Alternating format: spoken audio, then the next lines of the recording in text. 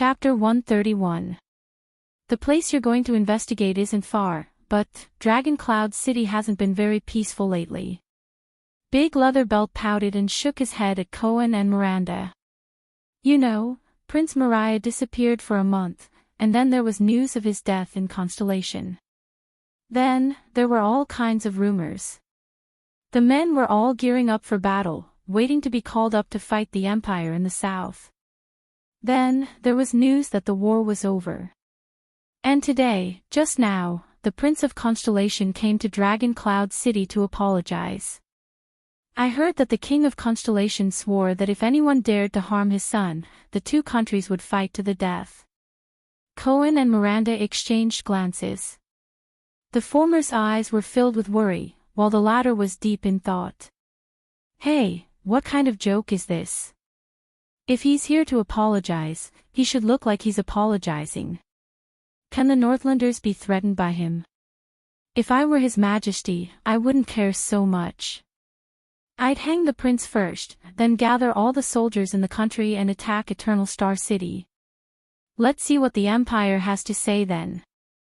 Big Leatherbelt slammed the table and grumbled in dissatisfaction. But the prince is only 7 years old. He'll only be 8 after the new year, Cohen said hesitantly. 7 years old. Big Leatherbelt scratched his head as if he had no idea what was going on. All right, in any case, the leaders have instructed their subordinates to restrain themselves for the next few days. Someone with connections has received news that King Nuven is very dissatisfied with Constellation. Very soon, he will, the 7-year-old prince. You guys know. Miranda frowned. Who's spreading these rumors? Is it to deliberately harm the prince? Or is it to provoke discord between King Nuven and the second prince? Besides, His Majesty has lost his only heir. Even a fool would know how he's feeling right now. Big Leatherbelt sighed. Let's not talk about the next Archduke of Dragon Cloud City and the next king selection. Who knows, King Nuven might get angry first. Sigh, did you just say bosses? Are they the local gangs? Cohen asked curiously. I heard from Caslin that he has connections with all the major forces in the city. Yes, Caslin has a lot of influence. Back then, he had the guts to contradict King Nuven in front of all the courtiers and was expelled from the White Blade Guards. Big Leatherbelt chuckled. But from the administrators in Heroic Spirit Palace to the big shots in Dragon Cloud City who make a living with their underlings, they all respect Caslin a lot. Not to mention the many old subordinates he took care of and guided. Regardless of whether they were promoted or retired, they all owed him a favor. That's why Caslin asked you to come to me.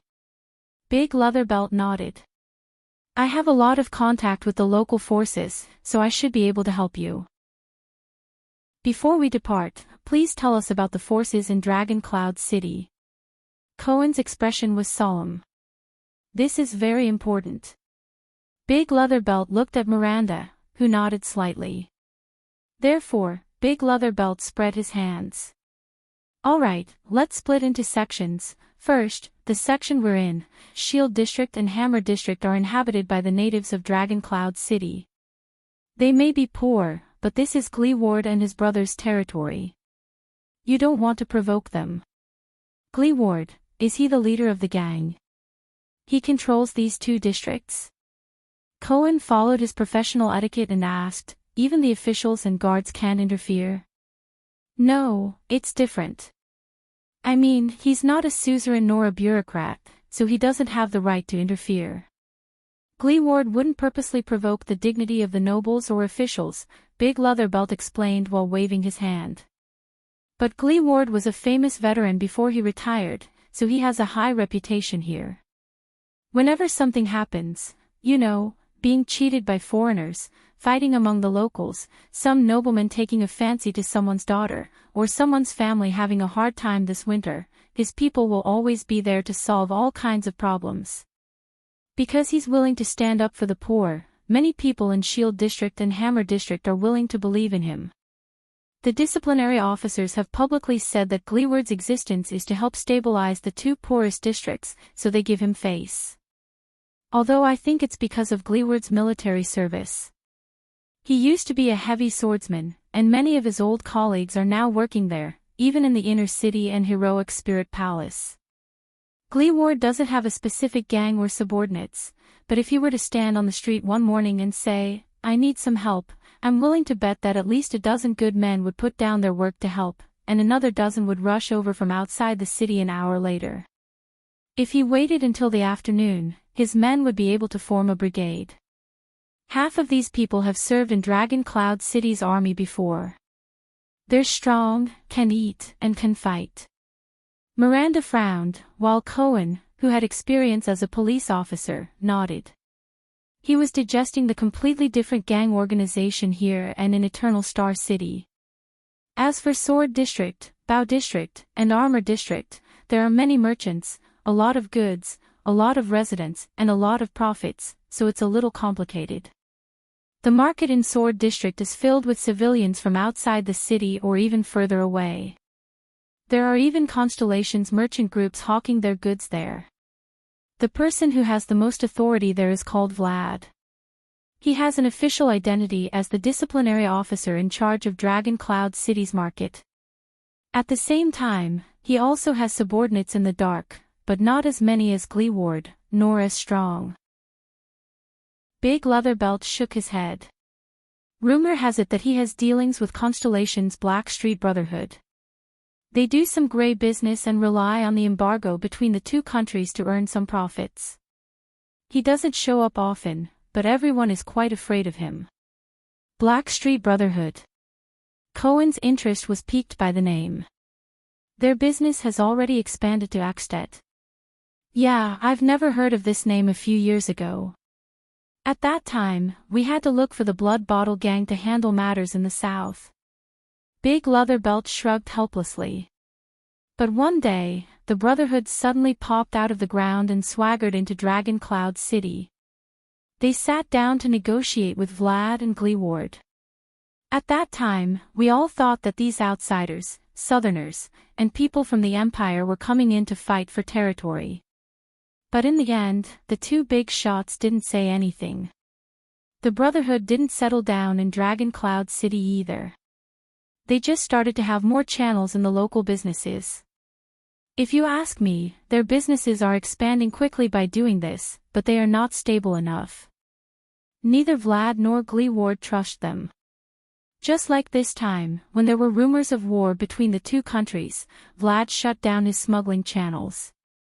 Be it the Brotherhood or the merchants and businesses they protected, all of them disappeared. Expanding so quickly. Cohen narrowed his eyes. Maybe their goal isn't stable development, or even to do business or fight for territory. That's impossible. Big Leatherbelt smiled in disbelief. If they don't fight for territory, profit, or business, can they still be called a gang?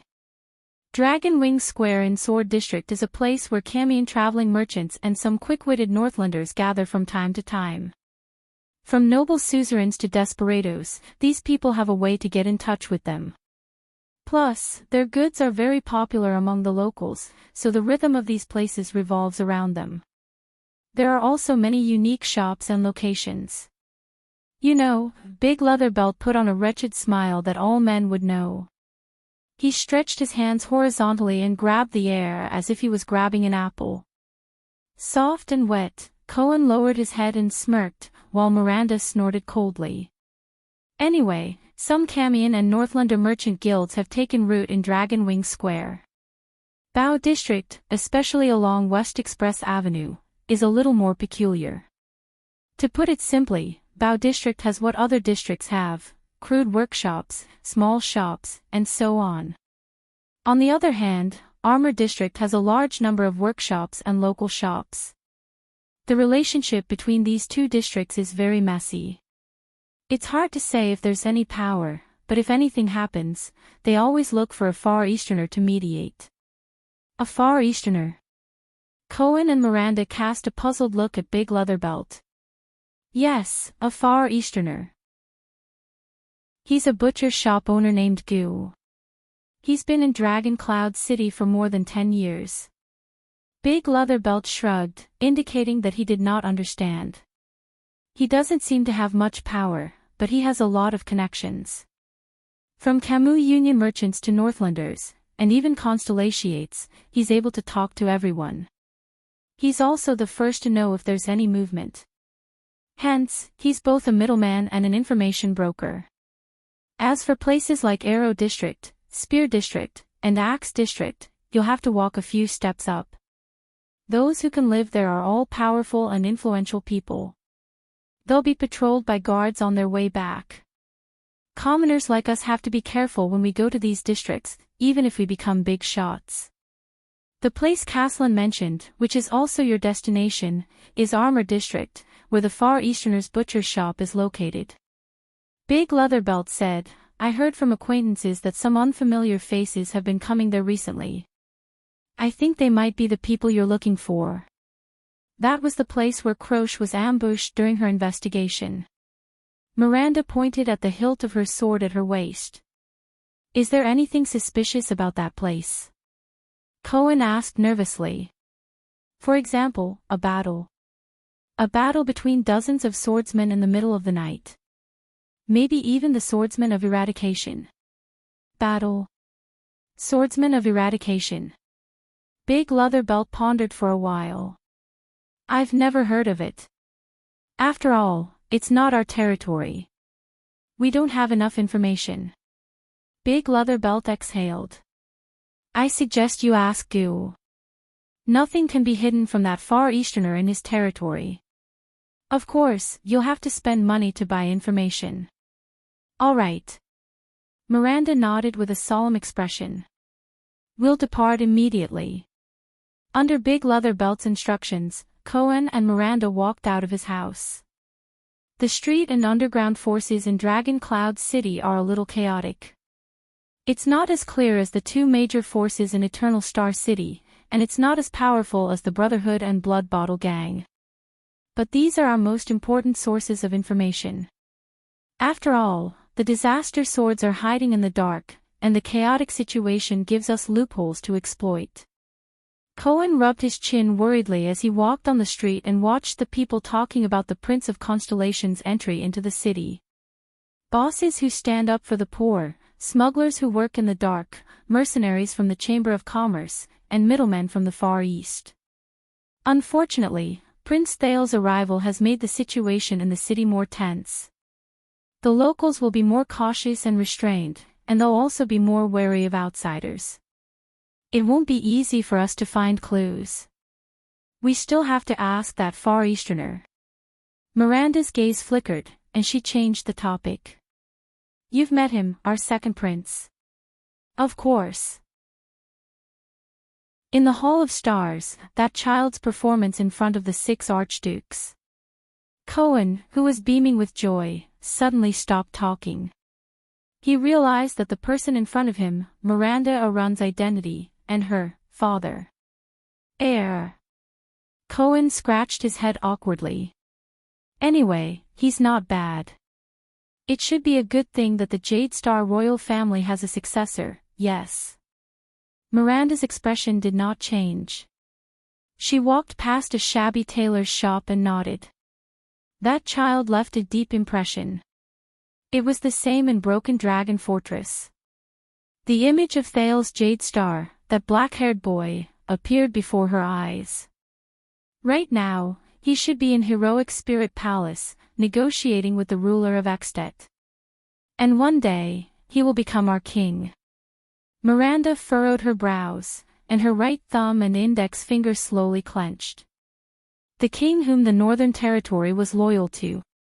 Having known each other for many years, they had a deep understanding of each other. Cohen looked at Miranda's situation and could not help but sigh. Miranda, things have been too urgent these past few days, and I haven't had the chance to ask you. But, Cohen said in a low voice, are you all right? Miranda raised her head abruptly, and her gaze shot towards Cohen. Cohen glanced around, and brought Miranda behind a large signboard of a tavern. With a hesitant expression, he stammered, I heard about your father from the old man. About him and those extensions. There's nothing much to say. People have to pay for what they do. Miranda's quick reaction shocked even Cohen. The swordswoman furrowed her brows and said resolutely, for more than 10 years, I haven't seen him much, and I don't have a deep impression of him.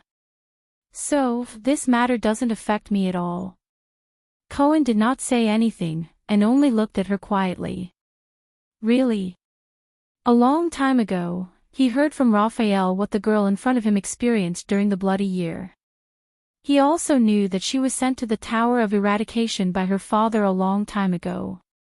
But now, Cohen scratched his head in embarrassment, and decided to change the topic. He asked, what should we do next? I mean, I know you have a lot of distant cousins, and they also have the surname Arund. If your father is stripped of his title, it's not like there aren't any duchesses or even queens in the kingdom. A fierce glint flashed in Miranda's eyes. And I am the real Arund, the most legitimate and only successor to the Guardian Duke of the Northern Territory, just like that Prince Thales. Even King Kessel cannot deny it. Even though, this surname is too heavy. Cohen pursed his lips, and worry was written all over his face. Miranda, you know, you're not alone. I'm your trusted friend. Croche and Missadun may be Northlanders, but that doesn't change our friendship.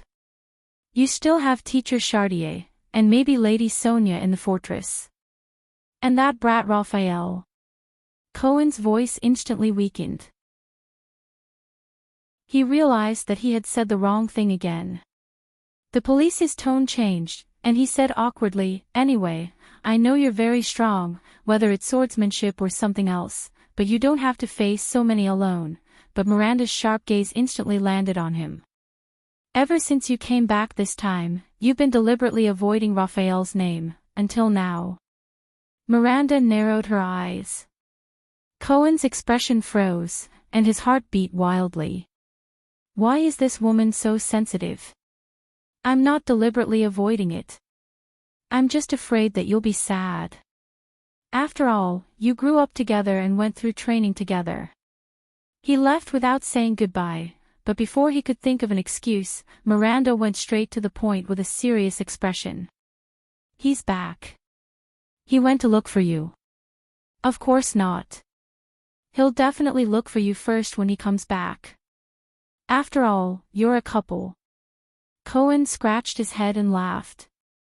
Right, speaking of this, I think I'm quite popular with women recently.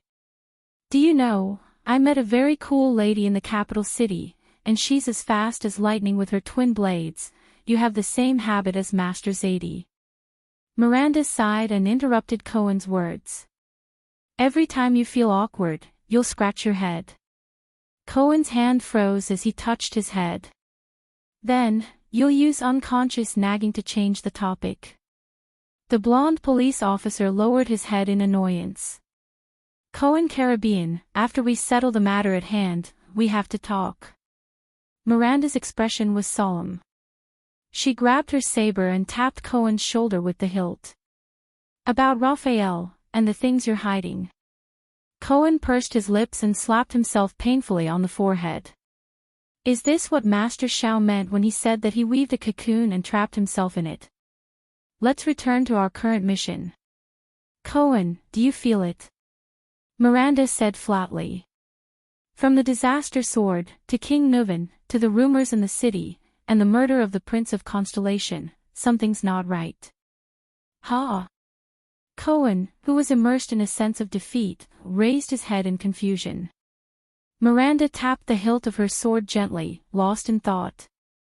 The second Prince of Constellation went to Axtet and was assassinated not far from the fortress. It's related to the disaster sword. So, the former leader of the White Blade Guards, Master Shao's old acquaintance and colleague, Caslin, sent a letter to the Tower of Eradication. And the second prince is now in Dragon Cloud City, facing King Nuvan, Caslin's former employer. Coincidentally, Caslin also found a clue about the disaster sword in Dragon Cloud City. In Cohen's eyes, Miranda, who had always been sharp, had a sharp gaze. She said in a cautious tone, "What a coincidence, everything is coming together." It was a mess. But there seemed to be a clue lying in the middle, connecting everything. Cohen looked at her dumbfoundedly. "Even though I don't understand what Miranda is saying," Cohen thought.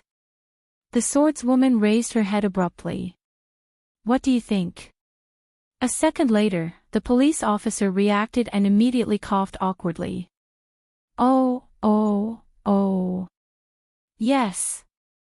But it sounds so powerful, I have a feeling that something's not right.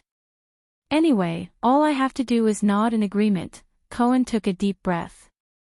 His gaze became capable and sharp, and his face was filled with the shrewdness and sternness unique to police officers. He beat his palms rhythmically and said softly, "I can really feel it behind all of this." He beat his palms rhythmically and said softly, "There must be a huge conspiracy." Looking at Cohen, Miranda sighed helplessly.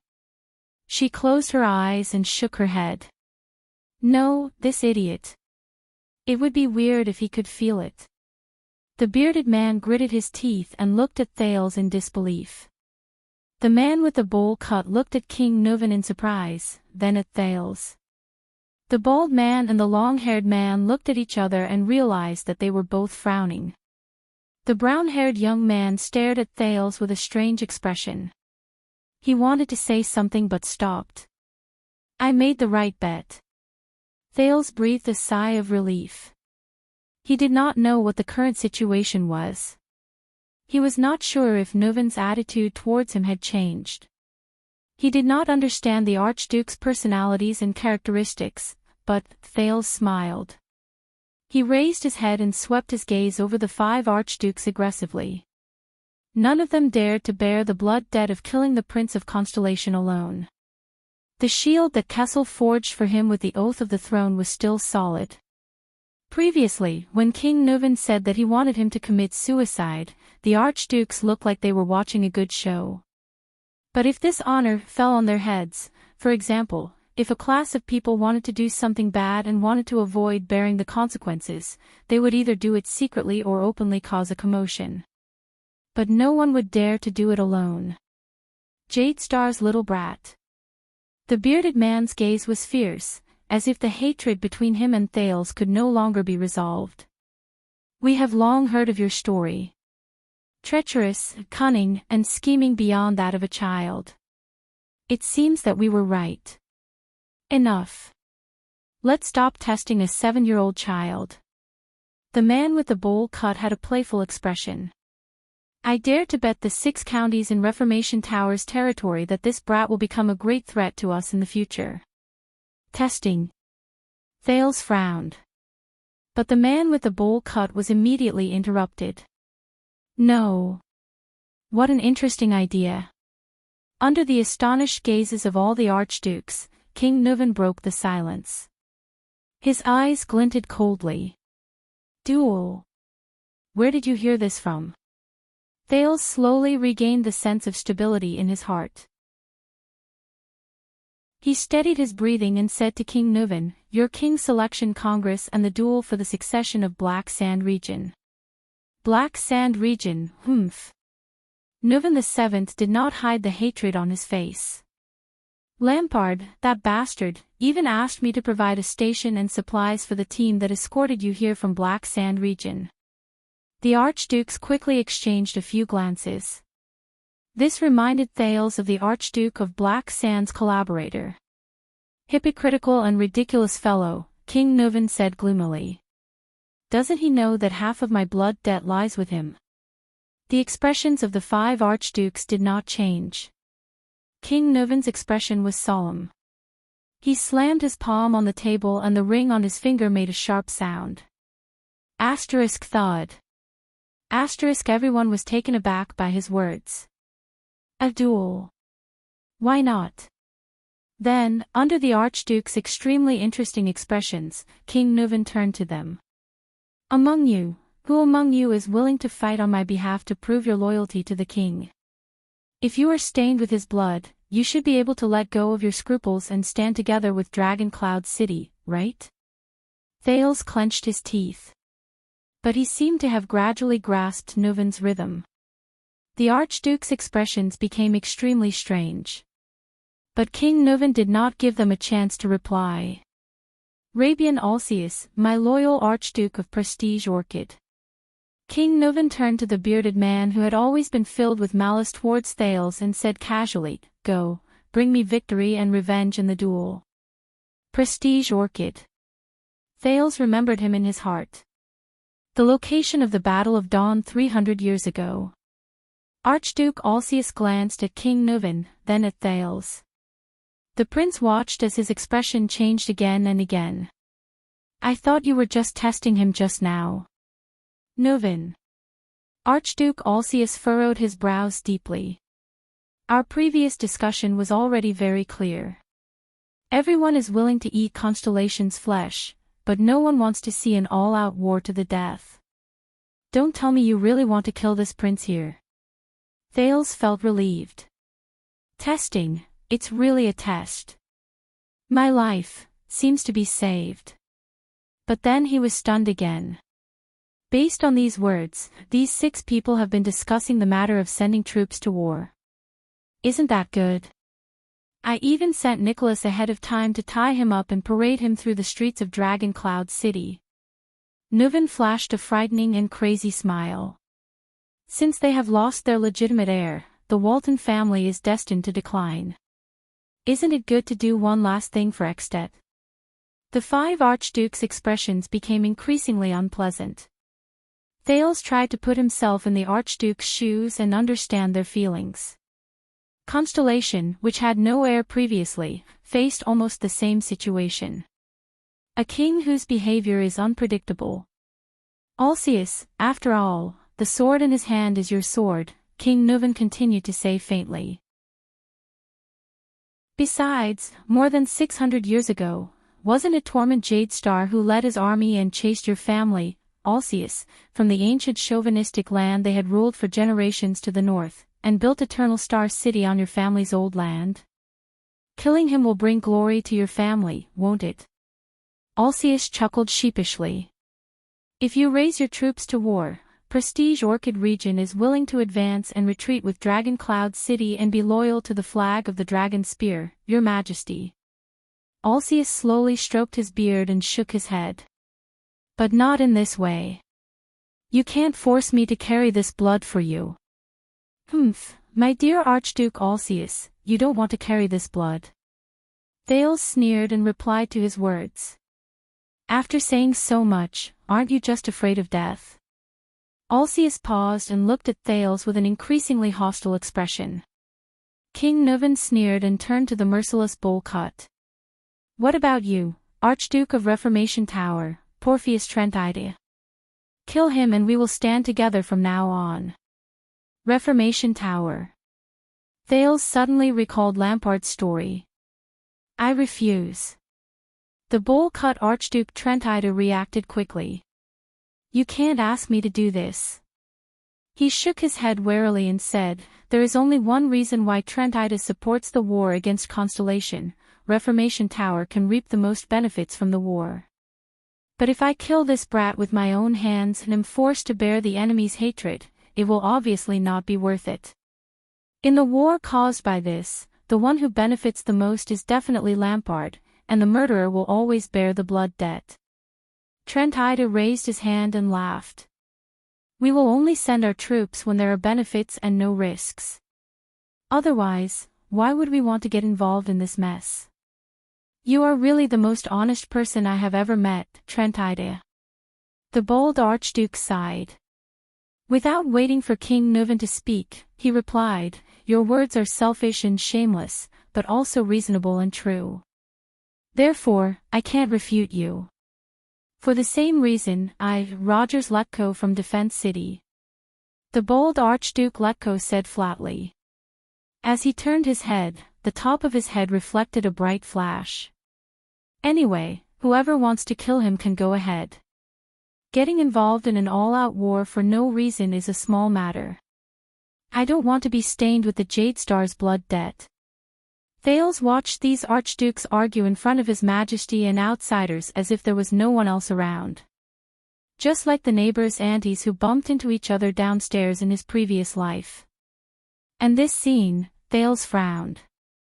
Why does it look so familiar? Well, I have finally experienced the weight of Northland. Thales chuckled and looked sarcastically at the bald Archduke Letko.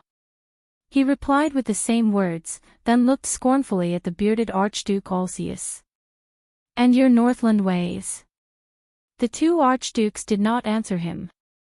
They just averted their gazes. If this child didn't come to apologize, we wouldn't have to be so embarrassed, would we? Nuvan VII sneered. Are you going to send your troops south in the name of avenging my son? The archdukes did not answer. But Thales already knew the answer. Kulgan Rockney.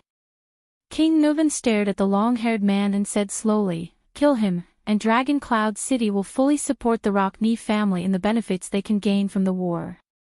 Doing such a thing to a child who hasn't even grown hair down there is practically a stain on my honor. The long-haired man, Archduke Rockney, snorted.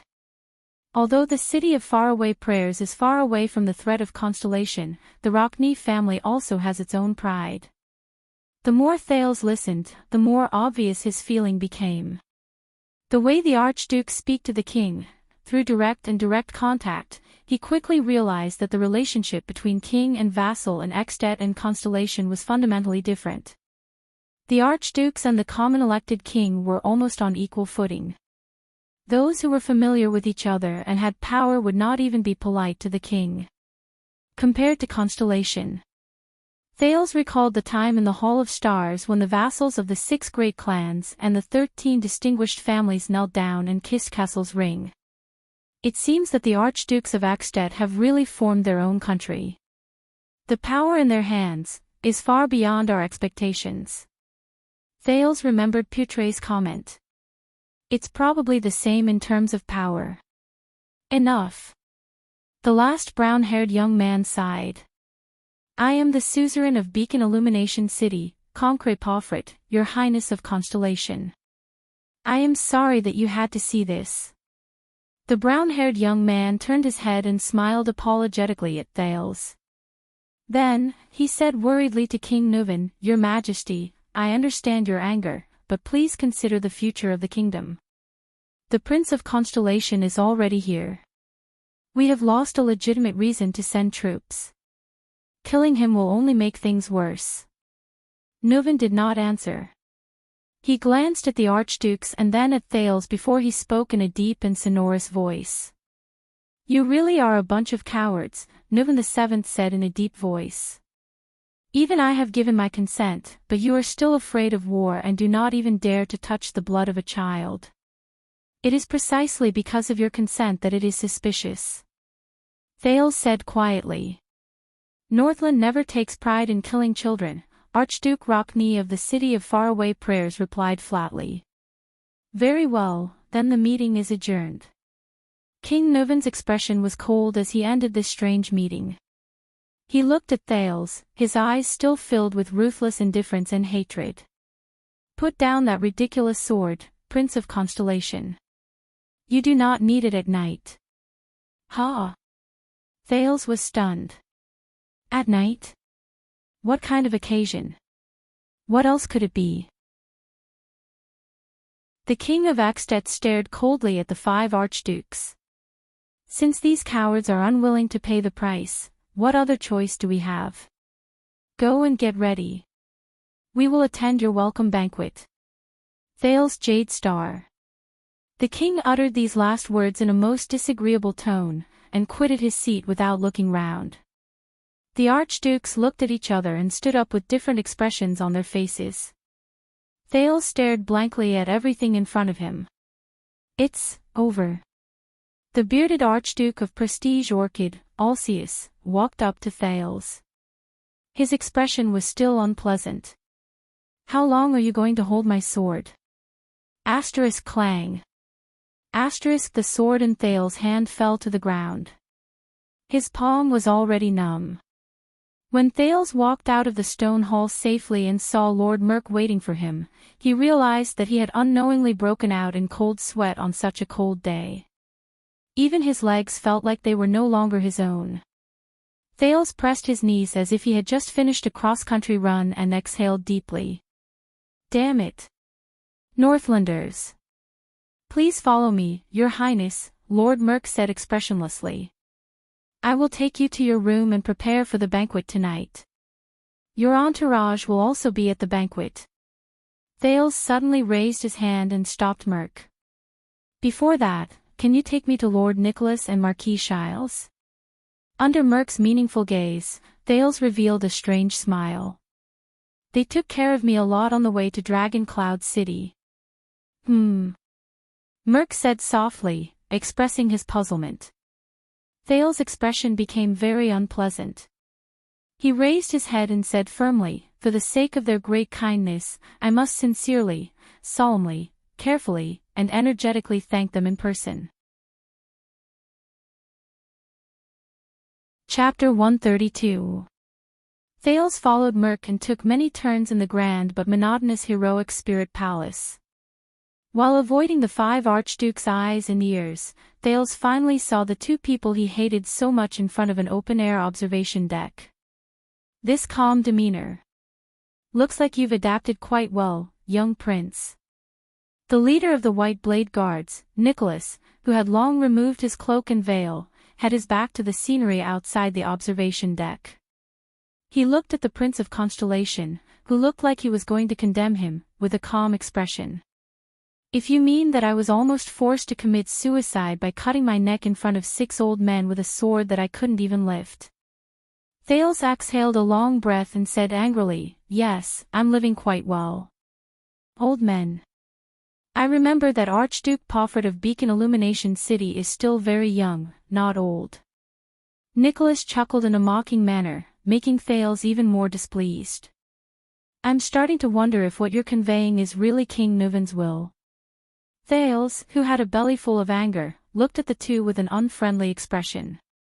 Or is it that my life is not within his consideration at all?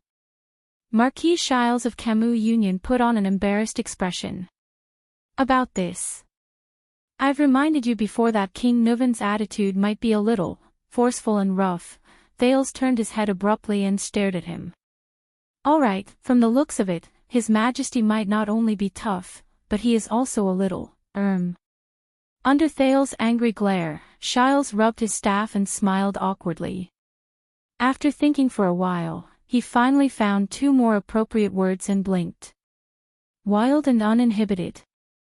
Thales took a deep breath and resisted the urge to curse. Next time you encounter something like this, such as before you push me into a trap that will definitely kill me, please inform me using the standard human common language, which does not carry a Northland or Western accent, and which is in line with your rhetoric habits. Thales' gaze was cold. He stared at the 2 of them and enunciated each word clearly. Is this how you treat your collaborators and allies? Also, forcing a 7-year-old child to commit suicide. Is there any honor in it? Nicholas and Shiles looked at each other. The former's expression did not change, while the latter leaned on his staff and bowed slightly politely. Force. Honor. I think you have misunderstood. Marquis Shiles sighed and his expression became solemn.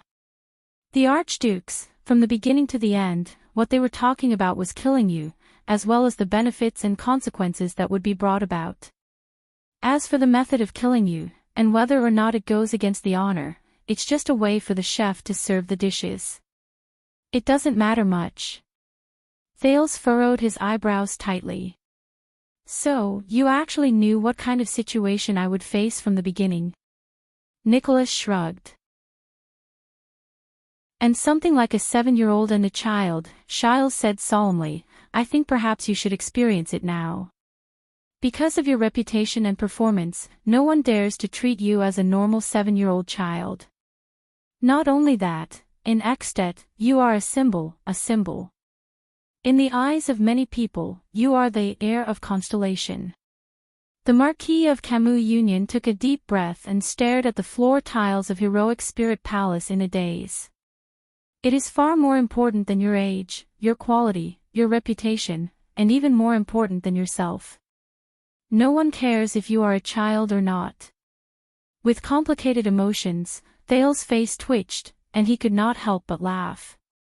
Damn it. These politicians. Don't act like a wronged girl, young prince. Nicholas hugged his arms tightly and snorted coldly. Courage and courage are the qualities that Northlanders admire the most. If you can't even pass the first test, you know, not everyone is qualified to be His Majesty's ally. Thales clenched his teeth. Ha! The second prince sneered. This kind of examination method for the qualifications of an ally is really rare. It's right that it's rare. Nicholas shrugged and lowered his head to look at the Prince of Constellation. His eyes shone with a strange light. Welcome to Northland. The three of them were silent for a few seconds. So, did Nuven find his enemy? That collaborator and the one who framed Lampart? Thales tried his best to calm down. At the same time, he is also your enemy. Marquis Shiles smiled softly. Since we have met for the first time, the first step of the trap has been completed. Then, our follow-up plan is, there is no follow-up. Thales said flatly. Shiles and Nicholas were both stunned. Thales raised his head. The anger in his eyes had turned into determination. I must not follow their rules. Otherwise, the images of Serena Corleone and Chapman Lampard flashed before his eyes. I don't even know when I've been betrayed. Nuven's plan ends here. Thales heard himself enunciate each word with suppressed emotions. I am not that old man's puppet, to be manipulated by him. Shiles flashed an unpleasant smile. What do you mean? The warmth in Nicholas' eyes gradually cooled down. Listen, if Nuven wants my help, then he better respect my wishes and my life. Thales was resolute and unflinching as he confronted Nicholas' fierce gaze. From now on, all of you will do as I say. The leader of the White Blade Guards shut his mouth and exhaled through his nose. Now is not the time for you to throw a tantrum, young prince. Nicholas narrowed his eyes as he stared at Thales. There was an eerie chill in his gaze, and his tone was horrified. Don't forget that you are in Eckstedt, in Dragon Cloud City, far away from your father the king. Your attendants are not by your side. And Heroic Spirit Palace is very dangerous. Many of the supernatural stories that claim lives happen here. Nicholas' eyes were burning. I have no choice. After all, I am only 7 years old. Thales did not care. He was determined to seize the initiative in his own hands. You know, if I accidentally lose my life here, then all of you, Nicholas cut him off coldly. We have countless ways to deal with disobedient children without endangering their lives. And don't forget. Nicholas tilted his head to reveal the strangely shaped hilt on his back. He did not hide his threat in the slightest. I am very good at dealing with people with the surname Jadestar, especially those with the title Second Prince. Thales gritted his teeth secretly. 11 years ago, you killed the Sword of Reversing Light on the battlefield. Are you so smug? In Shiles' eyes, the prince retorted bluntly, I have seen the battlefield, and I know that battle. He fell after being wounded 11 times. You were just one of the hundreds of people who surrounded him, and you just happened to deliver the final blow. Compared to forcing a 7-year-old to commit suicide, your glorious achievements are not much better. Nicholas stared at him silently. He slowly put down his crossed arms, and the expression on his face slowly changed from threatening to murderous. All right. Marquis Shiles quickly walked between the two of them and tried to smooth things over with a smile. As allies, we should not break our promise before we achieve our goal. This is not a good way to make a deal. Perhaps King Nuven should look for another ally, Thales replied coldly. The kind who will give up their lives for him at any time. This is not Constellation where you can give orders, brat of the Empire, Nicholas said sarcastically. You better understand this. You must carefully do as we say. How about this? The second prince interrupted Nicholas. Before Nicholas' terrifying expression, Thales could not help but laugh. His expression instantly turned cold. I will look for the 5 archdukes and have a heart-to-heart talk with them.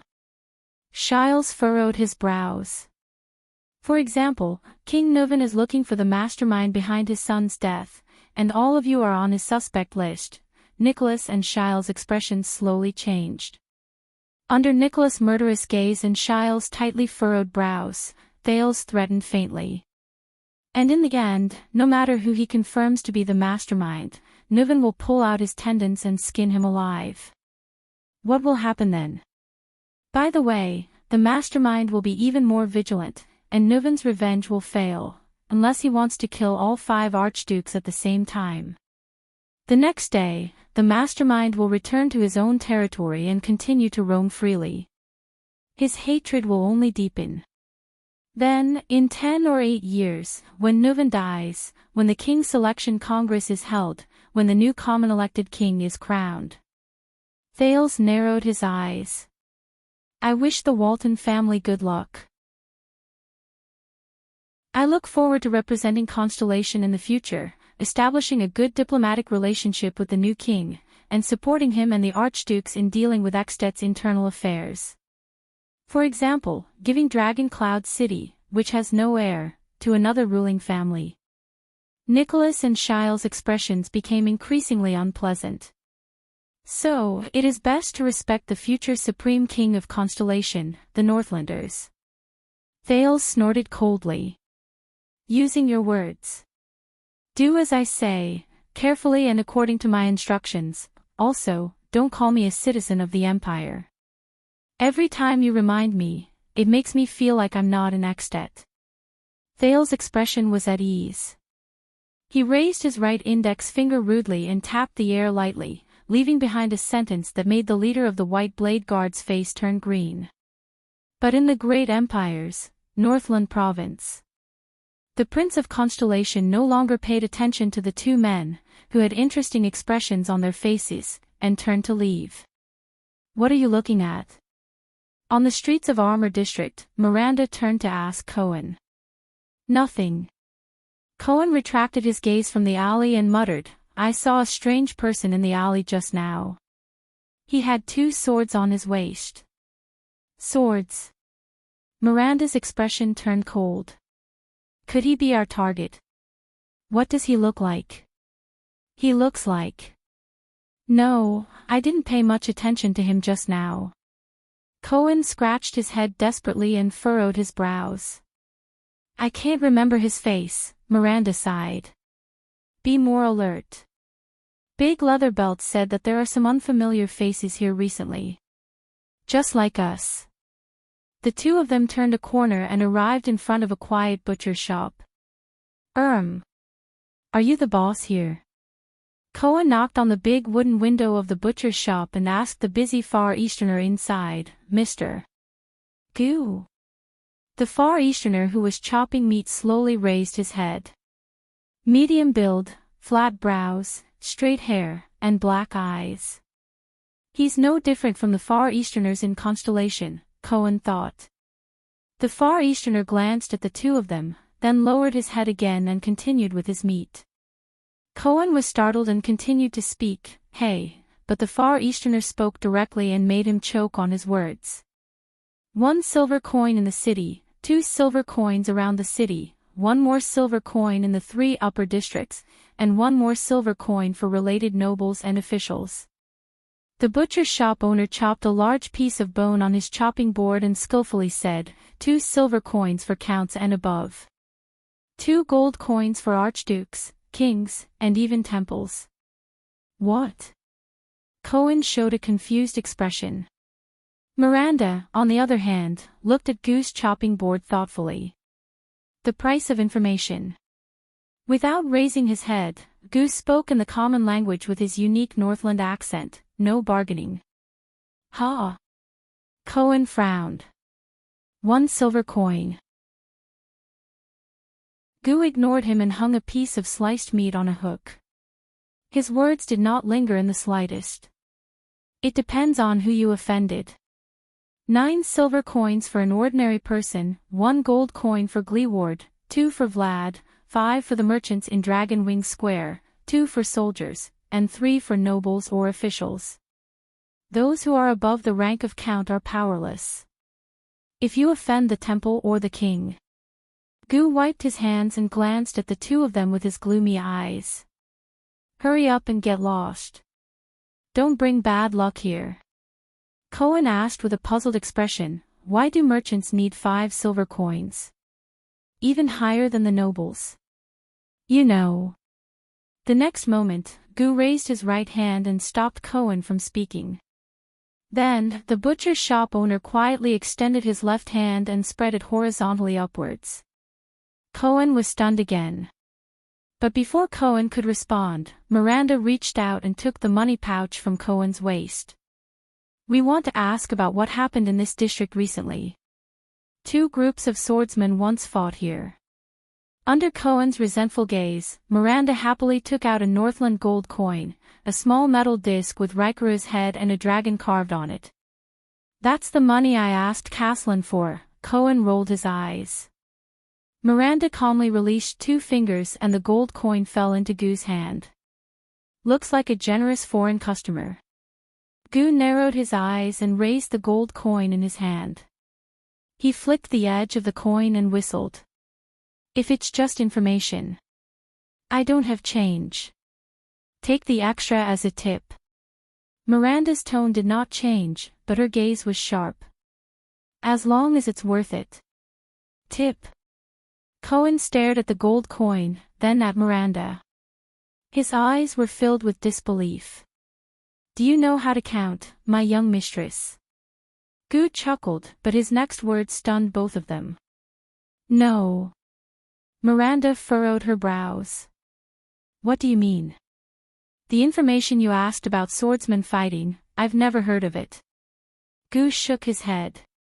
For the sake of the gold coin, you can change your question. Miranda turned her head and pondered. Are there any new, strange swordsmen around? Cohen recalled what he saw and muttered, right, I think I saw a swordsman with 2 swords. Goo's gaze froze. 2 swords. Strange swordsman. He sighed in his heart. Could it be you? No. Goo calmly put away the gold coin and lowered his head to continue his work. All right, the quota is used. You may leave. Both of them were stunned. The police officer and the young mistress looked at each other, baffled. Miranda's eyes were filled with anger, while Cohen spread his hands. Equivalent exchange. This principle doesn't work everywhere. Miranda was about to speak, but Cohen stopped her. The blonde police officer exhaled and laughed. In the next second, Cohen punched the window frame. Asterisk thud. Asterisk Goo raised his head and looked at him with an unfriendly expression. I know that there's a rule in places where the situation is tense, such as on the battlefield, whether it's a bar or a shop. Cohen curled his lips and looked at the indifferent Goo with sincerity. It's called first lesson, right? Goo did not speak and only looked at him quietly. Newcomers and outsiders will be fooled the first time. They'll lose some money and learn a lesson. Cohen tapped the window frame lightly. At the same time, they'll test the newcomer's strength. Those who are strong and have a strong backing will come and make peace. Those who are weak, Cohen closed his eyes and nodded, suffer losses, and they'll be more polite next time. Cohen tilted his head and leaned against the window, revealing a smile. He mimicked Goo and whistled. So, as a boss, you need to have a good eye. Don't look for the wrong person. Miranda looked at Cohen's ruffian face and smiled in her heart. This idiot. I've learned a lot in the Western front line. Oh. Gu narrowed his eyes and curled his lips. So, are you strong or have a strong backing? Maybe it's both. Cohen exhaled helplessly and flashed the sword at his waist. Since you've already taken the money, Gu sneered and shook his head. I've already given you an answer. That's not an answer we're satisfied with. It's perfunctory, Miranda said coldly. We don't want to use force. Gu raised his eyebrows. From their actions, he could tell that both of them were ruthless characters. The man was probably a warrior, skilled in frontal assaults and battlefield techniques. As for the woman, strange, I can't tell. The people on the street were not blind, thieves, beggars, swindlers, they probably wouldn't dare to touch them. However, I'll say it again. We're looking for a group of strange swordsmen around superclass. Cohen smiled. They're related to the arms black market and are ruthless. Compared to the average swordsman, they might be slightly stronger. Gu took a deep breath and sighed softly. A group of strange swordsmen. Really? I almost thought they were here for you. Black sword. The next moment, the Far Easterner smiled helplessly in Miranda and Cohen's eyes. Vlad is more familiar with the black market transactions than I am, but the group you're looking for, all right. Gu smiled as he calmly pulled out the boning knife from the chopping board. Here, there are indeed a few strange people. They have bad tempers and stay away from strangers, those who hold swords and use the power of eradication. Chapter 133. Every choice had a corresponding price. For example, when he said, "You must listen to me," to the two representatives of King Nuvan, then turned around and left in a dashing manner, the distressed Thales sank into a depressing dilemma. Clearly, whether it was for the continuation of the Walton family, for the simple benefits of Dragon Cloud City, to get rid of a threat before his death, or even for the so-called revenge that was filled with personal emotions, Nuvan VII was determined to find the mastermind who conspired with Lampard. To achieve this goal, everything else, including his own life, seemed insignificant in the process, and could even be sacrificed at any time. Thales was almost 100% sure that he was bait in Nuvan's original plan. There were no other possibilities. But the prince gritted his teeth. Even if he used Constellation to intimidate others and seize the initiative in his own hands, how could he find Nuvan and his common enemy without endangering himself? The person who could order around the so-called traitors of the Tower of Eradication. I don't know how Nuvan would react to my performance, but if I can't help him find the enemy. Thales remembered King Nuvan's expression. He sighed. Ah, welcome to Northland. I need help, be it from Putre's advisor, Waya's sword, Ralph's psionic ability, or Aida's strength. I have to hurry and meet up with them. Thales looked up and was suddenly stunned. He realized that he had unknowingly walked a long distance while he was deep in thought. But he did not find Merc, who had been leading the way for him. In short, Thales looked awkwardly at the unfamiliar corridor and stairs, the rugged decorations on the walls, and the stone windows on both sides. I'm lost. Thales immediately turned his head. However, after imagining the scene of him saying to Nicholas and Shiles, whom he had just met, "I'm sorry, can you tell me how to go back?" and the two men's expressions, he resolutely removed the option of going back the way we came. The problem is... Thales turned his head awkwardly. The layout of Heroic Spirit Palace was too consistent. Every time he turned a corner, he felt like he had returned to the same place. I can only walk forward and ask for directions when I meet a guard or servant. Thales sighed and strode forward. Until he passed through a tall arched door in a daze. It was a huge room. It was not like the other places in Heroic Spirit Palace, which were lit with stoves and braziers. Instead, it had large windows that let in white light. Iron shelves hung from the ceiling, and there seemed to be some kind of sparkling and translucent silver-white gemstones on them. They reflected the light from outside the window and lit up the rows. Bookshelf. Thales was stunned. He looked at the 2 rows of large black bookshelves in front of him. Each row was 8 to 9 meters long, leaving only a gap in the middle that could fit 2 people. He frowned. He seemed to have stumbled into a library. No wonder there was no brazier. Thales looked around. Strangely, he did not see anyone. He took a step forward and poked his head between 2 rows of bookshelves, trying to see the other end of the room, but in vain. Firstly, the room seemed to be extremely large. Secondly, he noticed that the black bookshelves seemed to be arranged in an arc instead of a straight line. At least, he could not see the other end of the room. In his field of vision between the 2 rows of bookshelves, there were still countless bookshelves extending to the end of his sight. He sighed. If it's a library, there should be someone guarding it, right? Thales cautiously opened his mouth and shouted, "Is there anyone here? How do I get to the Hall of Heroes?" There was no response. Thales shook his head. These bookshelves blocked the transmission of sound to a great extent.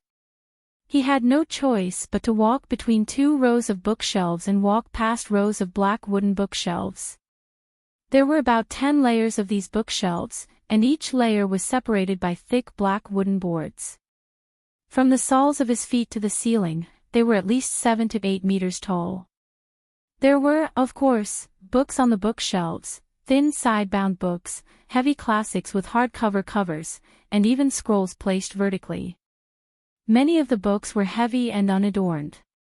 Some were even ancient books made of parchment. They had a long history, but were well preserved. The ancient empire's language was engraved on the side of each bookshelf, clearly marking the categories of each row: poetry, literature, history, politics, music scores, personal monographs, and even the king's decrees. Many of them were old books that could not be found in Mindy's Hall. My God! Thales leaned against a row of bookshelves and stood on tiptoe to look at a thick book with a brown cover. He was in a daze. Collection of Imperial Edicts of the Empire, Year 1, Year 200. This is Year 600 of the Calendar of Eradication, Year 1500 of the Empire Calendar. A book from nearly 2,000 years ago. No, it's a copy. Thales immediately realized how old it was from its age. But a thought flashed through Thales' mind. If it's a book from before the Battle of Eradication, then, be it the history of wizards, magic towers, or magic, it will definitely leave behind some clues. At least it will be mentioned briefly. For example, the book he found in Mindy's Hall, War of Eradication, The World's Fall, did it not mention the Alchemy Tower? Thales' eyes brightened. He had never believed that the prohibition of magic by humans could be so thorough that it was invulnerable. Otherwise, how could there be an existence like Ramon? He continued to walk forward. From time to time, he pulled out a few books that he could still hold, flipped open the first few pages, and glanced at them. There were many similar books. From the common language to the language of the ancient empire, there were even books written in rare languages that he had never seen before. Fortunately, the special training Gilbert gave him was effective. With Thales' level of proficiency in the common language, it should not be a problem for him to understand the cover and the general contents. As for the language of the ancient empire, which he was not very familiar with, its grammar and spelling were much more complicated than the common language, but many of the roots and affixes were similar. Gilbert told him that after the collapse of the ancient empire, the language of the ancient empire used by the nobles and officials slowly became a ceremonial language for rhetoric and literature. The common language of the commoners was only gradually formed at this time. Thales held his breath and suppressed the excitement in his heart. It was as if he had returned to the past in his memories. Over there, he was also walking between rows of bookshelves. Edict of Bright God. This was a history book that recorded the deeds of the once Orthodox Church of the Empire, the Church of Bright God. War of Thorns. Looking at the title page, it seemed to be a rather large expedition during the era of the ancient empire. Its target was the Land of Thorns in the southwest of the Western Peninsula. Chronicles of Conquest by Great Emperor Camelot. Chronicles of the Ancient Empire's First Emperor and the History of the Establishment of the Empire. Kings XXX Politics XXX. I can't understand the words in the language of the Ancient Empire alone. My God, this is probably related to the Age of Kings before the era of the Ancient Empire. Origins of the Ancient Orcs. This is easy to understand, even though the entire book is written in the language of the Ancient Empire. The Disaster of Varencarlin. There was another row of titles on the cover. It was written in a language that was neither the common language nor the language of the Ancient Empire. I don't know what book it is. Records of the Temple, the complete collection of knights. It seems to be about the history of the glorious era of knights, from the Age of Kings all the way to the Age of the Empire. The Tale of the Great Dragon. I don't know if it's a literary work or a serious record. XXX, The Iron Blood King and Medi. Another title that I don't understand. The list of the 10 knights of the past dynasties of the empire. From this bookshelf onward, the number of books written in the common language increased. Dragon Kiss Academy Year 612 Commemorative Volume. Full of things that I don't understand. Men and women. This actually has illustrations. I better put it back. Chronicles of the Dragon Spear. What the hell? Thales became more and more excited. He even forgot his original goal, whether it was to find a way out or traces of magic. It was as if he had returned to the previous life in his fragmented memories and found a large number of high-quality documents in a database. This was probably the library in Heroic Spirit Palace, or the library of the Walton family. When he was in Constellation, he never had the time to come into contact with enough and broad knowledge. Moreover, the more precious books in Constellation were almost all collected in the Royal Jade Star Grand Library. Thales turned around a row of bookshelves. It seemed that a row of bookshelves had been removed. In its place was a row of long metal cabinets. The top of the cabinets was covered by transparent glass and crystal drops that could transmit light. He could see the items stored inside. This is, with the light reflected from the unknown gemstones above his head, Thales looked at an ancient scroll document in the glass cabinet in surprise. He looked at the dragon head coat of arms on both sides of the top of the document and the 9-pointed star coat of arms. Jade Star. Thales' gaze shone with curiosity and excitement. This ancient document was written entirely in the language of the ancient empire.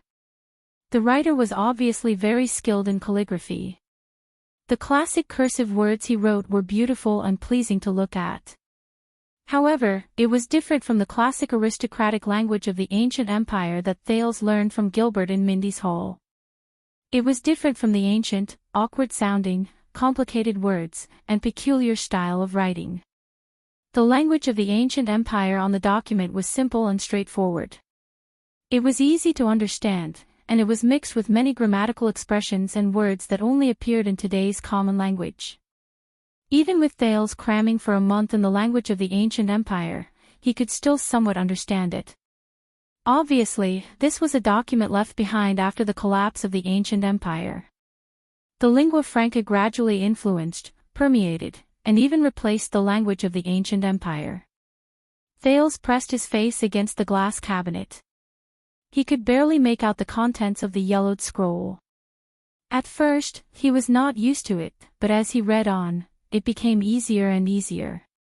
In the year 1530 after the empire was founded. In the year 11 after the year of Errol. In the name of the great holy Sunday. Under the witness of Sunset Temple. In the longhouse of the suzerain of Cold Castle, this agreement was made by the glorious king of Ekstedt, Rykru Ekstedt. The glorious king of Constellation, Tormund Jade Star. The oath was made together and kept. King Rykru's oath, in the name of the Holy Sun, I swear an oath. I, and all Northlanders who are loyal and follow me, regardless of whether they are men, women, elderly, children, nobles, commoners, suzerains, or soldiers.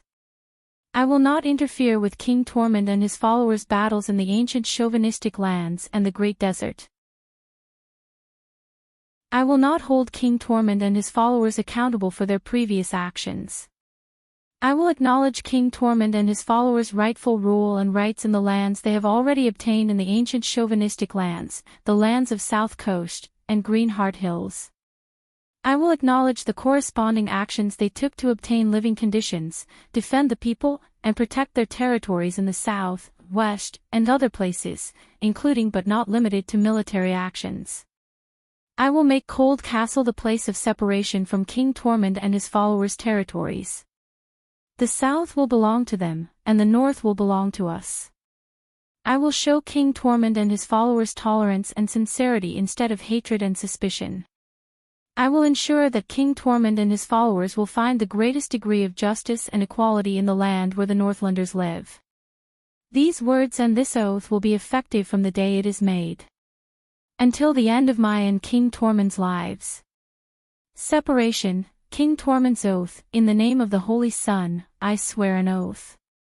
I, and all the loyal people of the Empire who follow me, regardless of whether they are men, women, elderly, children, nobles, commoners, suzerains, or soldiers.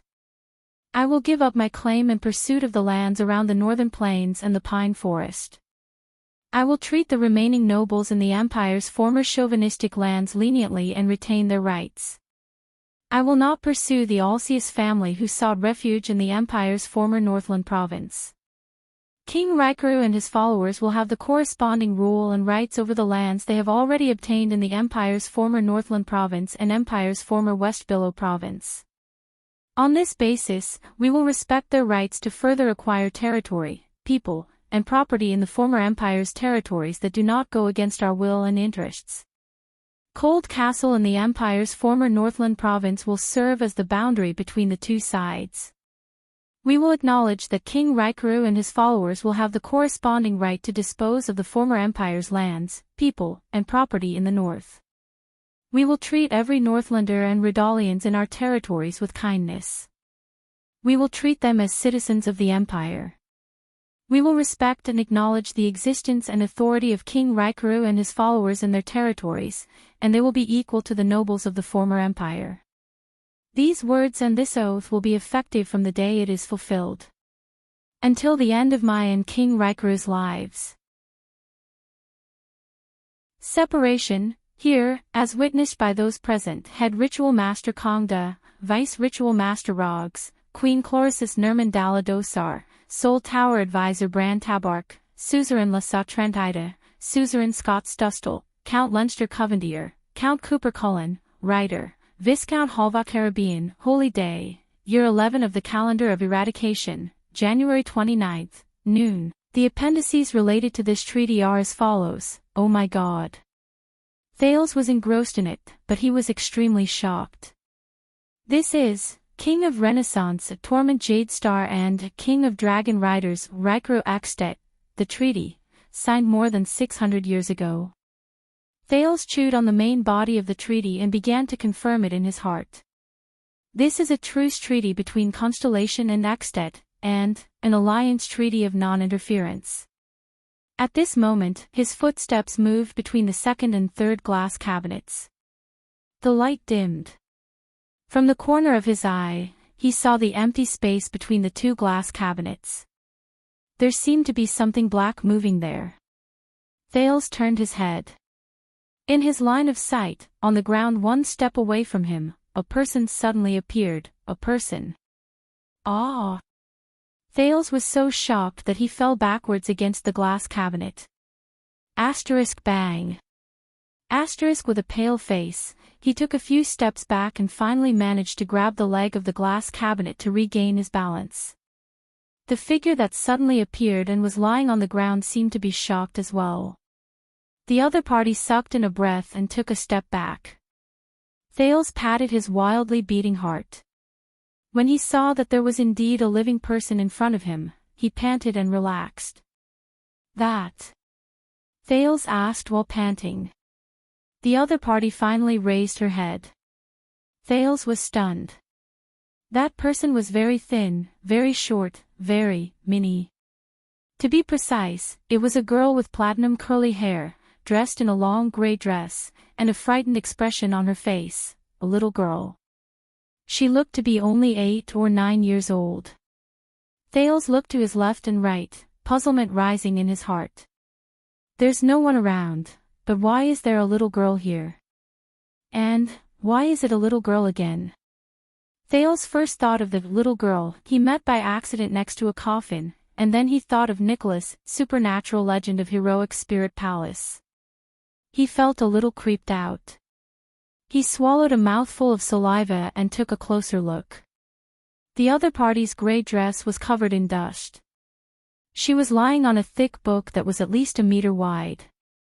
Her elbows were propped against the pages on both sides, and her face was almost pressed against the book. She's actually reading a book. The little girl raised her head. Her small face was covered in dust and dirt.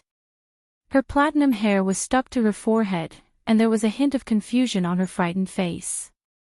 In the next second, she looked in Thales' direction with a dazed expression. Her eyes narrowed into thin lines. Her expression was full of suspicion and wariness. Like an amphibian, she looked in Thales' direction, she turned her neck. But her eyes were lifeless, and her pupils were numb, but they were not focused on Thales. Under such bright light, she actually didn't see Thales. Didn't see him. The other party sniffed the air fiercely. It seemed like she was sniffing something. Thales' heart skipped a beat. Could it be? Strange fragments of memories surged into his mind. I haven't finished running my model. What did you drag me here to watch today? Ah, don't worry, you won't be afraid of this. It's a story about a few people doing scientific exploration underground. Scientific exploration. What's the name?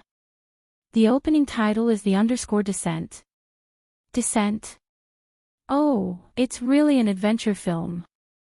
But why are there a few girls? An adventure as a psychological treatment? That's right, why would I harm you? You'll know when you keep watching. Why did you turn off the lights at this time? Don't tell me you want me to see your fluorescent watch. Damn it, what the hell is this? Let me go. I don't want to see it. Thales gulped again. As if he wanted to see this place more clearly, he saw a strange girl with squinting eyes. Slit-eyed people are all monsters. This was a memory that he did not know when it entered his mind. He saw this little girl with squinting eyes, slowly stretching her neck, slowly extending her hand, slowly moving her feet, slowly, it crawled towards Thales' direction. 1 step. 2 steps. The strange little girl stopped crawling.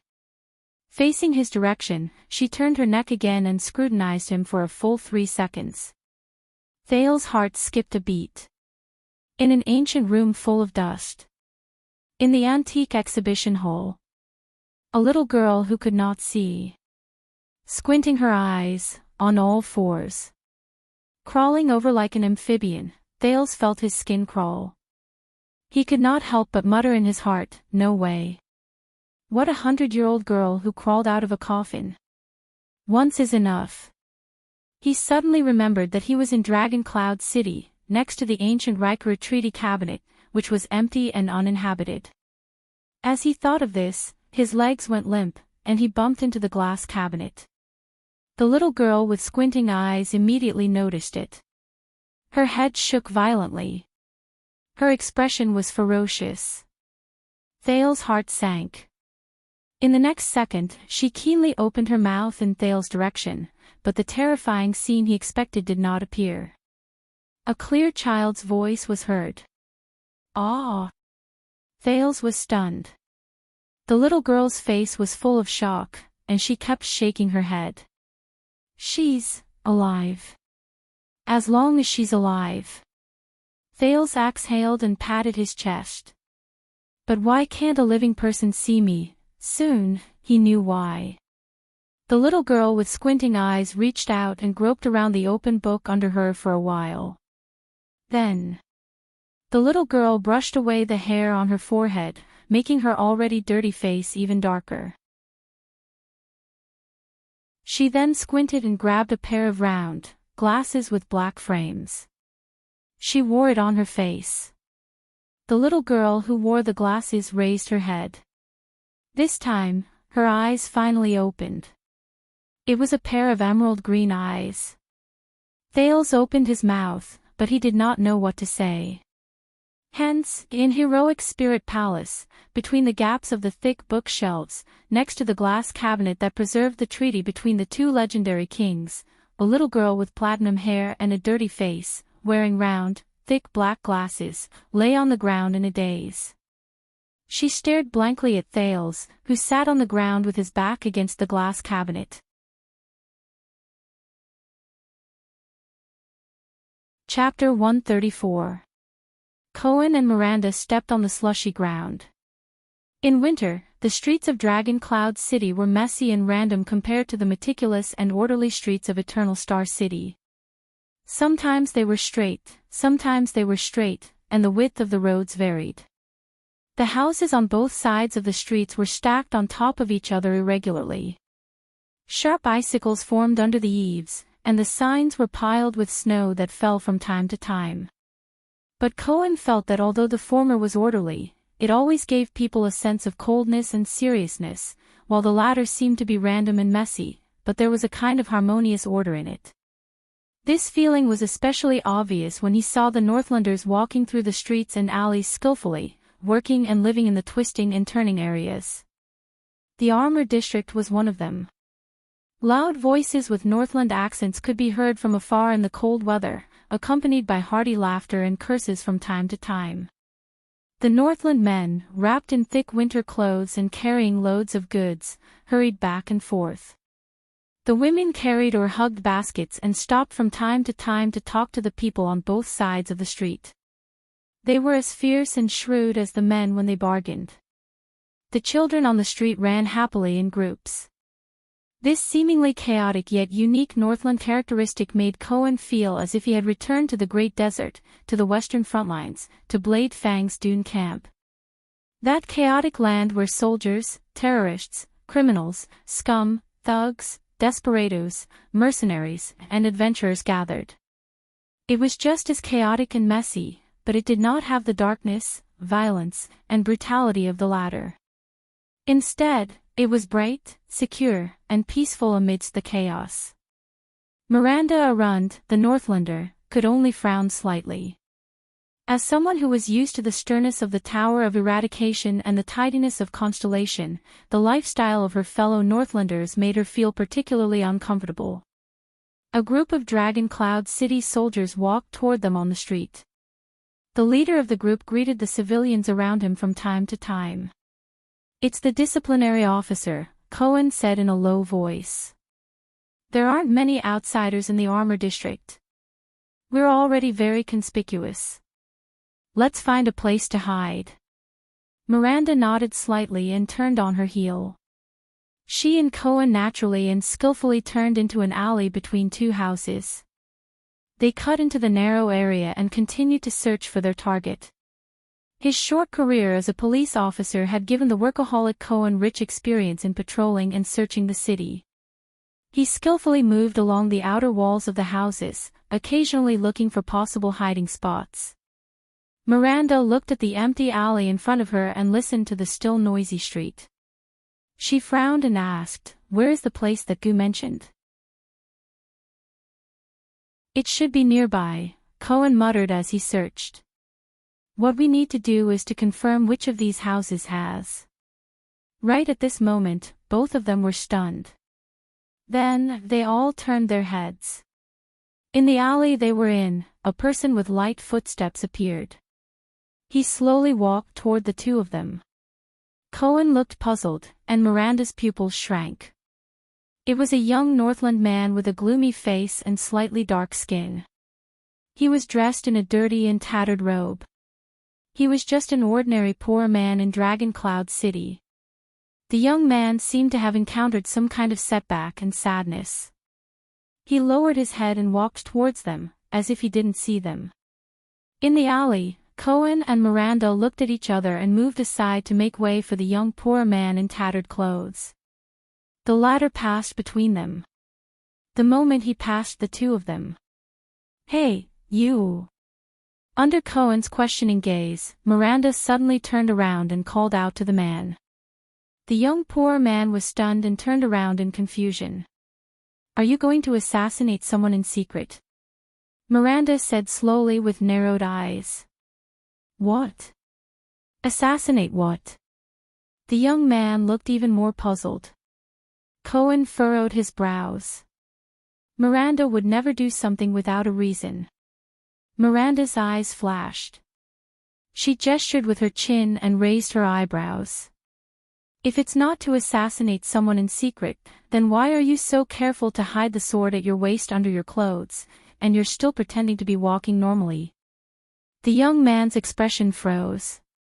Cohen's breath instantly stopped. He looked at the man's waist, but he couldn't find any protrusion that proved that this person had a weapon under his robe. "I don't understand, what does my sword have to do with you?" the young man complained with a confused and dissatisfied expression. But he was quickly interrupted by Miranda. "Stop pretending." Miranda slowly placed her hand on the hilt of the sword at her waist and her expression became serious. "For the past 3 years, I've had to deal with dozens of spies, scouts, spies, and smugglers who cross the border every day." The young man's originally unfocused gaze began to focus. Cohen tacitly moved his feet and blocked the other side of the young man. In this narrow alleyway, he had nowhere to run, and was blocked from the front and back. "Do you know what these people have in common with you?" The Arund family's daughter shook her head mockingly. "That is, they all think they're good at hiding things."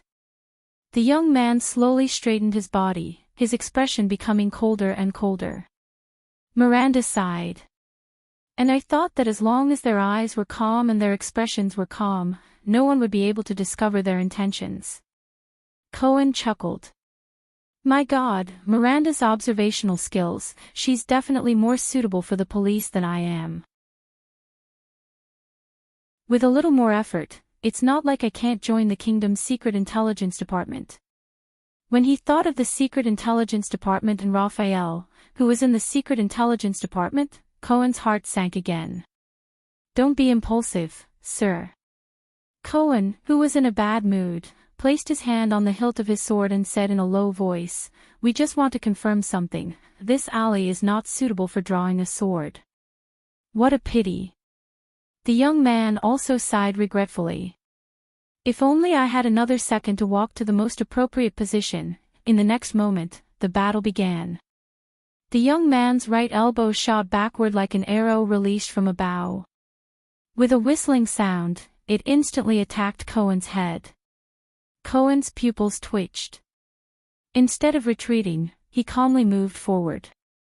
Raising his left hand, he used the side of his arm to parry his opponent's elbow. Asterisk thud. Asterisk it was the dull sound of elbows colliding. Both of them trembled at the same time as they felt the bones in their hands shake violently. The blonde police officer's expression did not change. He extended his right hand, ready to catch the back of his opponent's elbow. But in the next second, the young man swung his right hand and pressed it against the side of Cohen's left arm. With a forceful push, he borrowed the momentum from Cohen's forward charge to turn around and rush out. The elbow just now was a feint. Cohen's gaze sharpened. His opponent's target is Miranda. The young man's figure shot toward Miranda. At the same time, he kicked out with his right leg and attacked the black-haired swordswoman. With a cold expression, Miranda turned her body in an instant. Her back was pressed against the wall. She avoided her opponent's fierce attack. But her left leg was already suspended in midair. She lifted it up. In the next moment, Miranda seemed to move casually with the tip of her foot. His kick landed perfectly on the side of the enemy's right leg, which was whizzing towards him. The young man's expression was astonished. He instantly lost his balance. He quickly pressed his left hand against the wall to stabilize his body. But the sound of wind came from the back of his head. Cohen's heavy fist was already against his back. The young man's muscles trembled. He gritted his teeth and turned around. Bang. Cohen's heavy fist and the young man's right palm collided in midair. But Cohen was the one who took the initiative.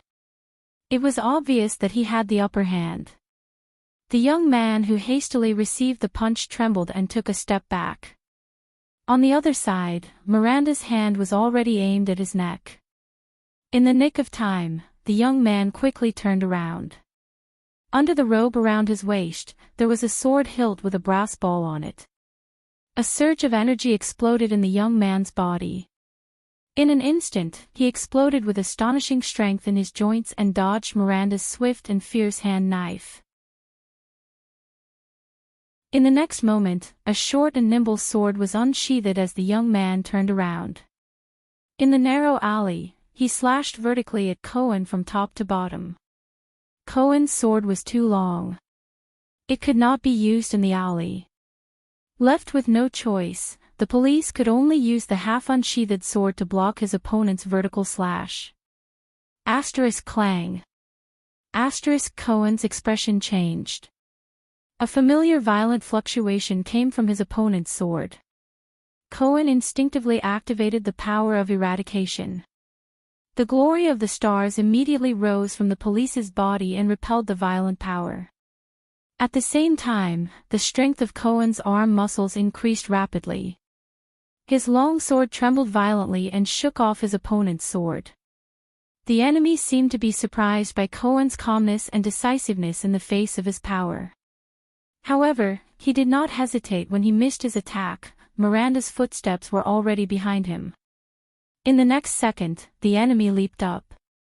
His legs kicked off the walls on both sides, flipped over Cohen's head, landed on the ground, and dashed away. He wanted to escape. Cohen gritted his teeth and turned around. With a swing of his right arm, he shook off the stinging pain and numbness caused by the infiltration of the power. The police immediately took off and chased after his opponent. "Is that him?" Miranda also started running and followed closely behind Cohen. The young man who was running made a sharp turn and entered another alley that was even deeper.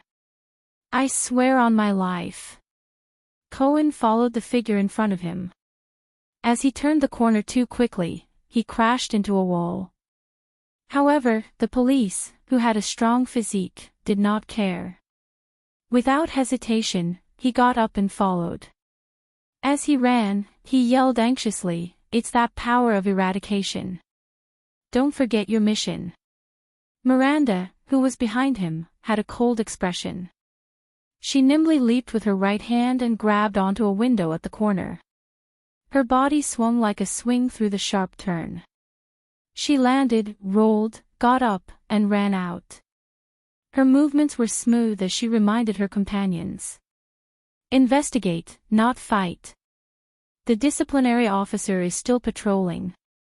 In the narrow alley, a wall of earth that was as tall as two people appeared in front of the young man who was running. However, he seemed to have anticipated the terrain. When he was still a distance away, he quickly leaped up, first stepping on the left wall, then the right wall. As he kicked back and forth, the young man flipped over the wall like a spider. Although Cohen was tall, his speed was comparable to that of an elite scout. As he followed behind the young man, he leaped up with all his might and grabbed onto the wall with his upper arm. Cohen, whose face was flushed red, exerted strength in his upper arm muscles. Like a terrifying black-headed ape, he pulled himself over the wall and landed on the ground before giving chase again. "Be careful. It's a trap." Miranda, who was following closely behind, turned to the right side of the narrow alley. A rhythmic force rose from her body. "He's waiting for us there on purpose." Unlike the young man who borrowed strength from the left and right sides, the lithe Miranda took 6 steps on one side of the wall. Her body tilted, but her speed did not decrease. Instead, she climbed higher and higher until she flipped over the wall as if she was walking on flat ground. Even if it's a trap, we have to chase after it. Cohen, who was chasing at high speed, furrowed his brows and gritted his teeth. He was a man of few words. As long as we can stop him in advance. Hit the back of his head. Safe, low profile, and efficient. The young man crouched down and dashed up 3 steps. After passing by 2 stunned Northlanders, he quickly turned into an empty alley. Cohen hurried over and climbed 3 steps in 1 step. While apologizing, he rudely pushed aside 2 Northland residents and squeezed into the alley. Damn it. How can this brat run so well? I'll follow him. Cohen felt his strength draining away and shouted, "You go intercept him." Miranda, who had a tacit understanding with Cohen, did not reply, nor did she follow him into the alley. After she stepped on 3 steps, the power of eradication known as Pegasus music erupted from her body again, and she leaped up from the ground. It's time to take a shortcut. Under the astonished gazes of the 2 Northlanders, Miranda leaped into the air and agilely grabbed onto a protruding clothesline pole. She swung forward agilely, reached out her hand, and grabbed the edge of a window that was 3 stories high. With the help of her legs, she quickly flipped onto the roof. Then, without stopping, she dashed towards the 2 people who were chasing each other in the alley, taking a shortcut on the roof. The young man quickly dashed out of the alley and entered an empty space between 3 houses. Cohen gritted his teeth and sprinted after him. At this moment, Miranda's figure leaped into the air. Miranda gripped the hilt of her sword with a determined expression. She knew that she would land on the empty space, 2 meters in front of the young man. A perfect intercept. But an accident happened. At the moment when she leaped off the roof, Miranda's entire body exploded with a chill. An extremely ominous premonition of danger instantly enveloped her heart. Without thinking, Miranda unsheathed her sword in an instant. She turned around and thrust her hand fiercely downwards. The blade of the sword pierced the roof platform that she had just leaped off from, forcefully stopping Miranda's momentum. In the next second, the figures of the young man and Cohen both disappeared into another alley. Miranda hung on the hilt of her sword with one hand. Her lower body swung with inertia. When her foot swung to the highest point, a piercingly cold sword light slashed out from the side. It barely grazed past Miranda's boots. Miranda broke out in a cold sweat. Fortunately, she managed to stop her momentum in time. Otherwise, she watched the piercingly cold sword light land on the empty space with its master after it missed its target. The master of the sword light, a middle-aged man with short hair, slowly stood up on the empty space. Miranda pressed one hand on the roof, pulled out her sword, and landed on the ground. She looked at the middle-aged man in front of her with a grave expression. An elite above superclass. She judged the strength of the enemy in front of her. Disaster sword. Miranda stood up. She adjusted her breathing and said calmly, "We finally meet." The middle-aged man did not answer. He only stared at Miranda as if he was looking at a dead person. "Is this a trap that you specially set up?" Miranda carefully observed her opponent, trying to find any useful information and intelligence. "But, why are there only 2 of you? Are you that confident?" The middle-aged man shook his head slowly. "Disaster sword. Although it's not the first time I've heard of it, to be called that is really ironic." He turned to the side and flashed the strange sword in his hand. It was supposed to be an ordinary long sword, but the spine of the sword was hollowed out, and a hollow groove appeared out of nowhere. The groove extended from the middle of the sword to the tip of the sword, taking up about 1/3 of the length of the sword. Miranda narrowed her eyes.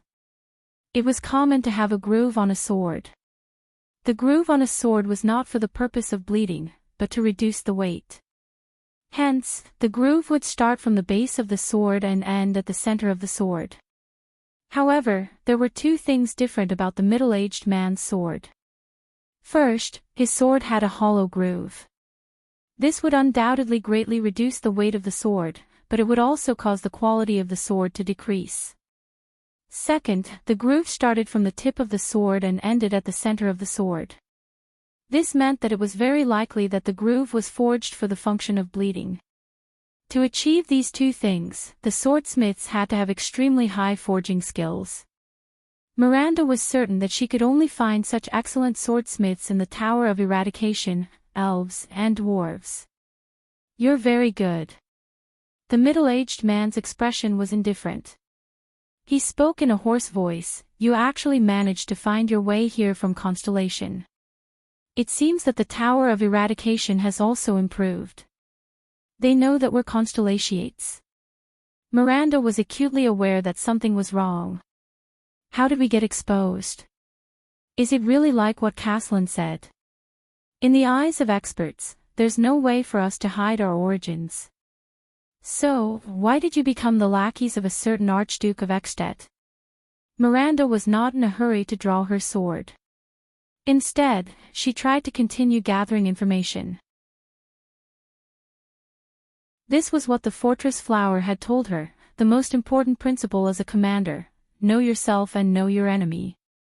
You actually assassinated the Prince of Constellation for them. What benefits does this bring to you? Miranda continued to probe. Other than entering the Tower of Eradication, what is your goal? The throne of Ekstedt? The throne of Constellation? Or a war between the two of them? Our goal. The middle-aged man's expression was still indifferent and calm. The throne, war. There was disdain and coldness in his words. Such short-sighted goals are not qualified to enter our sights. Even entering the Tower of Eradication is just a small effort that we took advantage of the situation. Miranda frowned fiercely. If it's not for the throne, and not for war, then, why did they hide in Black Sand region and use the mystic guns to assassinate the Prince of Constellation? It can't be for justice. It seems that you've been entrenched here for a long time. Miranda's heart sank. She decided to change her approach. You've even infiltrated Dragon Cloud City's Arms Black Market and Black Sand region's Mystic Gun Unit. Since you've already been exposed, why didn't you use a few units to deal with us? Mystic guns. The middle-aged man raised his sword gently and paid no attention to Miranda's words. As a swordsman, you'd better focus on your own sword, no matter how powerful those weapons are. Miranda let out a long breath. Damn it. Watertight. Draw your sword. We come from the same source, but we're destined to be enemies, the middle-aged man said flatly. Before the disciplinary officer and the soldiers arrive, we have 5 minutes to settle the battle. It seems like I won't be able to get anything out of him. Miranda took a deep breath, turned her wrist, crouched down, and seriously made a starting gesture. Unless, capture him alive. Or, kill him. The two of them approached each other slowly. Miranda let go of her senses, and the Pegasus music rose slowly. To feel the rhythm of the other party's battle. Miranda told herself this time, just like in countless previous battles. However, in the next second, the sword flashed. Miranda's pupils instantly dilated. Asterisk whoosh. Asterisk there was no rhythm for her to feel at all. Because, under Miranda's shocked gaze, the middle-aged man's sword instantly crossed the distance of 5 steps. Before she could react, it pierced her left chest. Cohen, who was in hot pursuit, turned a corner, only to find that the young man had stopped in the alley in front of him. He was no longer running. The police officer stomped on the ground and stopped abruptly after taking 3 steps. Cohen held the hilt of his sword and adjusted his breathing. It seems that the swordsmen of the Tower of Eradication aren't that great after all. A smile appeared on the young man's face. Miranda did not follow. Cohen's heart skipped a beat. Was she intercepted? Cohen took a deep breath and quickly calmed himself down. They'd been separated into two battlefields. So, Cohen looked at the calm young man with a solemn gaze. You knew we were coming. A genuine supra-class fighter. And, so young. Of course. The young man chuckled and shook his head in satisfaction. Otherwise, do you think you could find us on your own? We wanted to be found by you, that's all. Cohen furrowed his brow. He touched the hilt of his sword at his waist. Goo, did that Far Easterner betray us? *T, this damn alley is too narrow. I'm at a disadvantage when I draw my sword. Not really. We paid him enough money. The young man slowly pulled out the half-sword that was nimble in the alley. We agreed that if anyone comes to inquire about our existence, the young man shrugged and revealed an expression that said, you know what I mean. Oh. Cohen's gaze did not leave the young man's shoulders and legs. His tone was calm and his words were calm. We also paid him. Is that so? That must be the tip you gave. The young man grinned and took a step forward. He raised the half-sword horizontally. Not enough. Cohen sneered and got into a stance as well. The terrain is too narrow. Horizontal slashes and diagonal slashes will be at a disadvantage.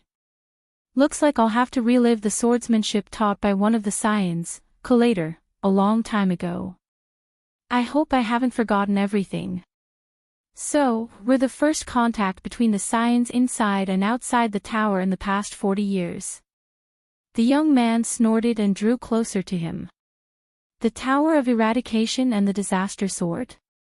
Of course not. Cohen carefully recalled the previous battle and remembered the red and black swordsman in Red Street Market. He calmly replied, 1 or 2 months ago, I met one of your companions in Constellation. He and I are the ones who received this honor. The young man's gaze turned serious. His smile disappeared and he stopped moving. So, you're the one who killed Groudon, he said flatly. Not all of it. Cohen carefully moved his feet. I only took half of the credit, maybe less than half. Their gazes collided in the air. Did you know? The young man took a step to the left and said meaningfully, the Tower of Eradication is the legitimate successor of the Temple of Knights. In the Battle of Eradication, other than a few heroes, they were the most dazzling and noble existence. They fought for the survival of mankind. After the war, in order to prevent the mystics from making a comeback, they worked even harder to maintain the inheritance and development of the power of eradication for hundreds of years. You want to tell me about the history of the Tower of Eradication? Cohen sneered. Just because of you traitors of the Tower of Eradication. Traitors. The young man shook his head and sneered. Do you know how we defeated the mystics back then? His gaze on Cohen became sharper and sharper. Those legendary existences that can't die, grow old, weaken, or perish. They are immortal, but they have their biggest weakness. With this weakness, the mystics can't even withstand a light blow. Cohen gradually found the best place to attack. And the warriors with the legendary anti-mystic equipment opened a path with the power of eradication that could resist mystic energy. They carried the will to die. Cohen's expression was calm and unwavering. The commoners may not know, but we in the Tower of Eradication know very well. The legendary anti-mystic equipment.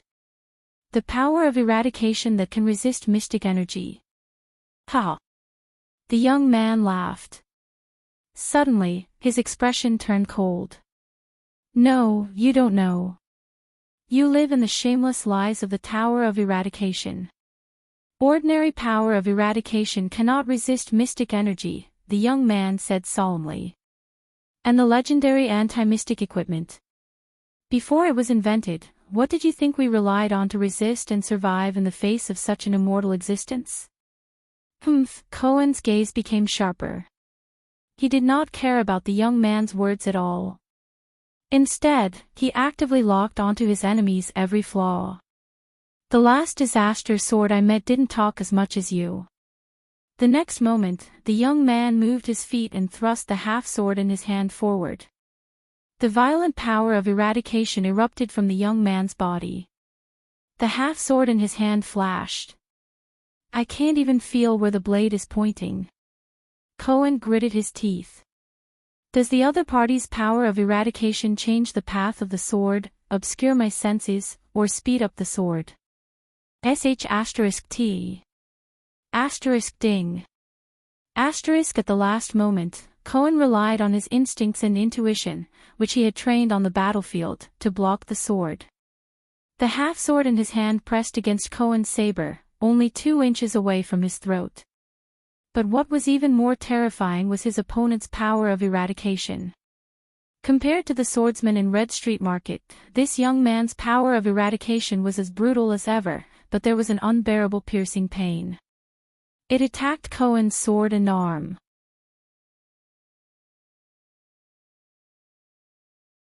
Chapter 135. Who are you? Thales sat on the ground in a daze and stared at the girl with a dirty cat face. I just want to find someone to ask for directions out of the Hall of Heroes. I am. Thales paused for a second and decided to stuff his identity information back down his throat. He forced a smile. I just arrived at Heroic Spirit Palace today. Oh. The girl on the ground shrank back a little and said timidly. She adjusted her dusty round black glasses to make them straighter. I thought no one would come here. The thick, black glasses were obviously a little too big. They barely covered the girl's ears.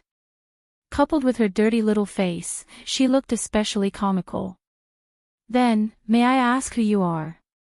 Thales stood up, patted the dust off his body, and flashed a friendly smile. I am helping someone work here. The little girl stuttered with doubt and hesitation. She glanced at Thales cautiously, as if she was a little afraid. She looked like a little squirrel that had encountered a falcon and was hiding in a tree hole, shivering. She said in a weak voice, I heard from the people in the kitchen that a lot of people will come to Heroic Spirit Palace recently. Thales frowned. Helping someone work. I heard from the kitchen. Could it be? A thought popped up in his mind. According to the routine described by a girl with terminal Chinibu syndrome, if a Shota or Loli popped out of nowhere in an unfamiliar palace and walked freely in the unguarded area, then no matter how sloppily he or she dressed or how strange his or her behavior was, Thales cast a glance at the platinum-haired girl's attire with deep suspicion. There could only be one identity. Are you the daughter of a noble family? Thales narrowed his eyes and looked at the petite girl who struggled to get up from the ground. The little girl froze for a moment. As expected. Thales nodded secretly. A routine is a routine. However, in the next moment, the girl lowered her head timidly and shook her head forcefully. Ha! Thales patted the dust off his arms and frowned. The prince wandered around Heroic Spirit Palace, got lost, met the princess of another country, and then did something vulgar, and then engaged in all sorts of flirting. Shouldn't the routine be like this? No, this girl. Thales glanced at the book on the ground, then at the girl's glasses. She can read, and she even knows the language of the ancient empire. If he wasn't a noble, he wouldn't have had the opportunity to learn all of this. Also will not have the opportunity to high myopia. And, in Heroic Spirit Palace. Thales immediately smiled. Your surname is Walton. Is she King Nuven's granddaughter or grandniece? But to his surprise, the little girl waved her hands and shook her head desperately as if she had been frightened. No, I'm just a servant. I was ordered to look for something here. Thales frowned again. No. As the little girl shook her head, her large black glasses slid down the bridge of her nose, falling to the ground. The platinum-haired girl was clearly shocked.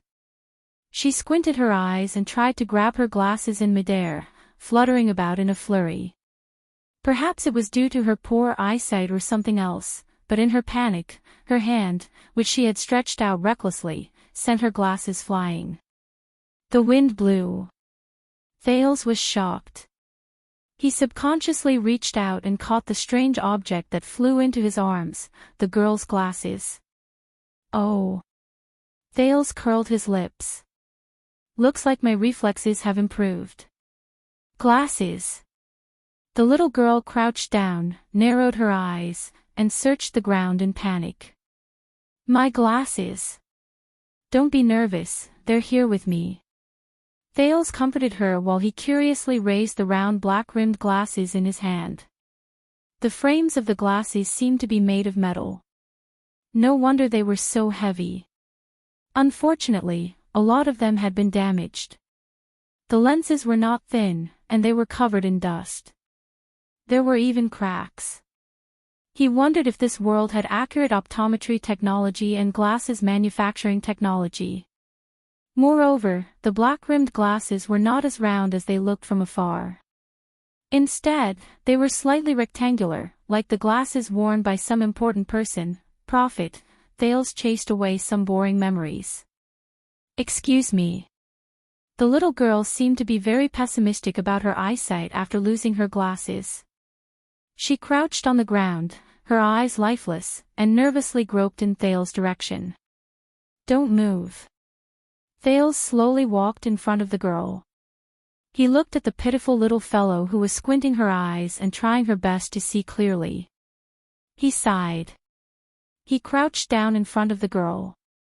In her panic, the girl's hand touched Thales' knee. She was so frightened that she quickly withdrew her hand. Don't be afraid. Thales tried to make his voice sound friendly and gentle. It's okay. Thales extended his hand and brushed aside the little girl's platinum shoulder-length hair, revealing her equally dirty left ear. His hand trembled slightly from the touch of the other party. The little girl crouched on the ground, and her breathing became heavier. The boy opened the glasses and carefully put the frame on the girl's ear. Then, he pressed the frame on the bridge of her little nose. Thales let go of his hand and smiled as he saw the little girl's eyes slowly widen behind the glasses. She opened her mouth wide and stared at the unfamiliar boy in front of her in a daze. Through the dirty lenses, Thales noticed that the little girl's green eyes were crystal clear when he looked at them from a close distance. Be careful, Thales said with a smile. You'd better get a new pair of glasses. These are too big. The little girl suddenly reacted. She quickly got up from the ground and raised her hands to adjust the glasses on her nose. Then, she raised her head and stared at Thales in a daze. But she was finally no longer trembling in fear. The animal-like hostility she felt just now had lessened by a lot. So, you're really just a servant? Thales raised his eyebrows and shrugged helplessly. He decided not to ask further. The little girl shut her mouth and nodded gently. Thales looked at the helpless little girl in front of him and sighed. Then, can you please tell me the way to the Hall of Heroes? The little girl raised her hand timidly. Go out, go straight, turn right, turn left, go downstairs, turn right. Her incoherent narration made Thales feel as if his head was about to explode. Stop. Thales helplessly stopped her and sighed. Forget it, I'd better find it myself. The little girl lowered her head, feeling wronged. I'm sorry, no, it's not your fault. I have no sense of direction. Wait. Thales was about to turn and leave when his gaze shifted to the little girl's lower body. You're reading. Thales' expression became solemn. What book is it? But he had already seen the page that the little girl had turned. The prince's heart sank. Ah, this?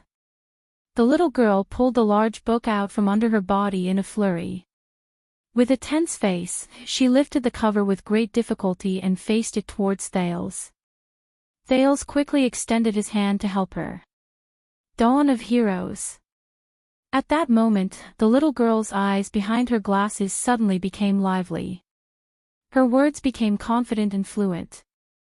It tells the story of a few different human leaders during the Battle of Eradication. It was written by an elf named Cahill Yellowhammer. Thales watched the girls change from timidity to fanaticism in slight astonishment. This girl, wait, I should bring my thoughts back to the main topic. The Battle of Eradication, huh? Thales took a deep breath. Many books talk about this. The so-called unknown monster led the traitors of the world to start a war, and we fought back with all our might. Thales' gaze became sharp. What's so different about this book? It's just like the Battle of Eradication. It talks about the strength of the enemy, the hardships and sacrifices of the battle, and our baffling victory in the end. You've read The Battle of Eradication. I heard that it's already out of print. It was written by someone from the Empire. Only Constellation in the South still has it. The little girl's eyes brightened. Her lips curled up, and a dimple appeared on the left side of her face. And this book talks about many, many special things. Thales revealed a look of interest. The little girl's eyes were filled with fanaticism and excitement. For example, it talks about the beginning of the war. From the east to the west, there were endless internal conflicts and frame-ups between the countries. Even the Church of Holy Sun could not suppress it, and the God of Holy Sun had to personally show his divinity to stop these internal conflicts. It also talks about how the king of Renaissance, Prince Torment, gave an extremely controversial order during the war. He gave up on hatred and old grudges, and used his reputation to recruit all races, including orcs, barren bone people, merfolk, and even long-lived races. He united all forces to fight against the enemy. This order caused him to be dissatisfied with many people, and he was stripped of his military power. For example, Hanbal's Maple Leaf General was actually better at escaping than fighting.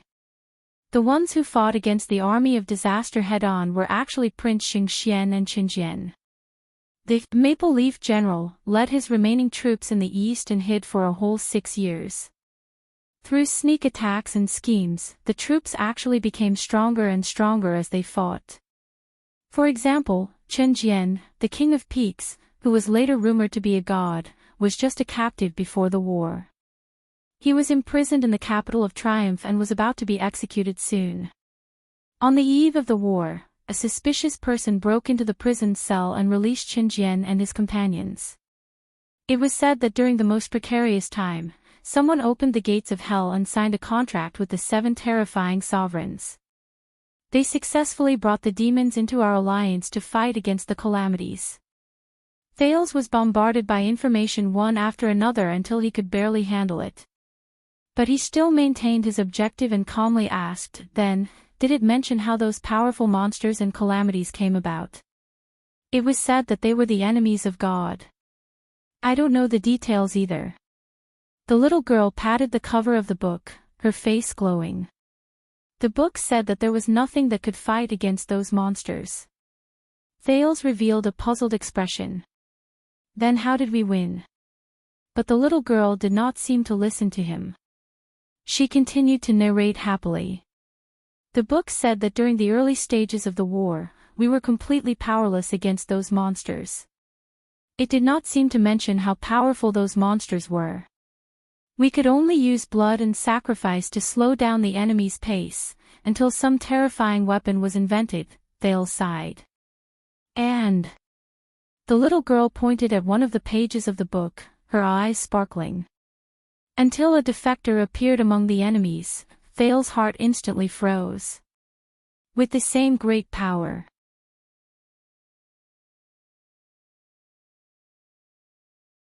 Chapter 136. Defection. Wait, with great power. Thales looked at the unkempt little girl in front of him, but his mind had already drifted back to the past. Defection from the Calamity's side. The words spoken by the air mystic, Asda Sakern, while standing on the ruins of the chess room during that thrilling night in Red Street Market rang in his ears again. Is this also written in this book? Thales took a deep breath. Does it specifically mention who the traitors are? No, it's not in this book. The little girl shook her head. She raised her dirty little face and blinked her green eyes under her thick glasses. But another political book, The Founding of a Nation, The Stars and the Dragon, mentioned this, but it didn't go into detail, nor did it state who defected. Thales furrowed his brows. It was mentioned in Chapter 6, the influence of external forces in the two kingdoms. The little girl seemed to be a little afraid that Thales would not believe her. She quickly put down the thick book in her hands with great difficulty, extended her tender finger, and pointed behind Thales in a well-practiced manner. That book is in the 6th row after entering the door, on the 5th layer of the bookshelf on the left, between the collection of Rudo Gangart and the Book of Decision, the Will of the King of Wrath. Wow, such a precise location. Thales retracted his gaze from the layers of bookshelves. He rolled his eyes and was a little surprised. Are you familiar with the books here? This girl. What kind of person is she to have the opportunity to learn, read, and be so familiar with the books in Heroic Spirit Palace? Is she really just a servant? Ah. I just. The little girl seemed to be startled. She lowered her head and was a little nervous. I read a lot of books. You have a good memory. Thales looked around the huge library and said suspiciously, Are you the librarian here? The little girl was stunned, then shook her head timidly but firmly. All right. Thales shrugged helplessly. So this is the Walton family's library. Yes, you can say that. The little girl's eyes lit up again, and the dimple on the left side of her face appeared again. Legend has it that Her Majesty Chloris loves to read. So, after the war, King Rykara gathered all the books that could be found in the entire region, the country, and even the entire continent for her. It is recorded in the collection of the Archduke's Tokens of Dragon Cloud City, Rykara Ecclesiastes. He remembered the majestic statue of the warrior on the stone bridge at the top of Heroic Spirit Palace that led to the Cliff of the Sky. Hence, many of the books were collected after the Battle of Eradication, before the various countries began to eliminate traces of magic on a large scale. No wonder there were so many books in the language of the ancient empire. There might even be books in other languages, or even languages of the non-human world.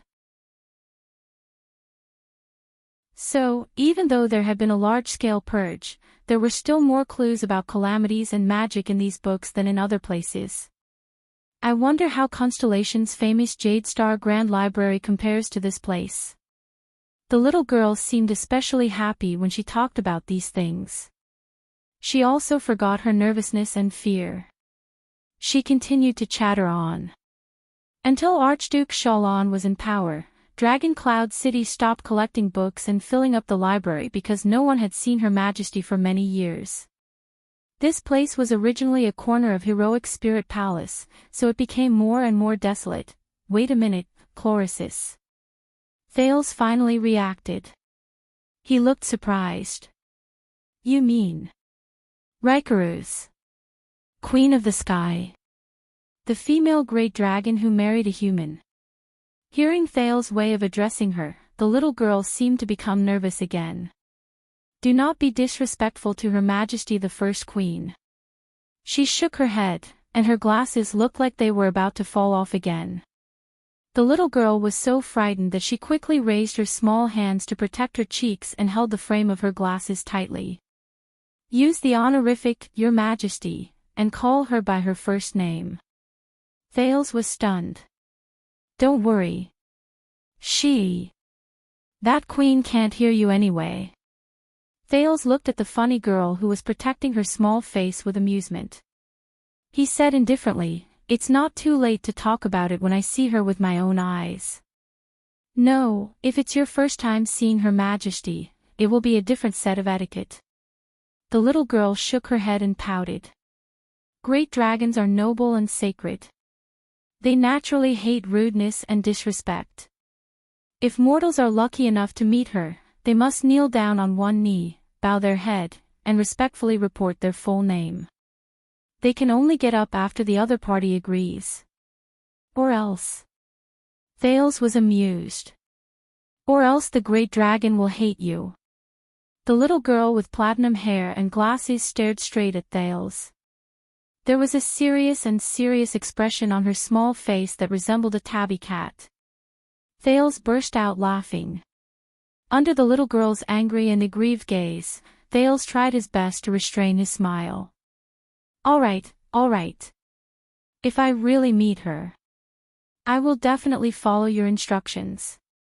But Chlorosis, Queen, hasn't no one seen her for more than 600 years? How do you know if the legend of the great dragon is true? The little girl showed a displeased expression but did not say anything.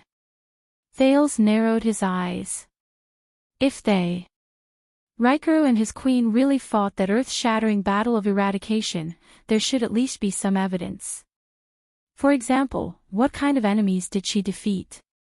Enemies such as Asdea. It's not like that. Her Majesty the Queen is real.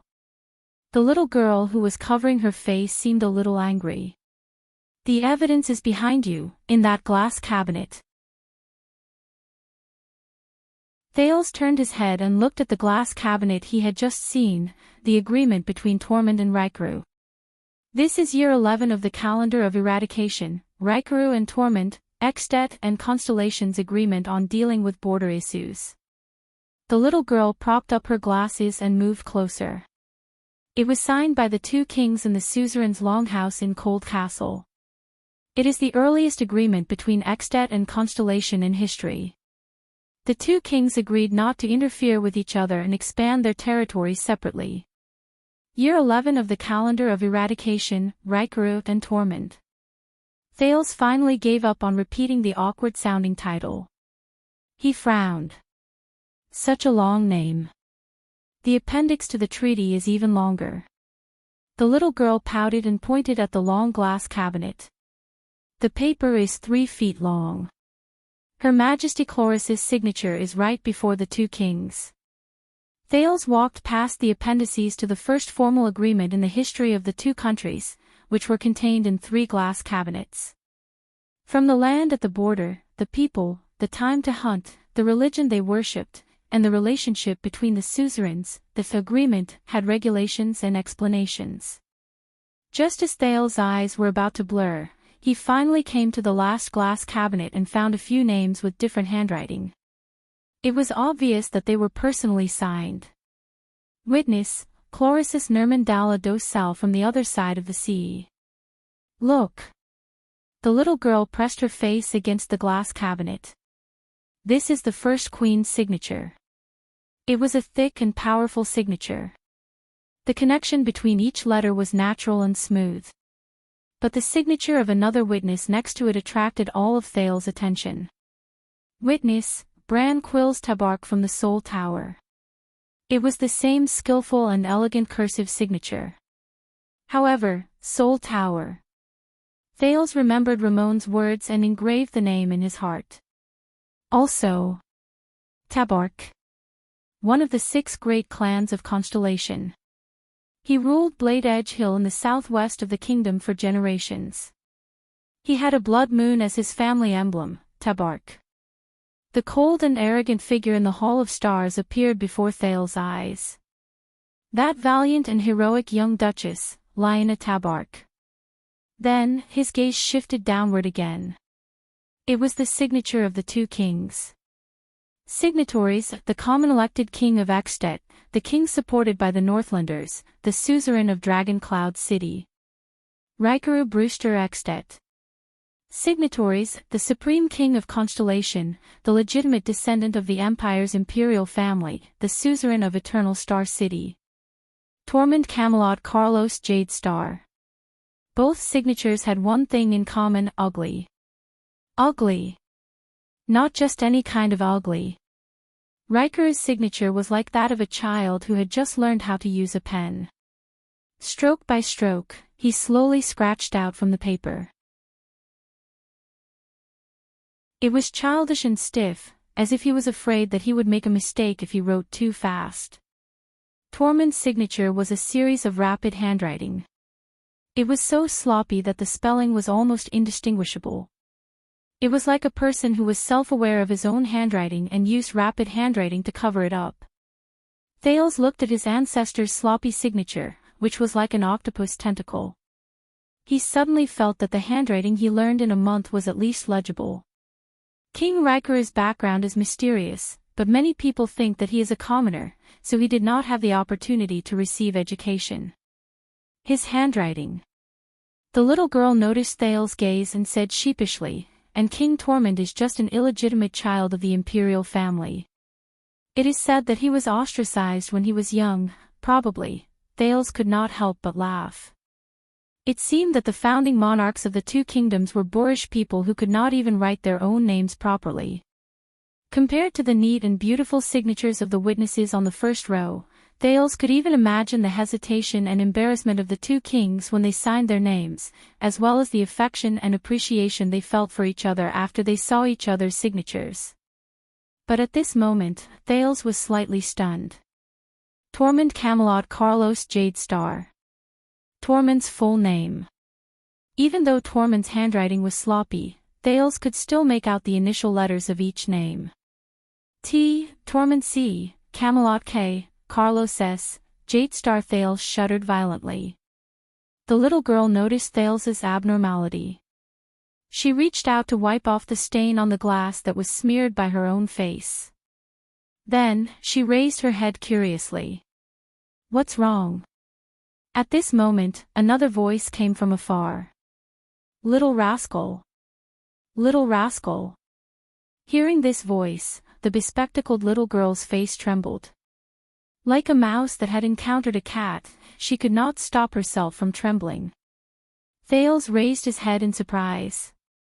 It was an extremely impatient, childish voice that came from behind the bookshelf. "Why are you dawdling? Are you done?" As the voice got closer, its owner appeared in front of Thales and the little girl. It was another teenage girl.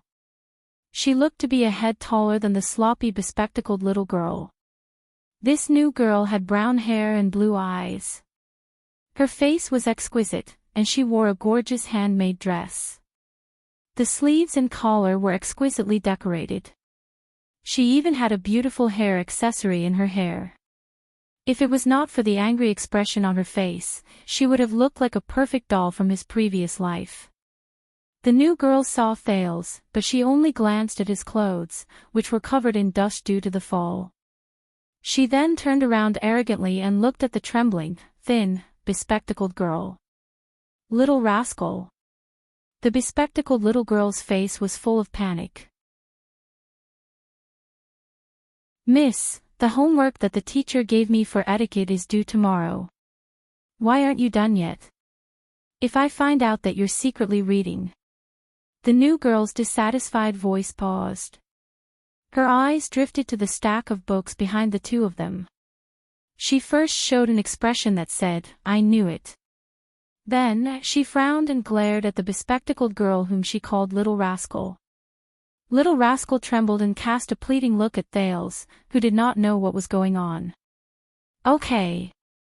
The new girl tugged at her neat dress and walked forward with a furious expression. "You're really reading. You little rascal." The next second, under Thales' surprised gaze, the new girl raised her hand high. She hit the bespectacled girl named Little Rascal on the head. "Ah!" Little Rascal cried out in pain. Her lips trembled, she closed her eyes and crouched down with her hands on her head in fear. "You should be good and finish my homework for tomorrow." Thales stared in shock at the new girl's disgusted expression. She took a step forward and raised her hand again. Instead of ignoring Master's homework, slacking off and reading. This time, she hit Little Rascal's face. Asterisk thud. Asterisk the little girl's black glasses fell to the ground. I didn't. Miss Alex. Little Rascal seemed to be used to this kind of treatment. She did not resist at all, but sniffled and cried. I didn't have homework for etiquette class. To find the topic, you have to look up the founding of Constellation and Extet. You're still talking back. The new pretty girl pouted angrily. You're just my maid. How dare you? But Thales grabbed her hand tightly when she raised it again. Wait. Thales looked displeased. You're a noble. It's not appropriate to beat and scold a servant. The brown-haired, blue-eyed girl glanced at Thales in displeasure. And who are you? The black-haired boy let go of the girl's hand and looked angry. Thales Jade Star. Poor Little Rascal crouched on the ground in fear. She squinted her eyes and trembled as she reached for her glasses. Oh, the prince who came to beg for mercy from Grandpa. The new girl was stunned. She then looked at the boy who was a head shorter than her and smiled in disdain. I'm giving my maid the punishment she deserves. You better stay away. Damn it. Thales frowned and looked at the unruly young lady in front of him. I thought I could escape from this brat after escaping from the abandoned house. At that moment, Lady Alex. Thales and the new girl froze. The administrator of Heroic Spirit Palace, Lord Merk, who brought Thales into the Hall of Heroes, appeared before them. With a cold expression, he stopped the children from getting into a fight. Your Highness. Lord Merk bowed to Thales and said slowly, You've gone too far. Merk's presence seemed to have caused the girl some misgivings. She pouted and turned her head to the other side. Your Grace. Thales nodded. He turned his head and looked worriedly at the scruffy little rascal who had just touched her glasses. This place, Merk frowned. He looked at the brown-haired girl with concern. This is Alex. Merk sighed and extended his hand to the little girl in the exquisite dress. Lady Alex Walton is King Nuven's granddaughter. Lady Alex, this is King Kessel's son from Constellation, His Highness Thales Jade Star. Following Merk's introduction and Merk's urgent gaze, the little girl first raised her head arrogantly, then snorted through her nose. Then, she reluctantly pulled up her skirt and bowed to Thales. Thales nodded and frowned. Alex Walton. Sounds like a boy's name. And King Nuven's granddaughter? I've never heard of Prince Mariah having a daughter. Didn't King Nuven say that Prince Mariah is unmarried? Then, Merk turned to Alex and tried to persuade his master's granddaughter.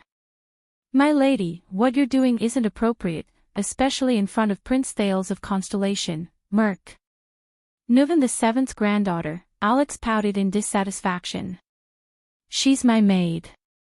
My family pays for her food and lodging, and this prince is going to, Lady Alex. Merk showed a rare stern look. His words were laced with anger. This is not your bedroom. This is King Rikaru's library. Alex was startled. She flinched as if afraid of Merk. Humph, Alex tugged at her hair ornament, her eyes blazing. She pulled Little Rascal who was still squatting on the floor. Come with me, Little Rascal. Little Rascal slid a step due to the tug. She clutched her glasses tightly, her eyes red. Let's go back to the bedroom and settle this.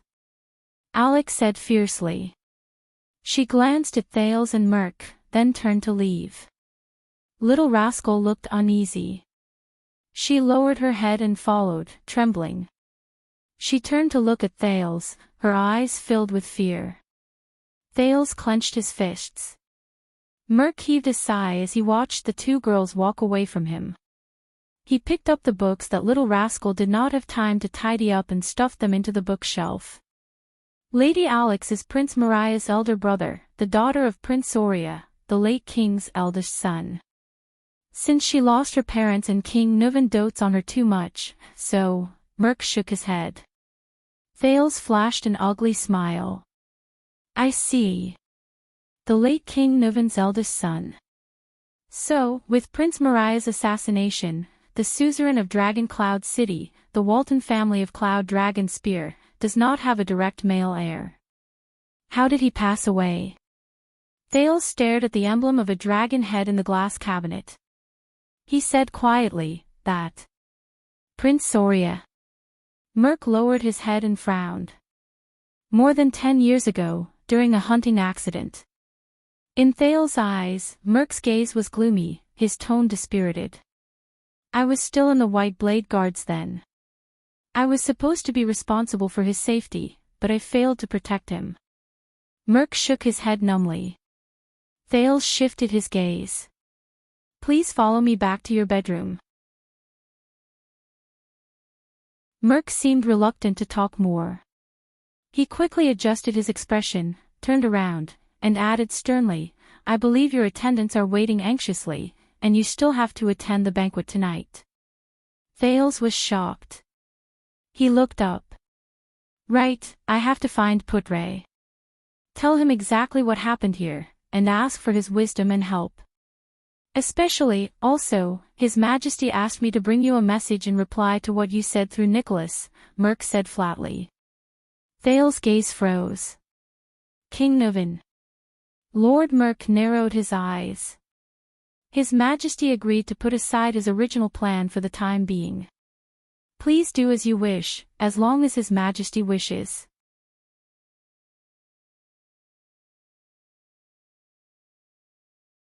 Chapter 137.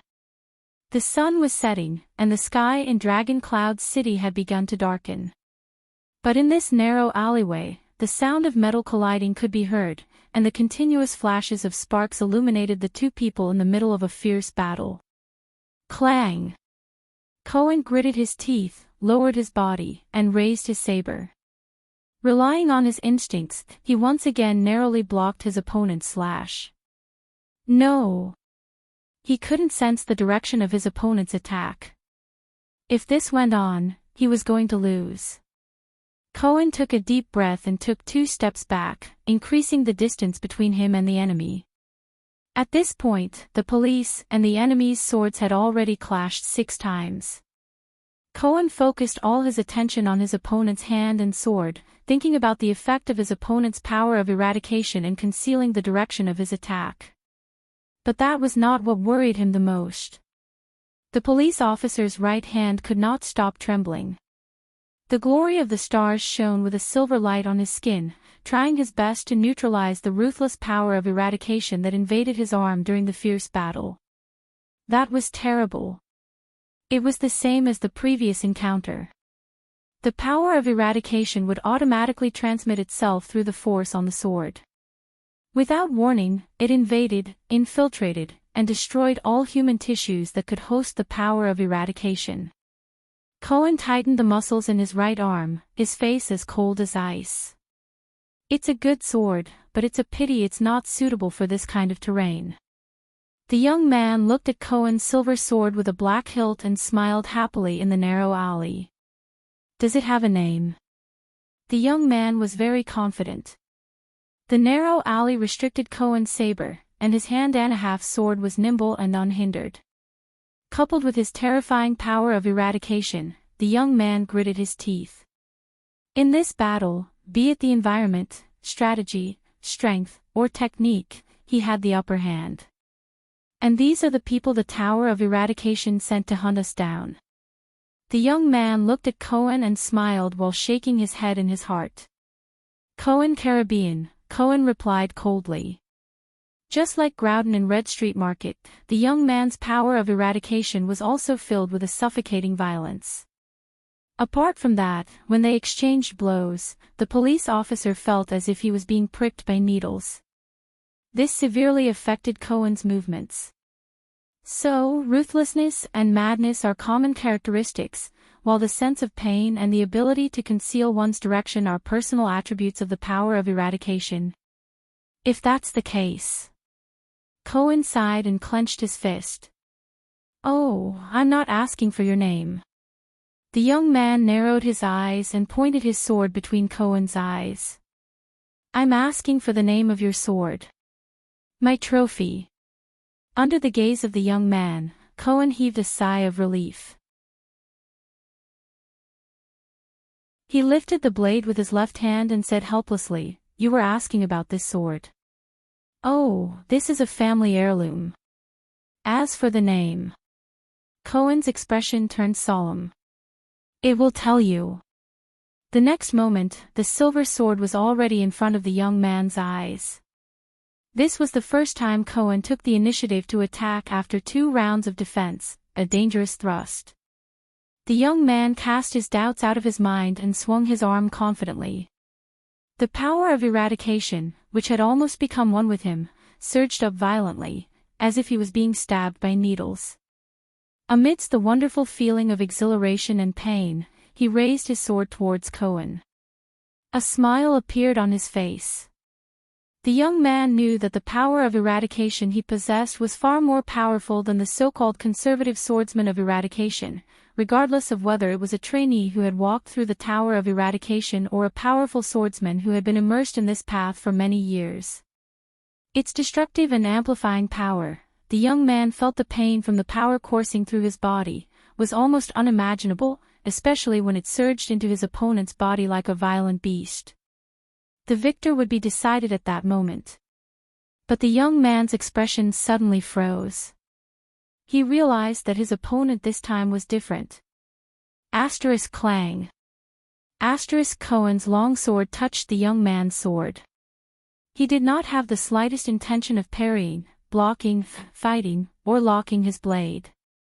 Instead, he did not use any strength and parted with the first touch. The young man frowned and Cohen's next attack was launched. Another thrust. The young man dodged the rapier that was aimed at his abdomen and watched in disbelief as Cohen once again deftly parried his sword without any intention of fighting. "This guy." The young man gritted his teeth in shock. "What's going on? Damn it. Come on." The suppressed young man roared, and the violent power of eradication in his body erupted to its highest level. Cohen immediately felt a faint prickling pain on his skin. "Are you afraid of fighting me?" But the young man did not panic, nor did he get excited. He just continued to calmly execute one attack after another, thrust. "Do you still think that you can rely on your unexpected power of eradication to interfere with your opponent?" Cohen said coldly as he thrust again. The young man was shocked and angry as he spun his sword, trying to use the sword lock from the sword of eradication to trap Cohen's saber. But the police's sword only touched it for a moment before it was withdrawn. He did not give his opponent any chance to fight. Not even a second. "Relying on the power of eradication, is this your strategy?" Cohen calmly interfered with his opponent and quickly advanced. "I've said it before, you are not the first disaster sword I've met. When I was recuperating from my injuries, I made thousands of predictions, thought about, and rehearsed how to deal with the violent power of eradication. The destructive effect of the power of eradication also needs time, and it is transmitted through contact, right?" Cohen said coldly. "For example, when you fight with your sword." The young man looked at Cohen in shock. In the next second, Cohen's expression changed as he retracted his sword. He quickly turned around. "Compared to Groudon, compared to your senior who ran on the battlefield and experienced life and death," Cohen roared angrily and unleashed another sudden stab. "You're still far from that." The young man could not dodge. He could only take a step back and block the attack with his sword. Asterisk hiss, asterisk the soft and short sound of metal scraping against each other rose and died down in an instant. The young man blocked Cohen's sword and watched in a disheveled manner as it pierced past his left ear, bringing with it a sharp sound of wind. Then, he watched helplessly as his enemy's sword once again avoided the clash of swords and attacks, and soared away like a proud falcon. He waited for the next thrust.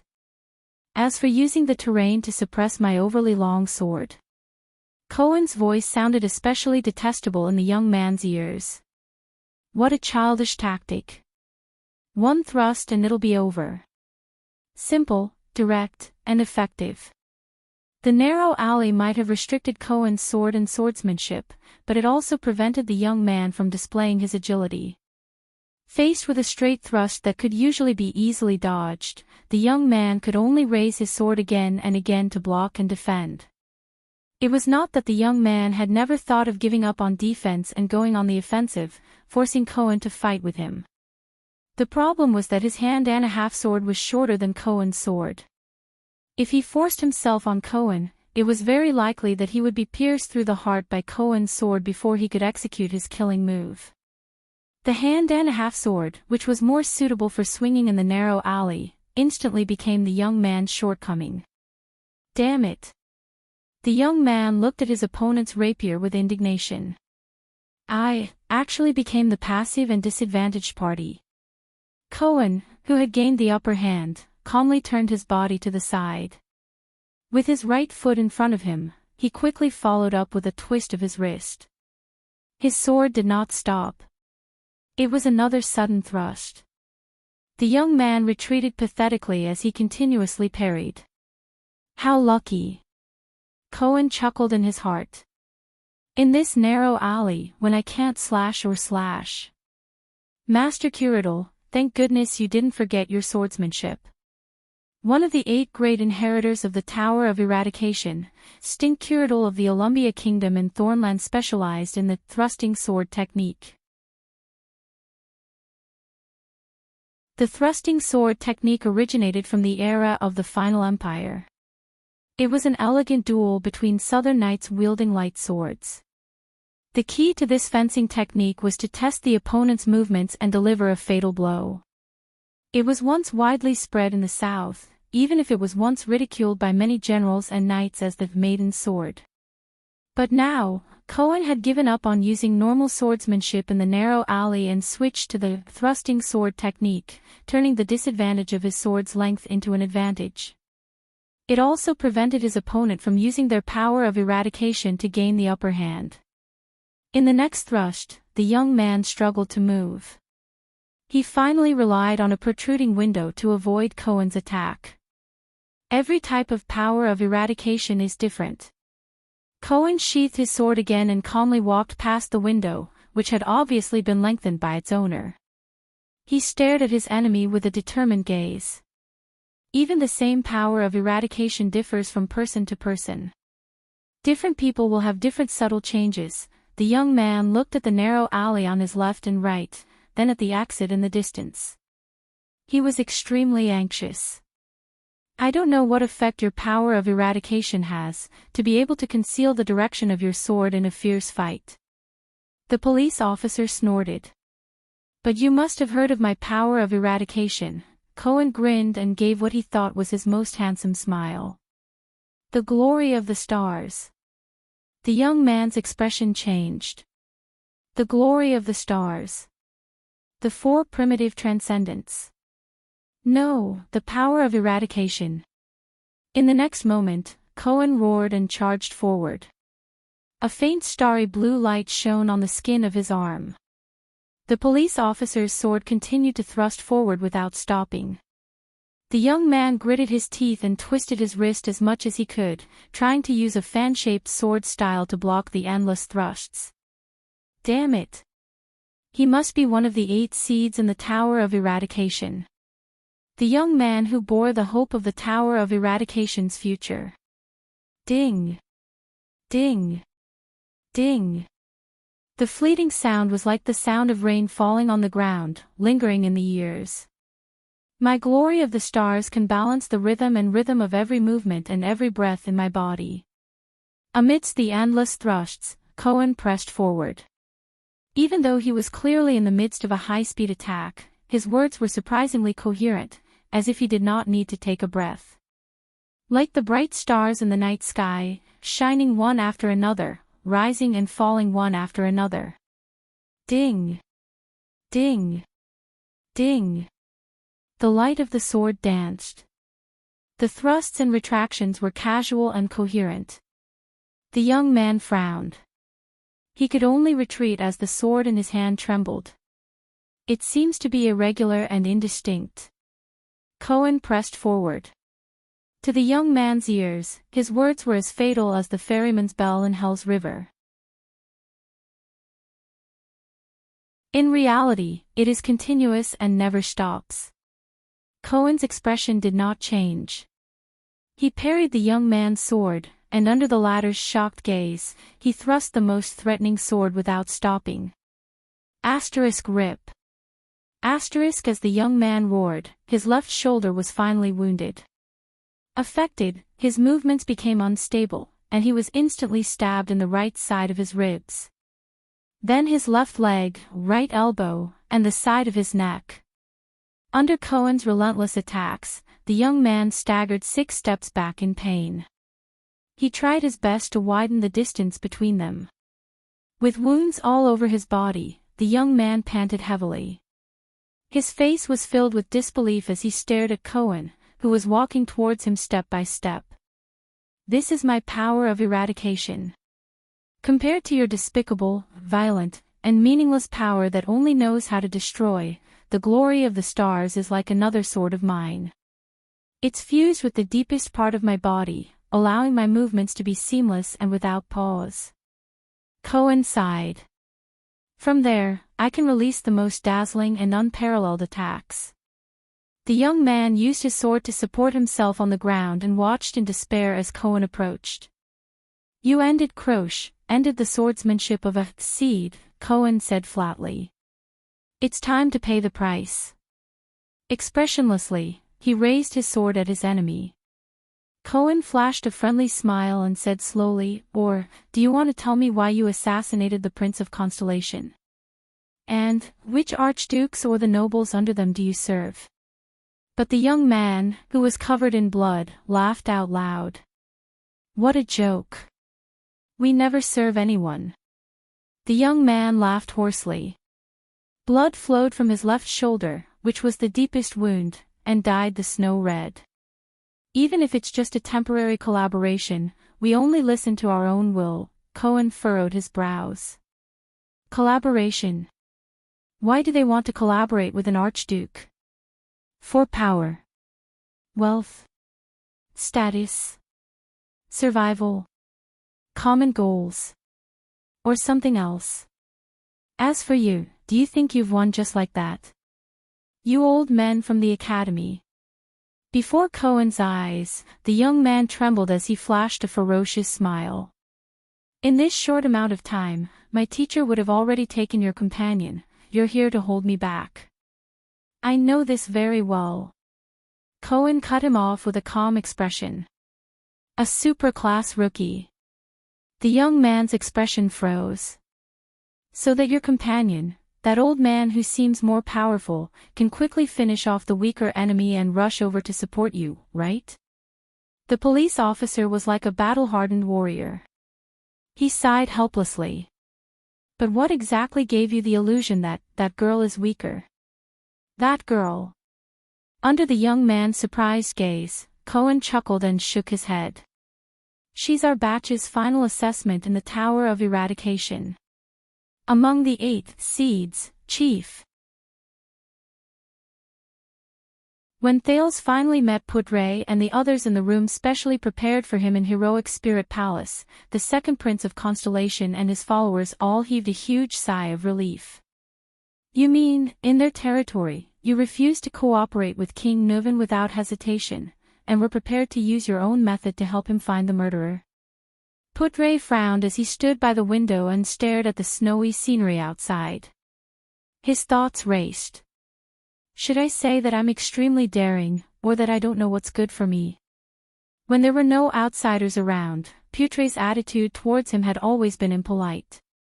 He did not even bother to address him as Your Highness.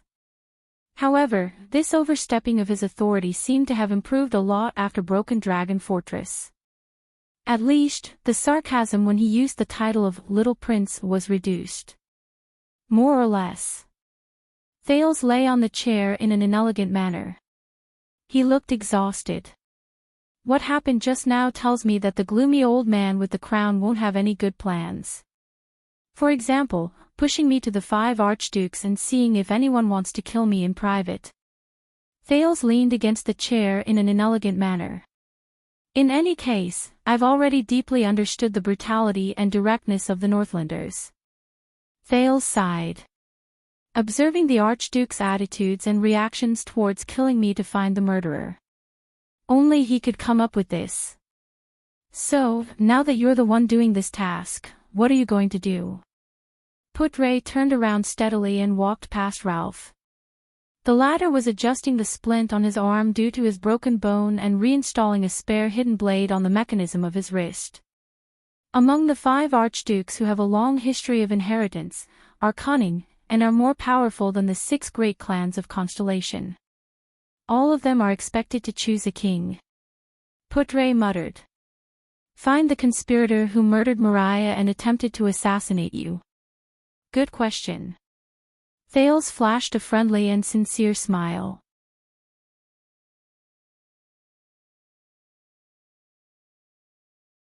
Chapter 138. That's why I need your help, my loyal subordinates, Thales said with a smile. Putre sighed helplessly. You are truly a prince who empathizes with his subordinates. Thales hit his guilty conscience with a bright expression. He grinned and said, Thank you, Lord Putre Nimain. His attendant, Wayakaso, furrowed his brows and pressed on the wound on his left rib, which was severely injured by the vampire earlier. He said, according to what you said, if these 5 archdukes acted in unison when they faced King Nuvan in the meeting hall, and there were no flaws, how are we going to determine who the murderer is? If the murder of Prince Mariah was to weaken the royal family, which is the Walton family? Putre's gaze was unfocused, but Thales knew that it was an expression that showed he was thinking. Then, the murder of you through Lampard's hands was also to weaken the Lampard family, who was a popular candidate for the king election, and also for war. Thales' train of thought paused. No wonder. King Nuvan wanted to use his own life and death to test the 5 archdukes' attitudes toward the war between the 2 kingdoms. When faced with the option of war, their reactions are still different. Thales pondered for a second and recalled the scene just now. He said quietly, if it's 5 people, what did you see? Putre's gaze focused and he asked calmly. First, there was a bearded man. His emblem was a circle with a triangle inside. That guy's speech was very unpleasant. Thales searched through his memory attentively. He did not hide his hostility toward me at all. Every word he said was aimed at humiliating me. The bearded suzerain who made him kneel and beg for mercy. Thales was the first to place him on his suspect list. Archduke Rabian Alcius of Prestige Orchid region.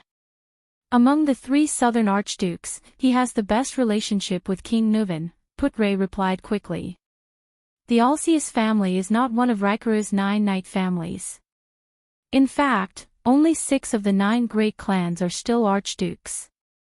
It was only 200 years ago, with the support of the Walton family, that they became the rulers of Prestige Orchid region, which borders our Overwatch city. He does indeed have a reason to humiliate you, Putre continued.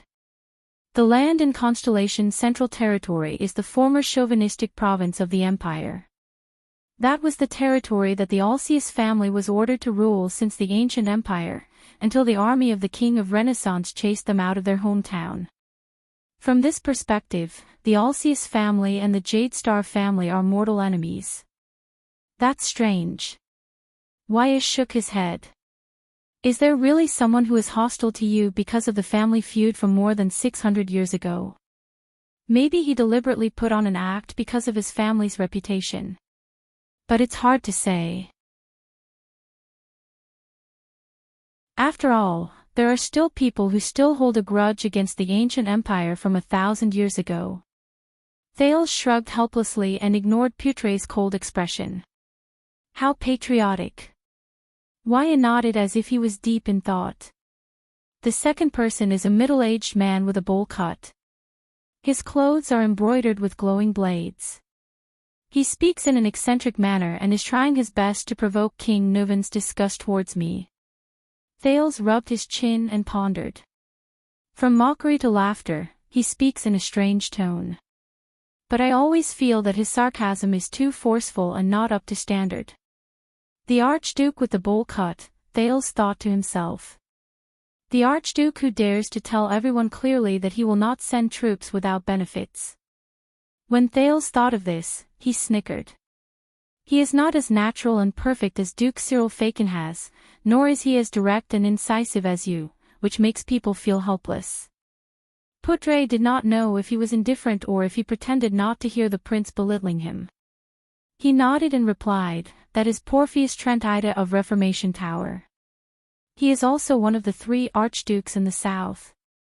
It is said that he is cautious and wise, but he is often ridiculed for being selfish and conservative. In that case, he seems to want you to die in King Nuvan's hands." Waya raised his head. Could it be him? Reformation Tower is on the northeast side of Constellation. Its territory is adjacent to our lonely old tower. Putre exhaled. Compared to a local conflict, a full-scale war between the 2 countries can actually bring him limited benefits. Of course, the damage may also be limited. The third person is an old, bald man. He's very old. Thales took a deep breath. This person gives me a very complicated feeling. He's not less talkative than the first 2, but he rarely shows any definite emotions. Most of the time, he's just going along with and encouraging others. The bald Rogers Letko, the Archduke of Defense City, symbolized by chains. Putre tapped his pipe and his gaze flickered. He's one of the 2 northern archdukes of Ekstedt. He doesn't participate much in Ekstedt's central affairs, but he's actually invited here this time. This is really suspicious. It sounds like he is a neutral party who has nothing to do with himself. Waya wiped his sword. If I were the mastermind behind all of this, I would probably be very willing to appear neutral. Thales spread his hands and declined to comment. Putre did not reply. The 4th Archduke has long hair, and there is an ancient book painted on his clothes. The second prince reached out to grab the armrest and pulled himself up from the chair. He gives me a feeling similar to the Duke of the Northern Territory. He is bold, magnanimous, and seems to value, at least on the surface, his own honor.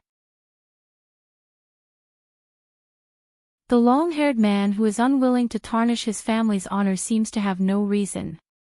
But did the Duke of the Northern Territory not betray King Kessel, betray his own Northern Territory, and betray Constellation? Colgan Rockney. His territory is adjacent to Camus Union City of Faraway Prayers. It is in the west of Ekstedt, near the northern end of the Great Desert. The thin vice diplomat of Constellation stopped in his tracks. He sometimes cooperates with Constellation's western desert hill. The orcs and barren bone people in the desert are a common threat to us. If the 2 countries go to war or weaken Constellation, it will only increase the pressure on us. Don't forget, Duke Arund of the Northern Territory and Lampard of Black Sand region have also cooperated before. Their target is Prince Mariah. Thales stared at him with a sharp gaze. Even if the 2 countries go to war, it will also damage the former's Northern Territory. And the last and youngest one, Concret Palfret. He looks a little childish. He jumped off Ekstedt's hardwood chair. He speaks very gently, but also a little hesitant. He seems to respect King Nuvan a lot, and he considers things from the perspective of Ekstedt's overall interests. He even spoke up for me. The 30-year-old young man who was choked by King Nuvan's tough words. Childish. Coming from your mouth. Putre chuckled and shook his head. That is Concret Palfret of the Bloody Steed, the Archduke of Beacon Illumination City. His territory is close to Dragon Cloud City. The Palfret family is a newly promoted Archduke family. They have ruled Beacon Illumination City for less than 100 years, but they are one of the most trusted aides of the Walton family. Young people are often hot-blooded and impulsive, and they are naturally resistant to conspiracies. That's not necessarily the case. There is a young duke in our country. Thales recalled the Duke of Iris Flowers and the accidents along the way. He sighed. I believe you have also experienced it. His scheming is not inferior to any old man's. Based on what you said, all the archdukes are suspects. Wyatt frowned. You still can't determine who it is. Both Thales and Putre fell silent. Prestige Orchid Region and Reformation Tower, like Black Sand Region, are adjacent to Constellation. The relationship between the two countries has the greatest impact on them, Putre said in a low voice. The city of Faraway Prayers is in the west, Defense City is in the north, and Beacon Illumination City is close to Dragon Cloud City in the center. In short, if we just analyze the pros and cons to see who will benefit in the end, this is the order of suspicion for the archdukes. Thales scratched his hair and said dejectedly, Hey, but suspicion is suspicion. There is no way to prove it. We urgently need a police officer who can solve cases. In Dragon Cloud City's Armor District, Police Officer Cohen, who was engaged in a fierce battle with his opponent, sneezed. An inch of his hair was cut off by his opponent. Wyatt flipped the sword over his knee and asked worriedly, If we fail to help King Nuven find the murderer who murdered his son, will the consequences be severe? The Born King's awe-inspiring expression and Nicholas' cold expression appeared in Thales' mind. He rolled his eyes. It's best if you don't think about that possibility. A father who is determined to avenge his son, it's not just his son, Putre added. Mariah is also the heir of the Walton family in Dragon Cloud City. This hatred is far beyond our imagination. Besides, King Nuven must be doing his best to eliminate dangerous opponents for the family. After all, based on his age, the Walton family will not be able to hold the crown for long. Moreover, the Walton family may be inherited by a branch family that he has no way of knowing, or even. Putre said flatly. Under the new king's orders, Dragon Cloud City, which has lost its direct heir, will be given to another family. It is also possible that the Walton family will decline from then on. Thales sighed. Of course, I even used this to threaten Nicholas. Thales, who was extremely annoyed, sat on the floor and leaned his head against the edge of the chair. He rubbed his face helplessly. Speaking of this. Thales opened his eyes and recalled his encounter in the library. The figures of the unkempt bespectacled little girl and the unruly girl appeared before his eyes. I met King Nuven's granddaughter in Heroic Spirit Palace. Have you heard of her before? Alex Walton. Putre frowned as he listened to Thales' narration. I have indeed heard of it. Prince Soria, who died early 12 years ago, was King Nuven's eldest son. He left behind a daughter.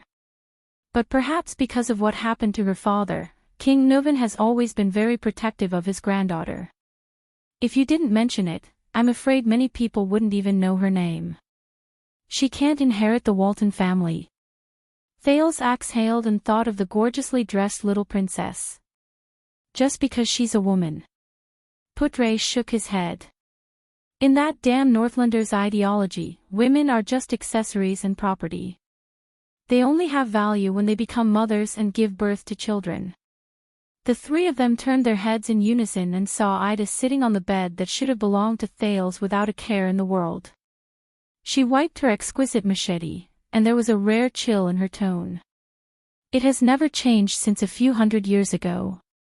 In the fight over the Walton family, she is not important.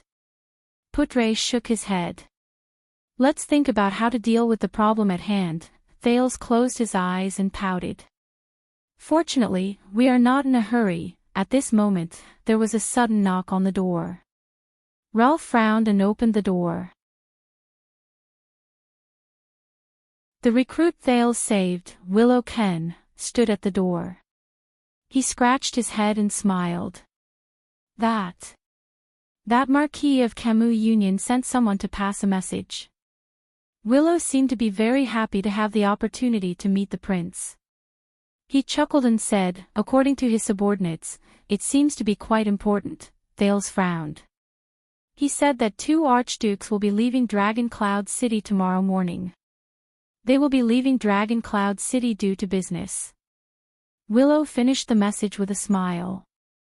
But in the next second, he was shocked to find that almost everyone in the room, including Thales, had a drastic change in expression.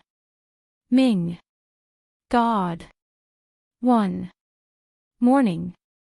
Thales' face was ashen, as if he had received the worst news.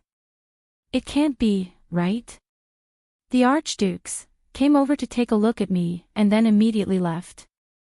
After the baffled Willow left, Ralph, who was also frowning, gently closed the door. Tomorrow morning. Why his expression was gloomy. Thales' breathing quickened and his eyes were lifeless. This means, yes. Putre gripped his pipe worriedly. The time left for us. He did not speak again, but everyone silently said the next sentence in their hearts. There's only one night left. Wayakaso sheathed his sword with a pale face. If we fail to help King Nuvan find his son's murderer, will the consequences be severe? Putre shook his head and sighed. Waya did not ask any more. The welcome banquet tonight is our last chance. Thales gritted his teeth. Think of a way to find that guy among the 5. Damn it. Why am I so unlucky? I'm afraid we won't get any results with King Nuvan's probing and observation. Putre gripped the pipe in his hand tighter. Your experience this morning proved this point. Then. Thales muttered. At this moment. Then let's find them. Ida jumped off the bed fiercely. Everyone looked at the elf protector. Let Nuvan split some men to cooperate with us. We'll cover our faces at night and secretly kidnap those archdukes. Ida raised her blade fiercely and waved it twice, reflecting rays of cold light. We'll interrogate them one by one. Let's see how long those so-called archdukes can last under the blade and sword. Looking at Aida's expression, everyone was stunned for a moment. 2 seconds later. As if they did not hear what she said, everyone turned around as usual. Think about it from another angle. Thales rubbed his hands together and frowned at Putre. The person we're looking for worked with Lampard to kill King Nuvan's son. Hey! Why are you pretending not to see me? Ida gritted her teeth, obviously dissatisfied with the situation where no one paid attention to her. At least give me some reaction. However, he reached out to Lampard's army and tried to frame Black Sand region for your death, Putre answered instinctively. Are there any clues? Waya asked curiously. The elf protector behind them waved his machete in the air in vain to protest. This is all King Nuvan and we know. Thales shook his head. It seems useless. No. Maybe we shouldn't dwell in King Nuvan's thoughts. Putre put down the unlit pipe in his hand. His eyes shone with confidence. Ida lowered her head dejectedly and sighed. She threw herself back onto the bed that originally belonged to Thales. Thales was suddenly stunned. He looked at Putre and frowned. You mean, do you remember when we were besieged by Lampard's army at Broken Dragon Fortress? Putre said flatly. Of course, it left a deep impression. Countless splashes of blood and cold light flashed before Thales' eyes, as well as Araka Murch's roar. He sighed. It was a complete mess. Ida played with her machete on the bed in boredom. Then you should remember what Baron Murch said to you before he charged. Putre revealed a mysterious smile. King Nuvan is not our only choice. Thales jolted. Before he charged, the figure of Araka swinging his great sword appeared in his mind. A few seconds later, he nodded. Since we can't retreat, Thales took a deep breath and said with determination, why don't we charge forward with all our might? Thales looked at his vice diplomat with a burning gaze. Does he know? The corners of Putre's mouth curled up. He nodded affirmatively. He knows. Waya and Ralph looked at the duo's riddle in confusion. So. Waya gulped with difficulty. What should we do? Thales and Putre looked at each other, and both of them laughed. Ida is right. Thales looked at the elf on the bed and nodded under Putre's gaze. Ah. Ida raised her head abruptly when her name was mentioned. She was obviously at a loss. What? Amidst Waya's surprise and Putre's laughter, Thales took a deep breath. We, go look for them. Aida's mouth opened wider than it had ever been. Putre's expression became solemn. He put away his pipe. I will prepare immediately and contact the others. We may need the help of some spies. Also, Waya, Ralph, come with me. Thales nodded and sat back on the chair. He quickly thought about the feasibility of the plan. He raised his head and looked behind him. Aida's voice rang weakly.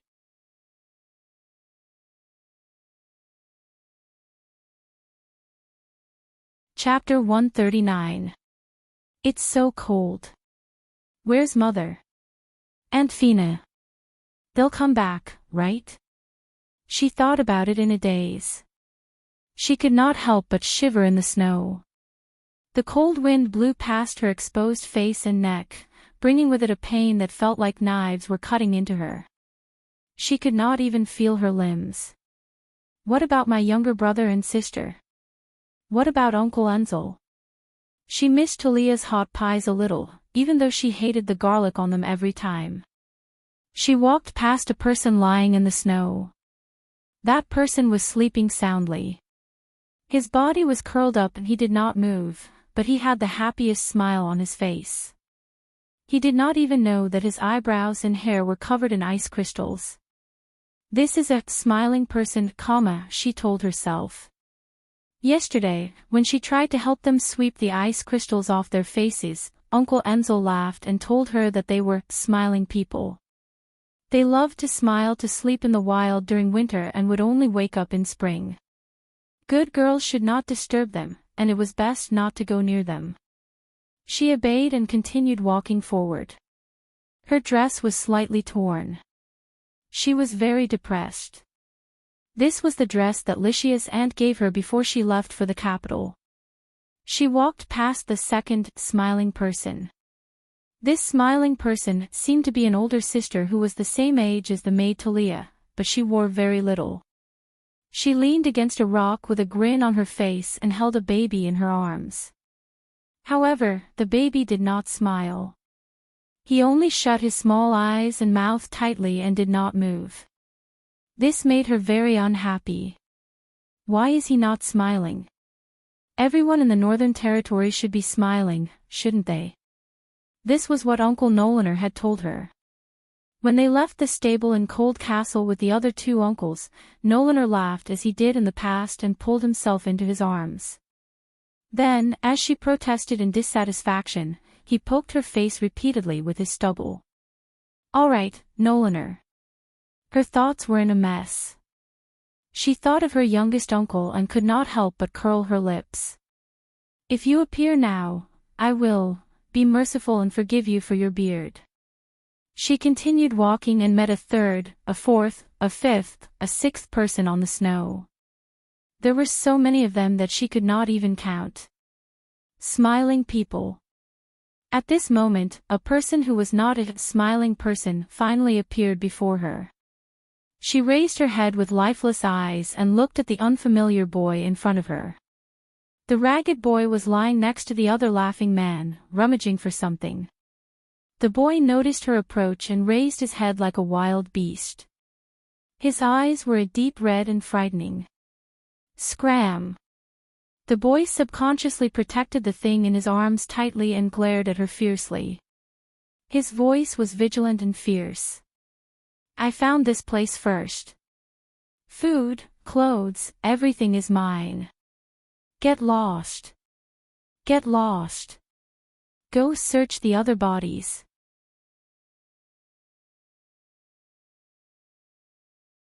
She breathed in weakly, feeling pain in her face from the wind. How fierce. She pouted. But she was a little hungry. His vision blurred. The coldness poured into her lungs through her mouth, nose, and trachea, causing her heart to spasm again. She walked towards the boy. Little bitch, if you dare to take another step forward, I'll bite you to pieces. The boy, who was also shivering in the cold, opened his mouth fiercely and bared his teeth. She ignored him. But her consciousness was becoming more and more numb. Her vision became dimmer and dimmer. But she still dragged her feet forward on the snowy ground step by step, relying on her vision instead of the sense of touch under her feet to confirm the existence of the ground. She could barely feel her limbs, which had been numb for a long time. The boy crawled down and growled like a beast, as if preparing to attack. She looked at the fierce-looking boy and took a deep breath. Her lungs trembled again because of the cold air. She continued to walk forward. The wariness on the boy's face turned into hatred and murderous intent. His right hand emerged from behind him, holding a long, rusty awl. Mother said, to strangers, the boy howled angrily and threw the weak girl to the ground. To strangers, she tugged at her frozen face. The boy stared at her face and raised the awl in his hand ferociously. She looked at the boy's dark red eyes and pulled an ugly arc from the corner of her mouth. I should smile. The people of the Northern Territory should smile, shouldn't they? In the next moment, Miranda Arund, the first seed of the Swordsman of Eradication, opened her eyes abruptly in an alley in Dragon Cloud City. A sword with an empty groove had already pierced through half of her breastplate, stabbing into her left chest. The blade sank an inch into her flesh. It stopped in front of her beating heart. But it did not move forward even an inch. The middle-aged disaster swordsman frowned. He looked at Miranda's blade. It was stuck in the empty groove from the tip of the sword to the middle of the sword, blocking his strange sword. It prevented it from piercing the swordswoman's heart. Just now, at the critical moment, Miranda decisively thrust the blade into the empty groove of the enemy's sword. It was like a carpenter inserting a wedge into the empty groove of a piece of wood while he was working. Miranda's black-gloved hands gripped the hilt of her cross-shaped sword tightly. Cold sweat seeped out of her head due to pain and trembling. She was in a stalemate with the enemy. Such a fast sword. And, that feeling of being unable to dodge, is it his power of eradication? Not bad. The middle-aged man exhaled softly and showed a look of approval. Your reaction, observation, and temperament are all rare and outstanding. It's rare that you're still so young. My student is very smart, but he lacks training and experience. He'll need at least 5 years to catch up to your level. But from the beginning, you were already on the verge of death. The middle-aged man's tone was cold. He suddenly exerted force on the sword that pierced into Miranda's chest and thrust it forward. As he exerted force, the two swords that were stuck together underwent a subtle change in shape. They let out a groan in the air, which was the unique sound of metal under stress. Pain shot up from her heart.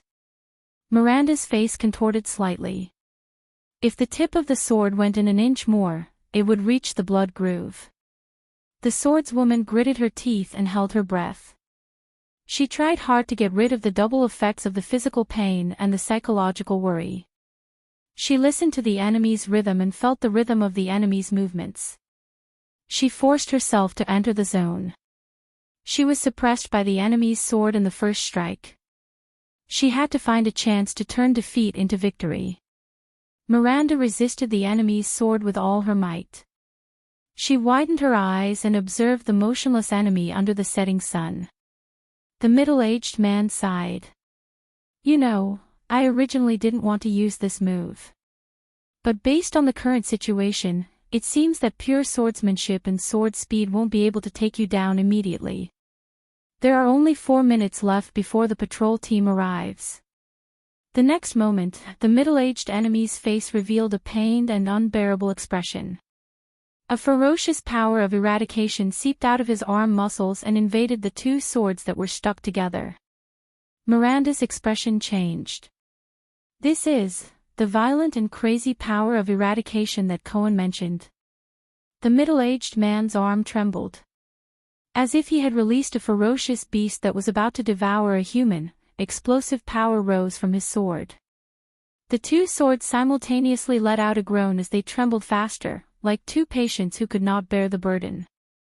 Miranda felt the blade that was pierced into her body start to tremble, and it went further towards her heart. *T the next moment. *Rip. Blood splattered everywhere. Miranda's left hand covered her chest in pain. But it was not over yet. *Clang. The two swords clashed against each other, bursting into sparks and separating from each other in the air. The middle-aged man's sword light disappeared in the air. Then, like stars in the night sky, it suddenly appeared. It went for the injured Miranda. The swordswoman raised her trembling sword and subconsciously swung it into the air. *Clang. Clang. Less than a second after they separated, the two swords collided in the air again. Miranda's sword blocked the enemy's attack twice. Both of them took a step back at the same time.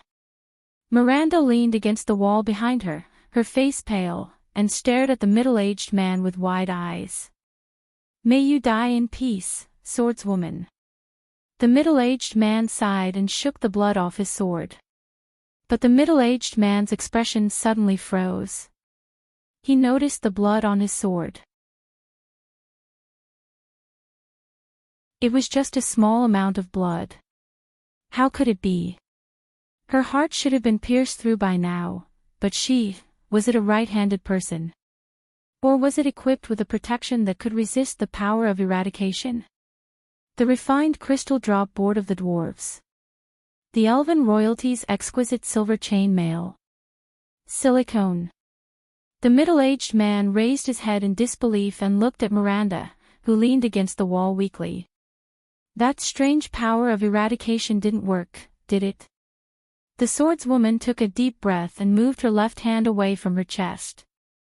A rather long wound extended from Miranda's chest to her shoulder, but it only tore through her light armor and caused a little blood. The middle-aged man looked surprised. According to the original plan, his beast-like power of eradication would invade the enemy's body unstoppably, destroy the tissues in the body, slow down the enemy's movements, and even devour and destroy her power of eradication like a natural enemy. Then, when the enemy could not move or was in great pain, he would use his power of eradication to activate the blade and pierce Miranda's heart. It might not go deep, but it would be enough to make her bleed. His next step would be to attack with the terrifying speed of his sword and mobilize the blood in the enemy's body. In less than a few tenths of a second, bright red arterial blood would erupt from the chest of the female swordsman of eradication until her life completely withered.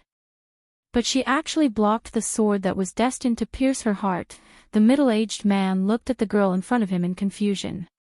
"From the beginning of my attack, your movements were very normal, and your sword was also very smooth. You blocked my stab without the slightest delay. In that case..." A few seconds later, the middle-aged man looked at Miranda's hand as if he had figured something out. His eyes were filled with astonishment. "Impossible," the middle-aged man frowned. You were not affected by the touch of greed at all." Miranda took a deep breath and rearranged her sword. "Touch of greed. That's the name of your power of eradication." "What a disgusting name," Miranda said coldly. "My companion once told me about that feeling. A frenzied power of eradication whose goal is to invade, destroy, and destroy." She raised her sword and pointed it at her opponent. An ordinary swordsman of eradication would probably be helpless against that terrifying power of eradication. But once you encounter a power of eradication that loses its effect, what should you do? The middle-aged man did not speak. Instead, he answered with his lightning-fast sword. The sword with an empty groove whistled in the air and went for the swordswoman's throat.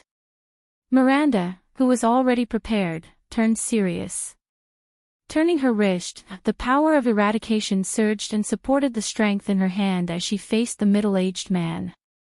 Asterisk clang. Swoosh. Asterisk 2 sparks violently flew out. The two of them exchanged 2 sword strikes in an instant. The 2 figures alternated between flashes. After the last strike, they instantly widened the distance between them by 5 steps. Miranda widened her footsteps. Feeling the vibration of the crossguard sword, she calmly thought about her enemy's characteristics. I attacked 8 times just now. You only blocked 2 strikes, and even got hit once. The middle-aged man looked at Miranda's left leg, which was cut open, and said calmly, your swordsmanship is sloppy and ordinary, and you can't keep up with the speed of my sword at all. Your body may seem agile, but it's actually just light. Your footsteps will occasionally miss when you dodge. What's even more strange is that during the exchange of blows, your sword actually trembled slightly, so much so that it affected your swordsmanship. This is a mistake that only beginners would make. Other than that stunning interception at the beginning, your sword is completely useless. The middle-aged man shook his head. With this kind of swordsmanship habit and strength, you should have died 10,000 times already. How did you survive until now? Miranda did not say anything. She only stared at the middle-aged man carefully. In the next moment, her enemy suddenly revealed a smile. But in the 8 sword strikes just now, you were either lucky enough to dodge or just barely dodge the 5 most fatal strikes. You also counterattacked at the most subtle moment. The middle-aged man looked at his cut left upper arm, frowned, and sighed. And you succeeded. Miranda finally frowned. There's only one explanation. The middle-aged man moved his feet lightly. Miranda's sword also slowly moved along with his position. What you rely on in battle is not some exquisite sword style or agile footwork, but your observation and perception. The middle-aged man's pupils shrank slightly. It is to identify the enemy's rhythm and the timing of the sword attack. No matter how crude the swordsmanship is or how simple the sword move is, as long as it appears in the right place at the right time, it can be turned into the most exquisite strike. Miranda breathed a sigh of relief in her heart. He found out. What you practice is the Pegasus music, one of the 4 great primitive powers of eradication that is famous for grasping the right timing and controlling the rhythm. The middle-aged man sighed deeply and said, it's been a long time since I received the inheritance from the tower. And the reason why you're not afraid of the touch of greed. He raised his head, his gaze aggressive. I can roughly guess. Miranda was slightly startled. The middle-aged man's gaze focused on Miranda's black-gloved hands. It's your hands, isn't it? Miranda revealed a look of disbelief. Forget about the Pegasus music, but even he discovered it. Miranda tightened her grip on her sword. Your hands were the first to touch the touch of greed. The middle-aged man narrowed his eyes and carefully observed his opponent.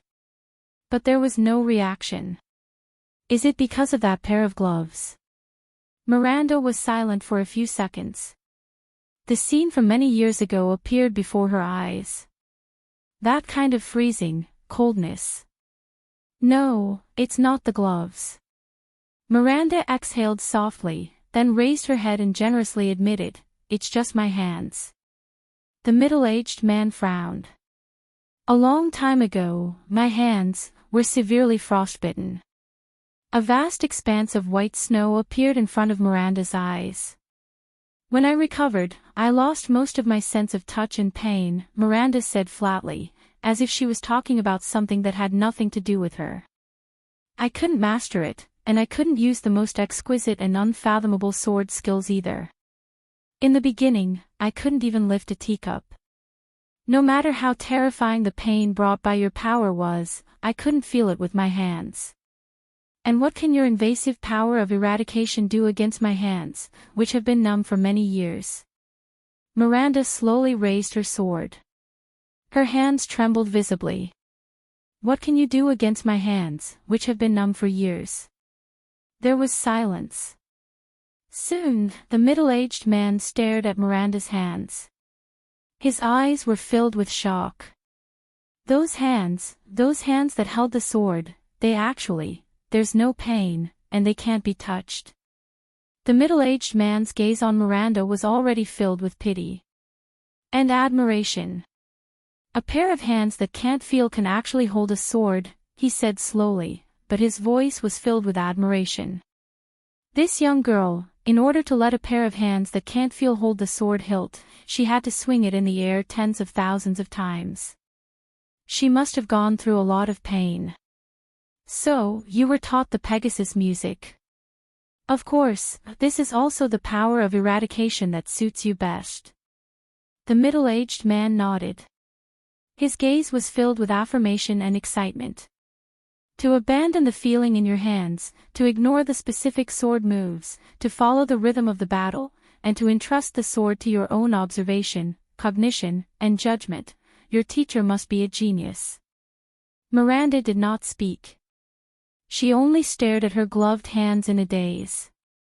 Please forgive my previous disrespect. The middle-aged man put his sword behind his back and bowed respectfully to Miranda with the most standard ancient swordsman salute. You are an admirable swordsman, I am Salander Klein. As the sword of eradication that has been passed down outside the Tower of Eradication, it is my honor to spar with you.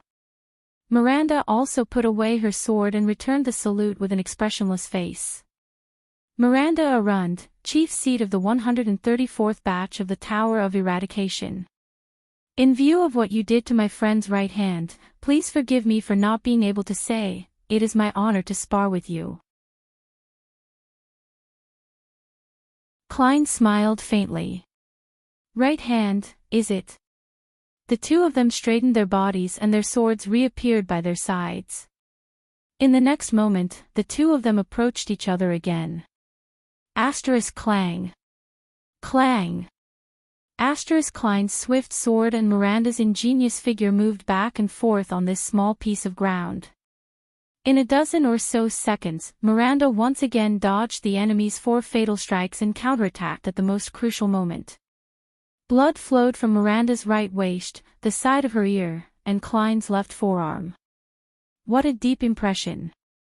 Klein widened the distance between the two of them and sighed.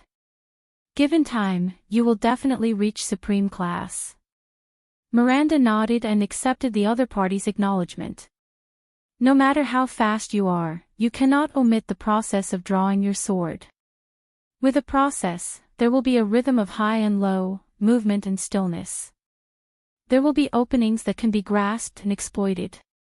While widening the distance between them, Miranda carefully observed the enemy and said faintly, and I can see it too. Your so-called touch of greed, that never-ending, continuous, violent characteristic. The middle-aged Klein was slightly stunned. Miranda's gaze was firm. It's the glory of the stars, right? Under Klein's surprised gaze, Miranda confidently said, sorry, I'm really too familiar with this power of eradication. The scene in the Tower of Eradication appeared before her eyes. Cohen's figure holding his swollen arm and crying bitterly appeared in her mind. The two of them stared at each other for a moment. I really admire your observation skills, but not entirely. Klein shook his head and chuckled. Touch of greed is not the glory of the stars. Under Miranda's strange gaze, Klein sheathed his sword at his waist. If I must say, it can be considered an enhanced version of the glory of the stars. Doubts rose in Miranda's heart. The glory of the stars, enhanced version. Is he referring to that violent characteristic? Let's put it that way. The disaster sword's power of eradication is based on the original power of eradication. There's still 30 seconds. Klein sighed. Forget it, there's not enough time. Miranda stared at him in surprise. We'll meet again. Klein nodded faintly. Chief with numb hands. Miranda gritted her teeth and caught up with him. Wait. Klein turned around and punched the dirt wall beside him. Asterisk bang. Asterisk amidst a cloud of dust, his figure disappeared from Miranda's sight. At this moment, the voice of a patrol came from outside the alley. It's near here. We suspect that there's a chase for no reason and an illegal fight. What was that sound just now? Miranda, who could not stop coughing because of the dust, stared in the direction where Klein had left. She punched the wall indignantly, and as the voices of the people drew closer, she sheathed her sword and left. Asterisk ding. Asterisk just as Cohen's sword was about to pierce the young man's throat, a sword flew across the air and blocked the police officer's rapier. Cohen quickly turned around and faced the newcomer, whose back was facing the setting sun. But the newcomer's sword attracted all of Cohen's attention. It was a sword of medium length, but the blade was extremely thin. There was a black counterweight ball at the hilt of the sword. There was a round hole in the handguard of the sword, just enough for the user to put in his index finger. Cohen's pupils shrank. He recognized this sword. He was too familiar with this sword. And too familiar with the owner of this sword. Why aren't you getting lost? The newcomer had a clear voice and said faintly to the young man from Disaster Sword, Go and find your teacher. The young man, who was covered in wounds, got up in a disheveled manner and limped into the alley. But Cohen ignored him. He stared at the newcomer in disbelief with his round eyes. From the moment he saw this person, he did not want to care about anything else. Why are you here? Cohen swallowed with difficulty and asked in the most incredulous tone. And you, what are you doing? Cohen struggled to raise his eyebrows as he looked at the newcomer before him. What am I doing? The newcomer snorted softly, moved his feet, and approached him. Before you bunch of idiots mess everything up, the newcomer revealed a pair of dark red eyes in the dark and said faintly, I'm here to stop you. Or. The newcomer walked out of the shadows of the alley. Kill you.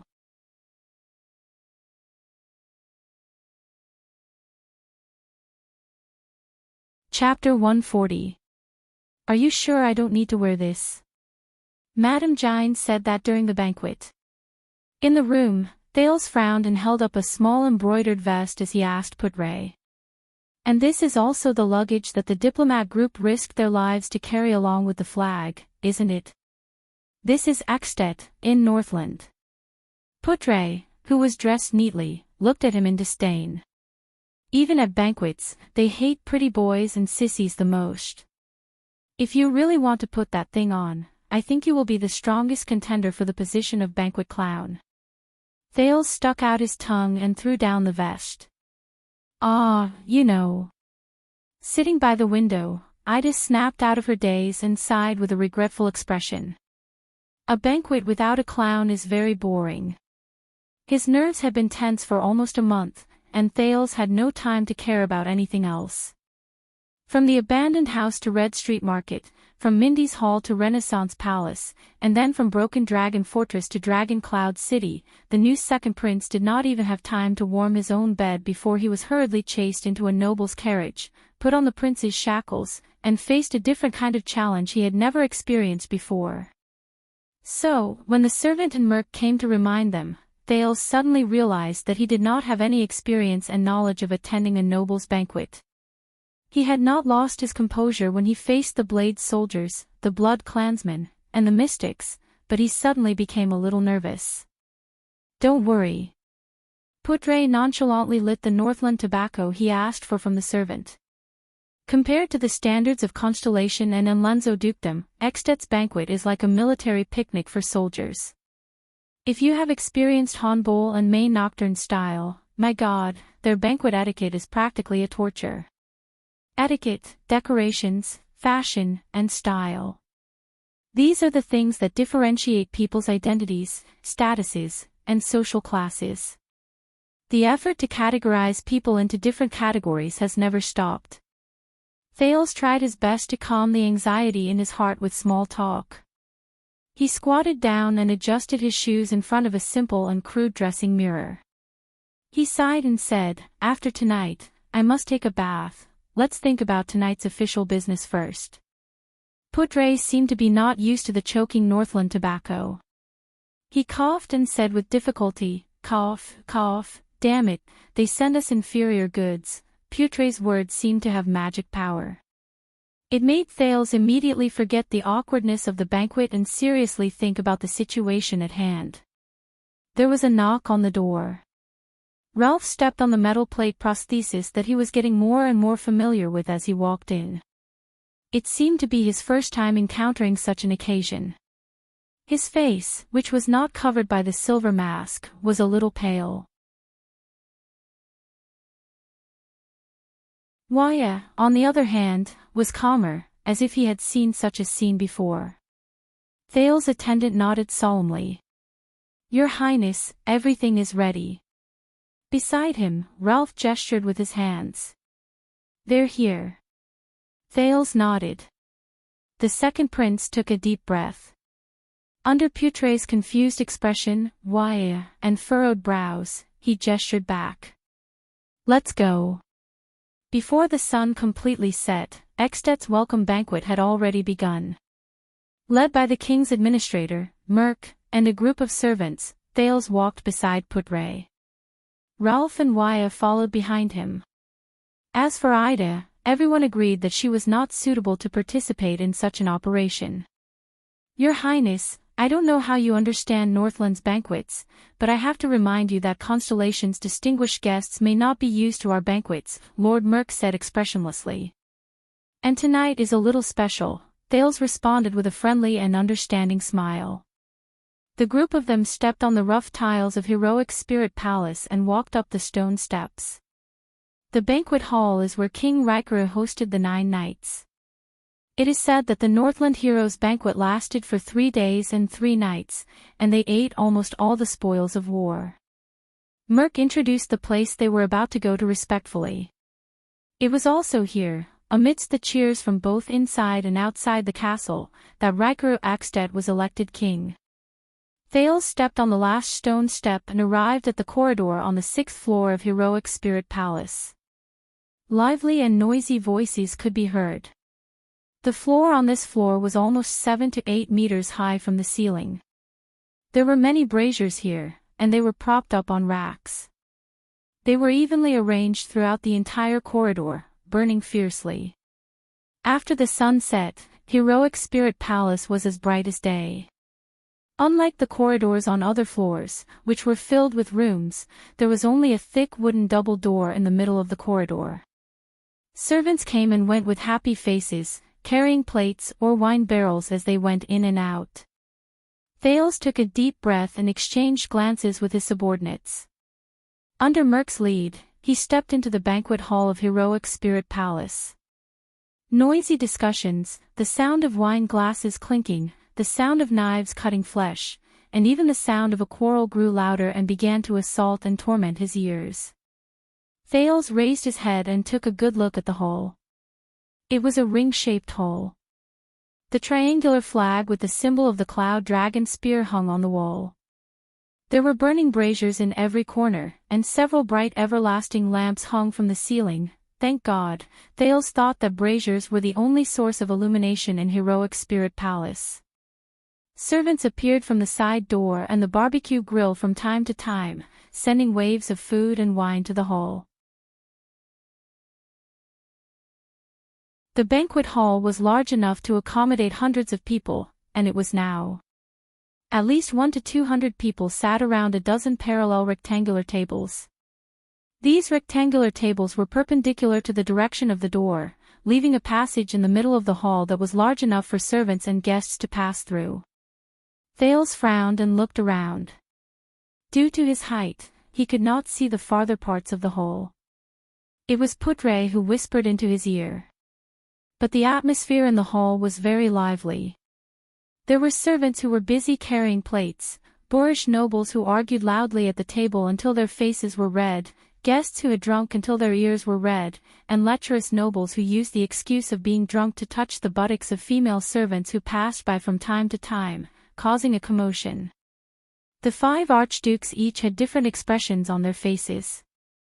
He was absent-mindedly twirling the wine glass in his hand, surrounded by family knights or subordinate suzerains who wore the triangular emblem of a circle. Archduke Trentida, who had a pot cut, was laughing with his vassals around him, as if he was in his element in socializing. The bold Archduke Letko and Marquis Shiles of the Camus Union sat together, listening attentively to the latter's slow speech. The long-haired Archduke Rockney still looked solemn, as if he had a cold halo around him. The long table he sat at was the most deserted. No one dared to approach him to talk to him.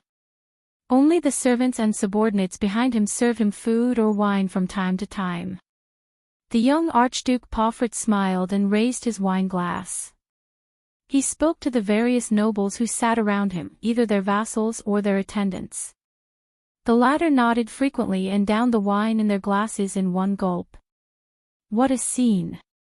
It was practically a replica of the scene in Mountain Pass village where the Northland villagers and soldiers drank together. If Thales had not raised his head to see Nuvan VII, who was surrounded by the White Blade Guards and was drinking quietly among a few close vassals, sitting at a higher horizontal table at the end of the hall, he would have almost forgotten about the shadows of swords and knives hidden in the conspiracy tonight. He would also have almost forgotten that among the 5 archdukes, there was a bold conspirator who intended to murder the princes of 2 kingdoms. Thales turned his head and said helplessly, "I didn't know." The banquet has already started. Most of the nobles have already taken their seats, Merk said calmly. King Nuvan is waiting for your arrival. Thales narrowed his eyes. He took great effort to glance at Nuvan VII, who was standing in the distance. He noticed that the king still had a cold expression on his face. The king seemed to have noticed his gaze. His aged but sharp gaze swept towards Thales. "Then it's about to start," Putre mumbled behind him, intentionally or otherwise. Thales sighed softly in his heart. A few seconds later, under Merk's signal, an attendant at the side announced his identity in a loud voice. "Distinguished guest from Constellation, Prince Thales Jadestar." His voice traveled to every corner of the hall, and there were even echoes. The noisy banquet suddenly fell silent. Almost everyone at the dozens of long tables stopped what they were doing. Whether it was drinking, cutting meat, chatting, fighting, or even flirting with maids, countless gazes were cast in his direction. Even quite a number of servants, sentries, and even White Blade Guards looked in his direction. Thales recognized this feeling. The last time he felt it was in Eternal Star City, during the national conference in the Hall of Stars. Should I laugh at this time?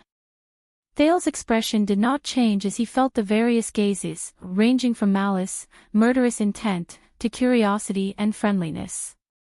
His lips moved slightly. Or should I put on a dead face, which is more in line with my identity as the prince of an enemy kingdom? Relax, relax. They started the banquet early, and they didn't even arrange the seating order. You don't have to make a fuss and be ready for battle. Putre looked at the anxious prince inside. It doesn't matter what kind of expression you have. You are now just a flag called Constellation. The expressionless Merk nodded at Thales and politely extended his right hand, gesturing for him to walk forward. Should I just walk forward like this? Or should I wait for someone to greet me at the back? Thales ignored Merk.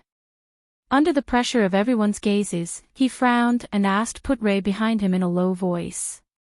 If you were in Constellation, of course you would have to wait for the master to send someone to bring you to your seat, but this is Extet.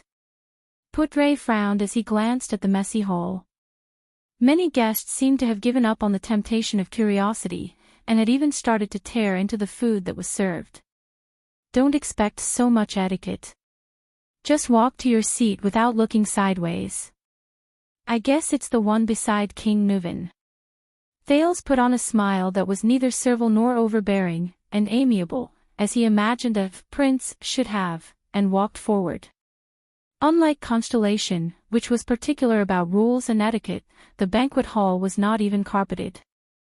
Stepping on the uneven floor tiles, he felt as if he had returned to the abandoned house. He walked past the long table. Whispers traveled into his ears.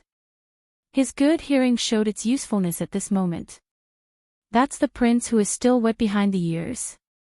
I heard that he was lost for many years, 7 years old. Are you kidding me? The constellations make him sound like a god. You know, a genius. Humph. So, our army can't move because of this child. Black Sand region caused a ruckus at the border. The kingdom's wrath. Lampard sent the army to send him here. If we still have to fight this war, we will have to wait until spring. Thales walked forward without looking sideways, towards Nuven VII, who was also staring at him with an unreadable gaze. Finally, more and more nobles lost their curiosity and gave up on the idea of seeing the prince's face. They returned to the rhythm of the banquet. The nobles of Northland were very different from their counterparts in Constellation. The latter always behaved elegantly in the Hall of Stars. Even the nobles from the countryside who sat at the outermost part of the hall had to try their best to act like civilized people, whether it was their behavior or their attire. This also made the 3 Northern Territory families led by Arund, Fries, and Zamunto, as well as their subordinate nobles, stand out among the vassals of Constellation. However, the group of Northland nobles in front of him might be different in terms of status and personality, but without exception, they all behaved like rough men. From the way they sat to the way they ate, from their appearance to their attire, even when they drank, they would purposely make a few gulps and let a few drops fall from the edge of their mouths. Then, they would slam the bottom of their glasses on the table, loudly reprimanding their opponents, or being reprimanded by their opponents. Thales silently observed the behavior of this group of nobles as he moved between the long tables on both sides. He could not help but notice that other than the maids, there were almost no women in this banquet. Those who will appear here and at the back of the banquet hall are all low-ranking nobles, suzerains, meritorious knights, specially invited bureaucrats, and so on, Putre reminded him from behind.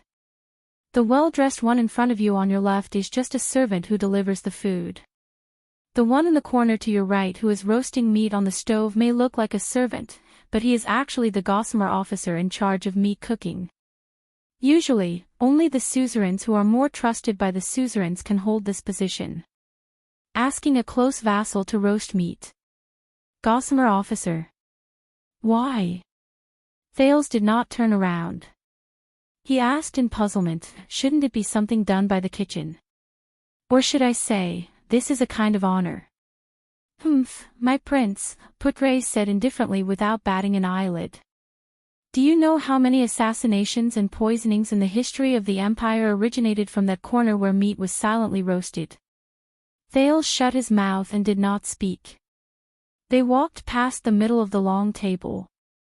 As expected, from this point onwards, the quality of the Northland nobles seemed to have risen along with their status. The number of people in the banquet hall pointing at each other and gossiping decreased.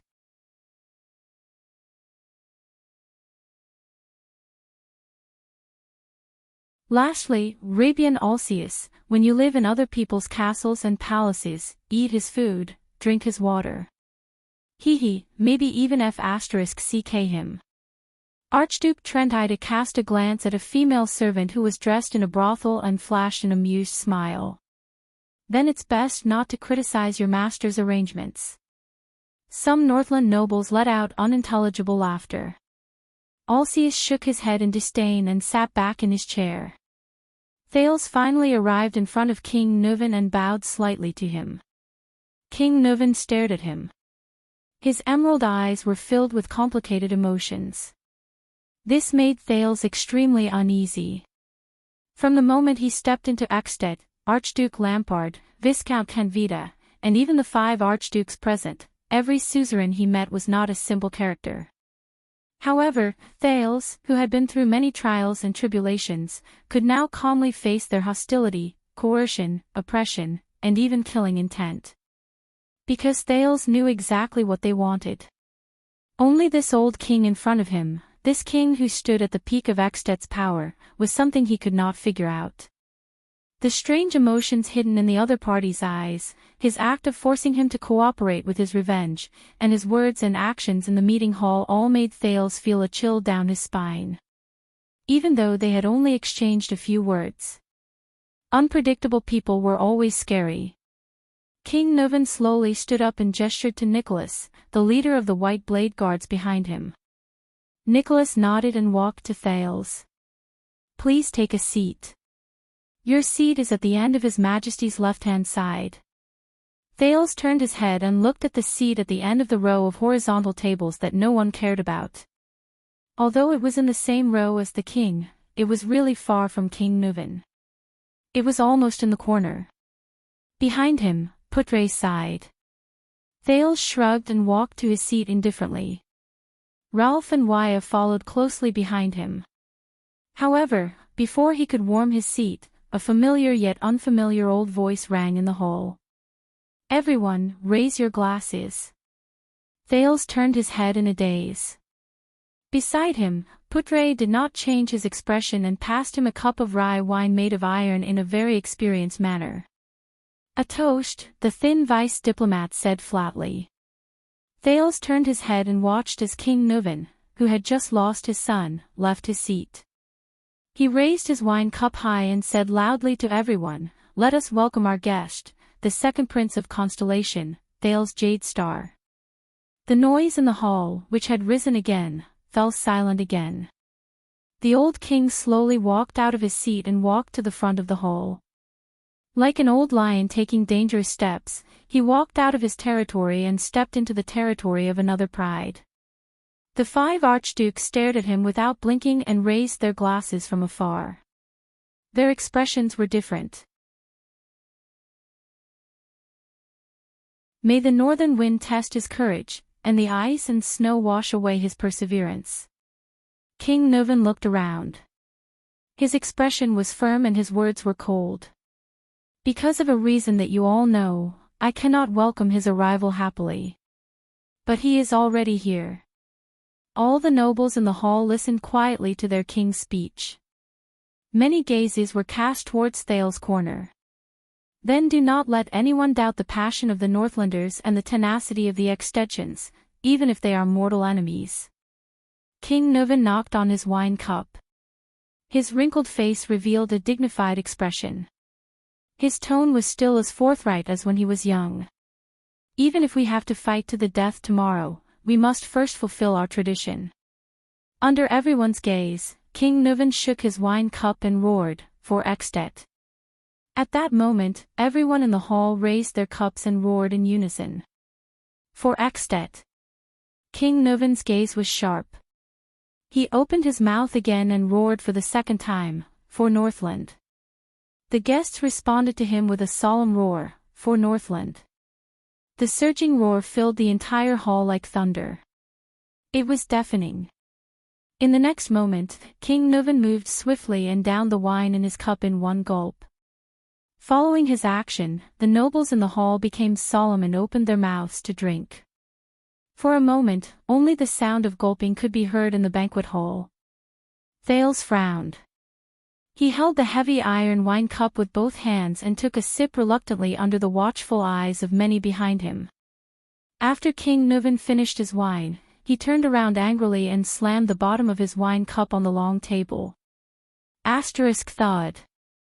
The nobles in the hall also slammed their wine cups on the table in front of them in unison. Thud. Thud. Thud. King Nuvan raised his head again. Under the various gazes in the hall, he roared. "Come on. Eat. Drink. Fight. F***ck. Do whatever you want.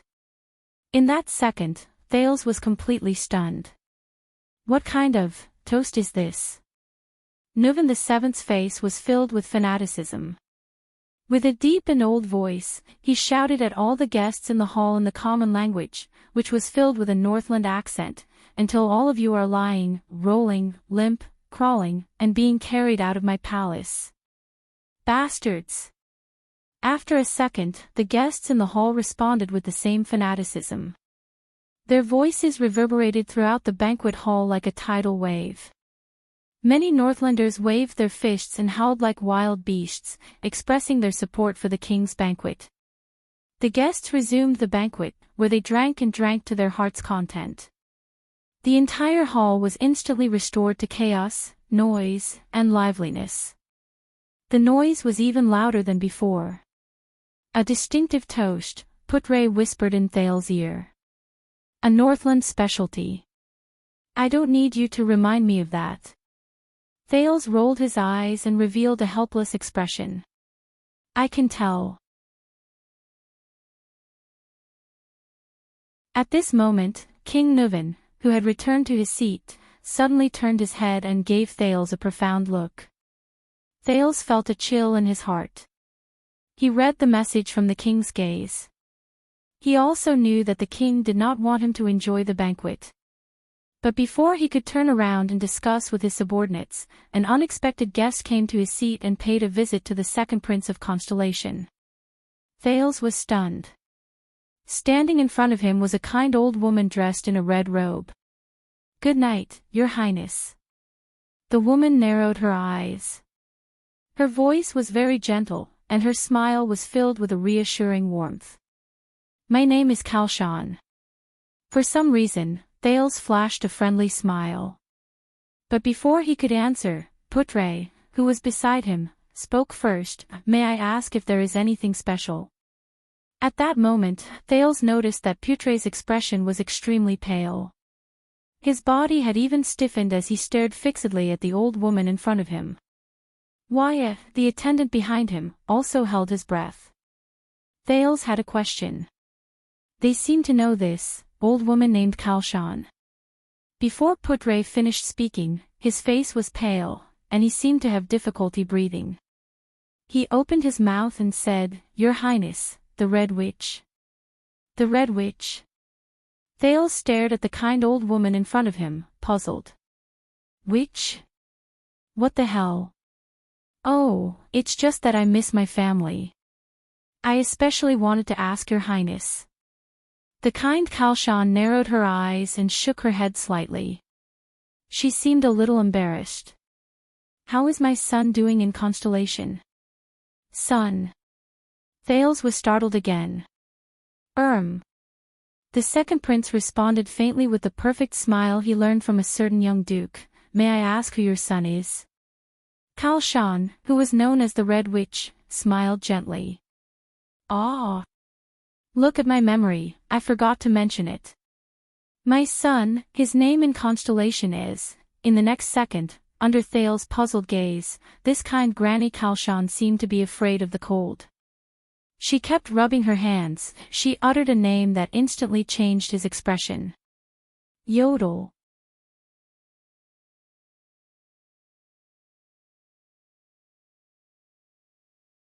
Chapter 141.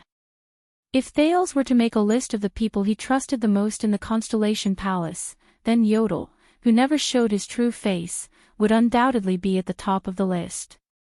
From their escape from Red Street Market to their encounter in Vine Manor, to the assassination attempt in front of Renaissance Palace, the masked protector had risked his life to save Thales many times. The most recent time, he had almost lost his life for Thales. Not only that, the masked protector was the only person in Constellation who knew his identity as a calamity and still kept it a secret for him. Thales especially cherished this. But now, when he heard Yodel's name in the kingdom of the Great Dragon, Thales realized that he knew very little about this mysterious secret protector of the royal family. He knew nothing about him, whether it was his appearance, age, background, personality, or experience. He could not help but be ashamed to admit that Yodel was more like a familiar stranger to him. Yodel had sacrificed a lot for him, but Thales had never cared about his condition. No, there is. Thales thought. Gilbert told me that Yodel and the 5 ward generals of Ekstedt have a deep grudge. For example, he stabbed the Fire Knight of Black Sand region, Tolja, in the back. This was also the reason why he could not come to Ekstedt. And now, a roar of laughter came from the other side of the hall. It seemed like a dozen Northland nobles were playing some game. Thales then turned his attention back to the kind old woman in front of him. This old woman from Ekstedt claimed that she was Yodel's. Thales sized up the old woman named Kalshan, trying hard to find similarities between the two of them other than the fact that they were mysterious. He hesitated and said, "Mother, please do not doubt me. At my age, I will not joke about my son." Kalshan smiled and shook her head. Thales nodded awkwardly and looked at Putray for help. "What's going on? Who is this old woman?" But Putray still stared at the old woman with a vigilant expression. He shook his head slightly when Thales glanced at him. "I haven't seen him for a long time. I miss him a lot." Kalshan did not seem to care about the exchange between Thales and Putray. Her eyes were filled with nostalgia and love as she spoke. "That child has been a man of few words since he was young. He has a stubborn temper and is clumsy in expressing himself. It is really worrying when he is alone outside. During the days he served the royal family, he must have brought you a lot of trouble." Thales was stunned. Of few words. He had a stubborn temper. Poor expression. The silent figure of the masked guard appeared in front of him. What followed was the words Yodel said when he confronted Thales in Mindy's hall and when he mysteriously appeared in the Hall of Stars. "You will be better than him. Please do not worry." Thales pursed his lips as he reminisced. "I believe that he is very well now." Another uproar came from the noisy hall. 2 guests actually started fighting on the table. Thales suddenly realized that he was subconsciously following Kalshan's words and continuing to speak. He quickly shut his mouth and looked at Kalshan warily. However, the other party still smiled in a friendly manner. "I'm relieved to know that he's doing well. Please forgive his shortcomings. After all, as a mother, I still understand my child." Kalshan nodded in relief. Then, she sighed and said, "Little Yoder has a rare kind heart." Thales flashed an ugly smile. The scene of Yodel swinging his sword in the dark and taking a person's life appeared before his eyes. Benevolent. He could not help but feel puzzled. Yodel's mother. Why is she in Ekstedt? This old lady, wait a minute. Old lady. A memory flashed across his mind like lightning. Ah! Thales looked at Kalshan. He shuddered and cried out in surprise. The old lady was still smiling at the second prince of Constellation.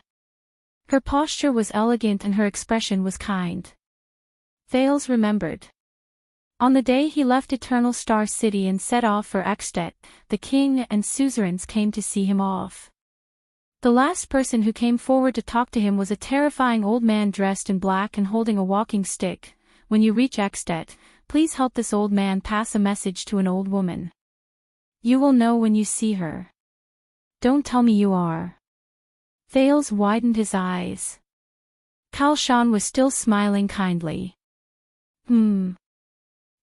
I'm sorry, but seniors seem to have mentioned something related to you." Thales realized that he had lost his composure and said embarrassedly, "You know, senior." The old lady, Kalshan's smile became even brighter. "Let me guess, is it a sinister old man who likes to hide in the dark and wears black all day long? I heard that he started using a walking stick in recent years." Thales frowned. "Do you know Morat?" His vigilance was immediately raised to the highest. A person who can be specially mentioned by the head of the Secret Intelligence Department. Other than dangerous, He really can't think of any other adjective. Hearing the Black Prophet's name, Putre frowned and looked at his prince. I can imagine how you feel, Your Highness. Kalshan smiled. I think, knowing him is not something to be happy about, is it? Thales had an answer. Maybe Murad is reminding and warning me. The second prince sighed. He said, if I meet an old woman in Ekstedt who takes the initiative to come up to me. I'm sorry, these are Murad's exact words. It's okay. That old man looks polite, but he doesn't know what manners are. Kalshan shook her head nonchalantly, and the wrinkles on her face smoothed out. Heartbreakers are best at provoking people's hearts. I won't fall for it. Heartbreaker. Thales opened his mouth slightly in surprise, then tried his best to close it. There's a lot of information contained in this sentence. He tilted his head and said awkwardly, in fact, the Black Prophet. I mean, Lord Murad Hansen asked me to bring you a message. He actually asked a prince to bring me a message. Kalshan raised her eyebrows. Under her narrowed eyelids, a pair of smiling eyes were revealed. I'm really looking forward to it, Your Highness. Thales only felt that the old woman's kind smile in front of him gave him a lot of pressure. Compared to the overbearing, almost tangible pressure he felt when he faced the Black Prophet, this Granny Kalshan revealed information that made him frown with a gentle and friendly attitude. It really made him feel awkward and helpless, and he did not know how to defend himself. He said. Thales laughed dryly. Don't cross the line. As soon as he finished speaking, Thales suddenly realized that the old woman in front of him revealed a strange expression. Don't cross the line. Kalshan closed her eyes and took a deep breath. She sighed and lowered her head. Her expression was complicated and indecipherable. She murmured faintly, so what? Before the puzzled Thales could react, Kalshan put away her reminiscence and smiled again. You're in a difficult situation now, Your Highness. You're struggling to survive in the gap between Constellation and the dragon, and you're also struggling to stay afloat in the maelstrom between the king and the archduke. Kalshan sized up Thales with a gentle gaze. But please believe me, compared to Murad, these are not worth mentioning. The next moment, under Thales and Putre's puzzled expressions, the old woman nodded gracefully and turned to leave. Thank you for your time. Thales retracted his gaze from the old woman's slowly departing figure. He could not help but notice that all the nobles, servants, and guards on the old woman's path bowed respectfully to her and made way for her. Thales frowned. He could roughly guess the other party's identity. Oh my God, Waya exclaimed softly behind them. I just saw the Red Witch. Thales turned his head and looked at his attendant. I'm sorry, I thought they all. Waya's face was full of surprise. You know, they don't appear in front of people easily. Them. Thales exhaled and helplessly grabbed a piece of buttered bread. So, my guess was right. That Granny Kalshan, she is. That's right, Putre replied with a solemn expression, using the bardic poem he was good at. The stars shine, and the dim places are pitch black. The great dragon soars in the sky, and the shadows under its wings are endless. Thales and Waya looked at the barred vice diplomat together. That lady is a terrifying figure who is as famous as the Black Prophet of the kingdom's secret intelligence department. Putre's eyes were filled with fierceness as he said softly, she is the person with the highest authority in Ekstedt's secret room. The Red Witch, Kalshan. Thales, who had a huge headache, rolled his eyes. To be able to establish a foothold in Ekstedt's palace as a woman and let people call her the evil witch legend. Be careful, Your Highness. She's definitely not just here to watch the show. You may not believe me when I say this, but after I saw that lady, Thales put the bread into his mouth dejectedly and looked at the two Northlanders who were fighting fiercely with their bare fists in the distance. he said listlessly, I miss Moratz so much now. Also, who is Yodel? Putre looked at Thales doubtfully. Does he serve the royal family? This, a royal secret. Thales picked up an iron fork and stabbed it into the onion in front of him. The secret protector of the Supreme King of Constellation is actually the son of Extet's head of intelligence. Ah, another bottomless pit of gossip. In this banquet specially organized for the Prince of Constellation's arrival and the gathering of the 5 archdukes, the Prince of Constellation, as the one being welcomed in name, was undoubtedly neglected. Fortunately, nothing troublesome happened. Some Northland nobles who were here to watch the show would occasionally come up to greet him, and Thales could also return their greetings appropriately under Putre's advice. It was not that there were no drunkards who came up to provoke him, but Lord Merk was always able to mobilize his men at the right time and pull away wave after wave of drunkards. Thales was able to enjoy his feast in peace, even though a 7 or 8-year-old child could not eat much. How much longer will it take? After a few hours, Thales looked at the bustle in the hall and asked Waya, who was beside him, I feel like I'm almost becoming a Northlander. Just now, a few drunken feuding nobles caused a group fight that involved 3 battlefields. It made the noisy hall even more excited until the White Blade Guards and the Palace Guards stepped forward to stop it, with their fists. It's been a long time. It's only 11:00 at night. Waya frowned and stared in disbelief into the distance. A guest with a swollen face was helped back to the dining table. He could not stop cursing as he gulped down another glass of wine, then threw the wine glass at another person's face. The prince's attendant shook his head and said, I once heard from my Northlander friends that Ekstet's banquets often last until dawn. Especially since this is the king's banquet, it represents the face of Dragon Cloud City, and there are 5 archdukes gathered here. Thales shook his head with lifeless eyes. The originally casual order in the hall began to gradually collapse. There were even drunkards who staggered and swayed all over the place. Some nobles hugged their maids and walked out of the hall. Then, strange noises came from outside the hall. Even the vassals and attendants around the 5 archdukes began to leave their seats and participate in the drunken banquet. King Nuvan and Nicholas had already left for a long time. Only Merk was still calmly monitoring the banquet. As for Putre, Thales narrowed his eyes and looked at the skinny constellatiate man who had his arm around the shoulders of countless Northlanders and laughed from time to time. He even dared to compete in drinking. How did this guy blend in so well? Thales pressed his face against the table and exhaled in pain.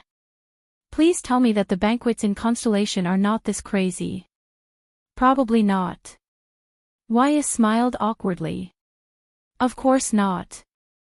Thales raised his head and saw Putre carrying a barrel of rye wine that was specially provided by Heroic Spirit Palace. He closed his eyes and swayed as he walked over. He clicked his tongue and said, Constellation's banquets are more civilized and appropriate. The craziness is hidden underneath, such as the meeting room specially prepared by the host of the banquet, the bushes and the garden, and the quiet and uninhabited basement. As far as I know, your father, King Kessel, was an expert in this when he was young. Thales rolled his eyes at him. But Putre opened his eyes and his expression changed slightly. The vice diplomat of Constellation said flatly, I received Shile's signal. Thales' spirits rose. The king has left the banquet. The people around the 5 archdukes are also swaying. Putre nodded solemnly. I think it is time to go and have a chat with them. When the banquet was nearing midnight, the Grand Duke of Prestige Orchid, Rabian Alcius, walked out of the banquet hall accompanied by 2 attendants. He stood by a deserted window outside the banquet hall and gazed at the moon outside. He seemed to be waiting for someone. Until 2 footsteps, one big and one small, came from behind him. Archduke Alcius turned around. He immediately frowned. You are the one who asked me out to meet. The Archduke pinched the note that had just been passed to his hand and looked at the person before him in disbelief, the Prince of Constellation, Thales Jadestar. Accompanied by Waya, Thales stared at the Archduke's full beard and flashed a bright smile. Yes. Alceus looked at Thales before him, then at the note in his hand.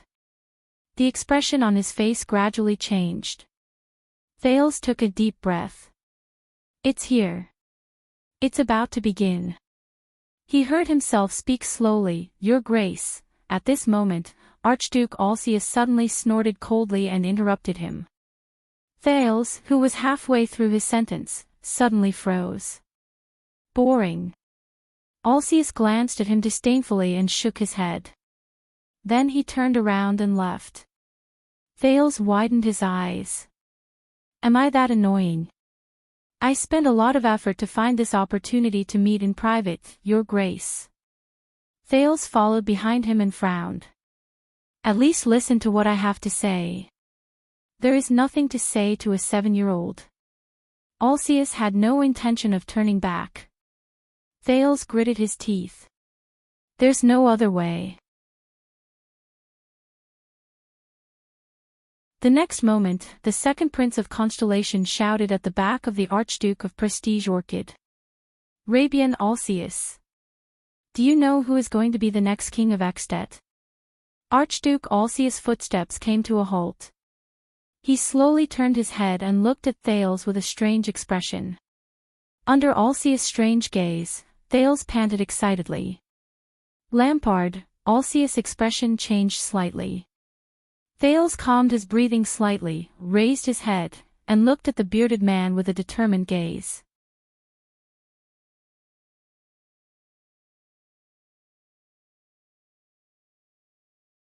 Chapter 142. Dragon Cloud City, Armor District, an alley. Don't you even want to explain? Under the setting sun, Cohen's breathing quickened, and his grip on the hilt of his sword tightened. In front of him, the white-robed Raphael smiled. For the sake of the past, Cohen, leave Dragon Cloud City immediately. This is an advice from your former colleague.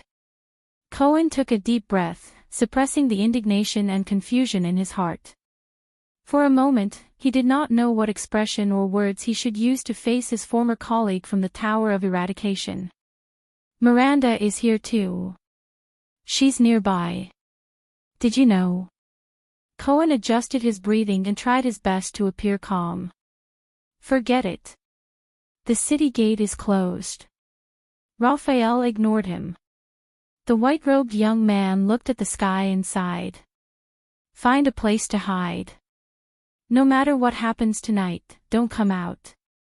Leave Dragon Cloud City at dawn tomorrow. The earlier, the better. She doesn't know yet. Cohen lowered his head, letting the shadow cover his face. Miranda doesn't know about you. The tower sent us out to, no matter why you came, give up. Raphael sheathed his sword expressionlessly. The next few days will not be your lucky days. In fact, you shouldn't even be here. Damn it. Raphael Lindbergh. Cohen could not take it anymore. He raised his head and roared indignantly, put away your pride as a smart person. Don't you understand? We are here for the disaster swords. Raphael's pupils shrank. I saw a disaster sword in Red Street Market and experienced his power of eradication. I also saw that power of eradication on you in the Hall of Stars. Cohen gritted his teeth and said with great difficulty, Do you know what orders the tower gave us regarding the disaster swords? Investigate them carefully and trace them back to their roots. If we can't capture them alive, kill them on sight. Do you still have nothing to explain? Raphael stared at him with a complicated expression for a full 3 seconds. Finally, the white-robed young man chuckled and looked at him with a playful expression. So, you suspect that I joined the disaster swords? Want to capture me? Or just kill me? The two of them stared at each other for a few seconds. Then, Cohen raised his fist and waved it in the air. No. Cohen panted and lowered his gaze. I don't care about the disaster swords, and I don't care about the 100-year-old grudge. The police officer bent down slowly and picked up the scabbard on the ground. Then, he raised his head and sheathed his sword while stuttering. But I care about my friend. I want to know what happened to you. I want to help you. Raphael gazed at Cohen and chuckled. You haven't changed, Cohen. Tell me everything that happened in the past 3 years, whether it's your contact with the disaster swords or how you entered the Black Prophet's secret intelligence department. Cohen let out a sigh of relief. He then took a step forward and said solemnly, no matter what, let's think of a way together. The people in the tower, whether it's Master Shao or Zadie, they don't know who you are. As for Miranda, if it's for her own good, I can help you hide it from her. Raphael breathed softly and clenched his fists. As for the disaster swords, they aren't just the Tower of Eradication's nemesis. Cohen stared at Raphael carefully. Their goal is not simple. From the assassination of the Exted diplomat group 2 months ago to the recent assassination of the second Prince of Constellation in front of the fortress, they are all related to them. This sentence caused the expression of the young man in white to change. Raphael put away his usual smile and furrowed his brows. These things. I don't know if you know what kind of person you're dealing with. Cohen sighed and looked straight into Raphael's eyes. But I'm willing to believe you. I believe that you have a reason that can be understood. But before it's too late, this is the reason you came to Dragon Cloud City? The young man in white interrupted him and said in a low voice, the disaster swords plotted to assassinate 2 princes. It is said that they are working together with a certain Archduke of Exted. Cohen nodded and said solemnly, so this is no longer the Tower of Eradication and the disaster swords, but Constellation and Exted. It's war and peace. Why is it you? Raphael raised his head. His gaze was as calm as water. Why are the 2 of you investigating this matter? Because we have the experience of dealing with the disaster swords. Cohen punched himself in the chest. It's also because we've all rolled on the battlefield, because we're all seeds. Seeds. Raphael snorted and shook his head. I am also a seed, Misadun is also a seed, Krosh is also a seed, and there's also Aklin from Olumbia, Solovsky and Bikov from the Eastern Peninsula. Why not send us? Why did they have to send you 2 delicate and noble young masters and young ladies? Speaking of which, God, I thought the argument between the commoners and nobles was resolved after your fight with Misadun. Cohen sighed. Krosh's right hand was crippled while she was investigating the disaster swords. I think this is one of the reasons why the tower sent Miranda. The last rays of the setting sun illuminated Raphael's face. He did not speak, but his gaze was deep. Speaking of the tragedy of his former colleague, Cohen lowered his head. His tone was dejected. Yes, the girl who gritted her teeth and persevered even when she was punished to run with her sword between her teeth. The girl who dreamed of becoming a female knight one day, the next, Heart of the Rain, she, can no longer lift her sword. So, I don't want you to become like that. So, just like in the past, let me help you. Cohen took a deep breath. He suddenly took a step forward and placed his hands on Raphael's shoulders. If you are really doing something, even if it is something unforgivable, then let me be your accomplice. No matter what, we will solve it together. You are not alone. Raphael was silent for 2 seconds. Then, his expression changed. You have to leave immediately, immediately. Whether it is climbing over the city walls or digging tunnels. Raphael put on a smile again, but his gaze gradually turned cold. Something is wrong, and this is not something you can interfere with. He flung his shoulders, but found that he could not break free from the police officer's arms. You know me, Raphael. Cohen's gaze darkened. His tone was strained. If you don't agree, the police officer raised his gaze. His gaze was firm. Don't even think about leaving this place. Cohen was taller than Raphael, but the young man in white did not raise his head. He only shifted his gaze and met Cohen's gaze. This made his gaze even more sinister. For the last time, Cohen Caribbean, the future Count of Walla Hill. Contrary to his gaze and tone, Raphael's smile grew brighter. Times are different now. Mind your own business, especially the matters of the Secret Intelligence Department. He suddenly stretched out his hands and clashed with Cohen's arms, which were tightly locked around his shoulders. Asterisk thud. Asterisk a muffled sound of a collision. Both men trembled at the same time. But the two of them did not separate. Cohen still held on to Raphael tightly. He did not let go. Really, Police Officer Caribbean. Raphael felt the other party's increasing strength.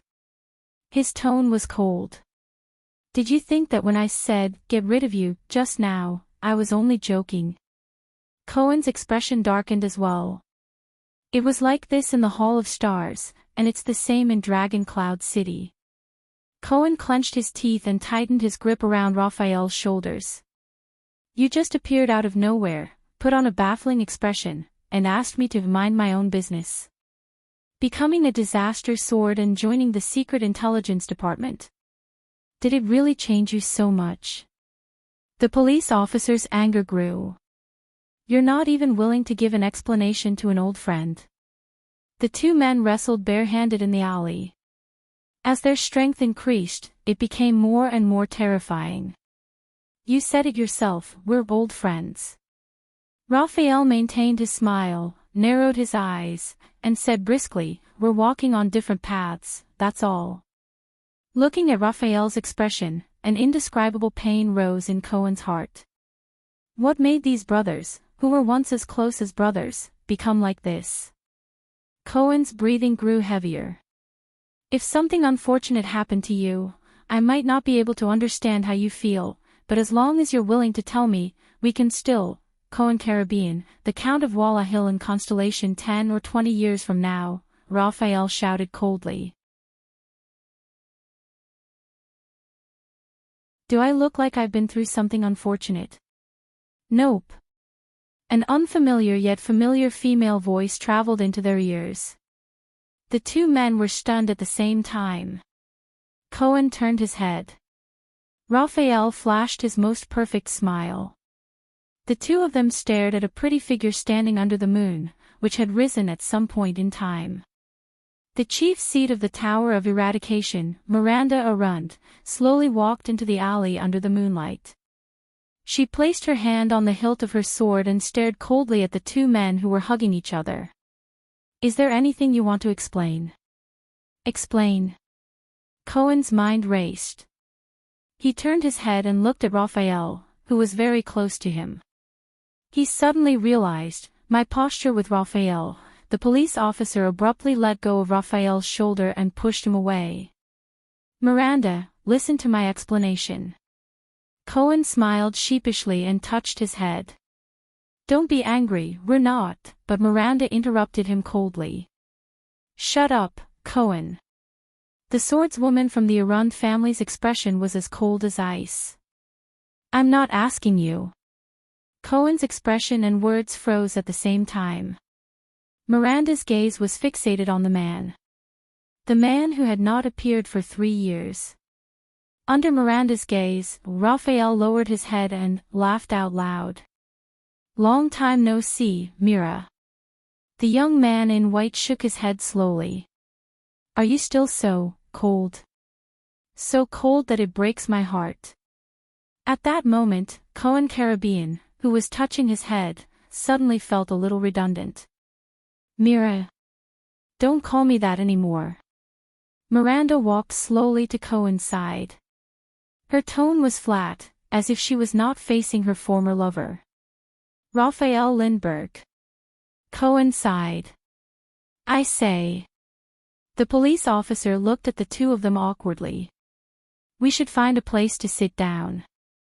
There are some things that we need to discuss. Also, Miranda. Cohen tried his best to blink at Raphael, wanting him to understand his painstaking efforts.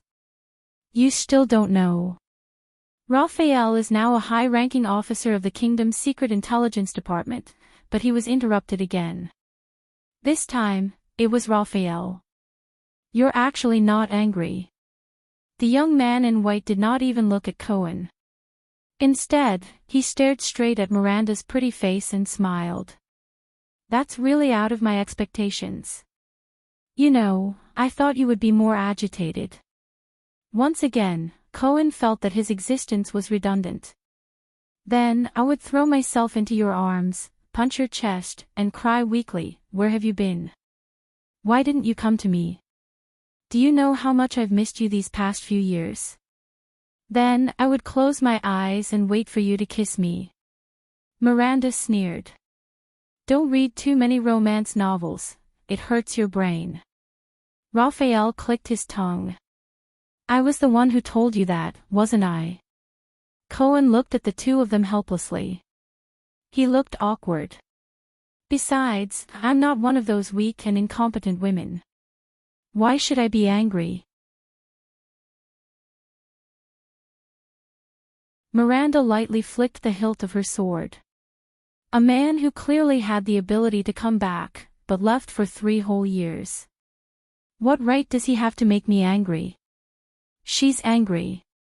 Behind Miranda, Cohen sent Raphael this message with his gaze.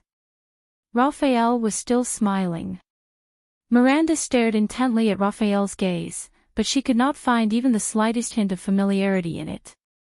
This made her heart clench. Finally, Raphael raised his eyebrows. All right, he said slowly. All of you stop all activities in Dragon Cloud City and keep a low profile, Raphael said flatly.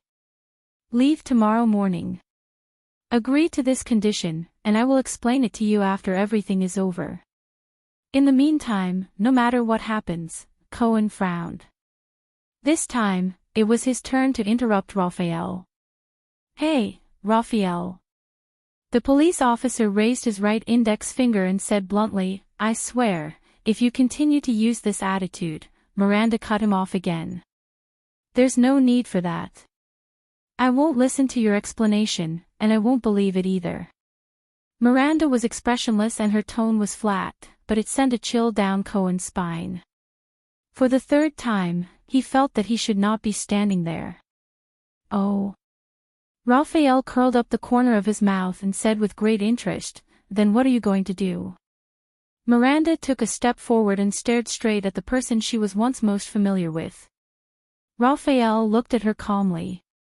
Miranda narrowed her eyes and used the faintest and most ethereal voice in her life to say faintly, I will first knock off your sword, then I will beat you to the ground. Cohen frowned. What? The voice of Arun's daughter continued to travel slowly. I will break your legs, I will remove your joints, I will break the bridge of your nose, I will smash your front teeth, and I will stomp you into the mud, and when you are lying on the ground, crying and begging for mercy, I will then, bit by bit, reveal the truth of the matter, from your mouth. Miranda finished her last sentence flatly. There was a few seconds of silence. Hey! Raphael flashed a bitter smile at Cohen, then closed his eyes and sighed, it seems like, she's really angry. Cohen only felt a headache coming on. Under the moonlight, the two of them began to move at the same time. Miranda slowly pulled out her sword. Raphael smiled indifferently and touched the hilt of his own sword as well. If it's a quarrel between a couple. Cohen stood behind Miranda and poked his head out.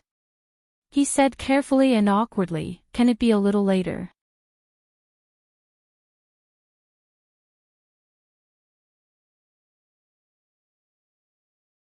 Chapter 143. Chapman Lampart. In the corridor outside Heroic Spirit Palace's banquet hall, Archduke Alcius mulled over the name with a subtle expression. Then, he turned to look at the tiny Thales with disgust on his face. The next common elected king of Extet. The Archduke sneered. I've heard of it, brat, the bearded Archduke said coldly. They say you're a precocious genius. Very well, you're indeed a little smarter than the average child, but that's what I hate the most. Thales was stunned. Looks like my initial impression of you is terrible. Trying to scare people with sensational gimmicks, is it? Dueling with the king, Lampard, what else? Alcius' gaze was cold and his tone fierce. A brat like you who's good at these things since you were young will definitely grow up to be a venomous snake full of conspiracies. Perhaps I should grab my sword and stab it into your chest today. Alcius spat harshly. We have enough trouble for Constellation. We don't need you to add fuel to the fire, brat from the Empire. *T, Thales' heart clenched. He realized that the conversation was about to fall apart. Then why did you come to Dragon Cloud City? Thales quickly organized his words so that the conversation could continue and not be interrupted by the other party's disgust towards him.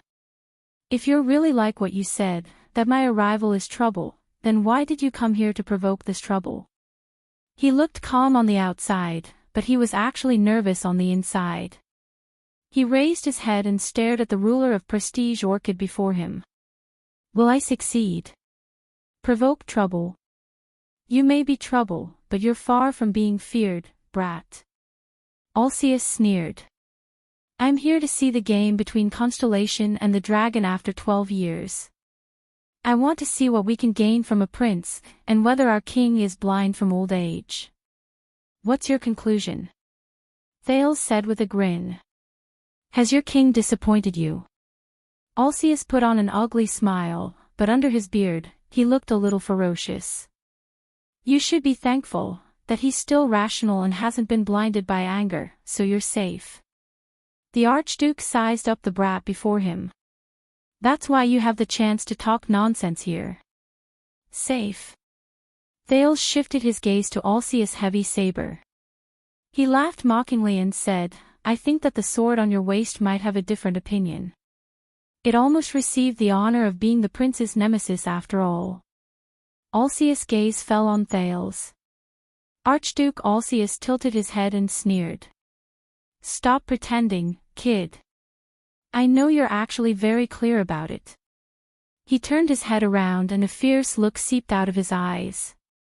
Forcing you to commit suicide is just a farce. Thales' heart clenched. Don't be fooled by His Majesty's expression today. He won't start a war easily. Alcius's gaze was sharp. You have your father's oath to protect you. The archdukes won't support him to start a full-scale war. As for his attitude towards you, it's most likely just an act for us to see. The Grand Duke of Prestige Orchid sneered, shook his head, and clicked his tongue. Testing loyalty. Old tricks. As for you and him. Alcius looked at Thales with a subtle expression. He raised his eyebrows and revealed a strange smile. They're actually acting on the same stage. At this moment, Thales' expression finally changed. He knows. He saw through it. Thales was completely stunned. He insists on killing you, and then he wants to see our reaction, right? Archduke Alcius' face was full of disdain. At a time when his own family is about to be destroyed, he's actually scheming. From the moment he entered Dragon Cloud City, King Nuvan's domineering aura, the Archduke's incessant chatter, Nicholas and Shile's synergy, and Putre's relaxed attitude of trying his best to make him feel at ease, had more or less bewitched the Prince of Constellation. And the memories of the transmigrator that kept increasing and surging in his mind made Thales feel elated. He always felt that even in this dangerous world where humans aid each other, he should still be the smarter type. It gave him the illusion that the 5 archdukes of Ekstedt were like flat paper dolls that could be folded and kneaded with the slightest bit of force. They were also like lab rats that would react appropriately with a little stimulation. However, it was only now, after the seemingly violent Archduke Alcius exposed his and King Nuvan's self-righteous tricks without hiding anything, that Thales suddenly realized that the person standing in front of him was actually a person. A real, living person. Even in the abandoned house, he could not clearly grasp the behavior and psychology of children who were only a few years old.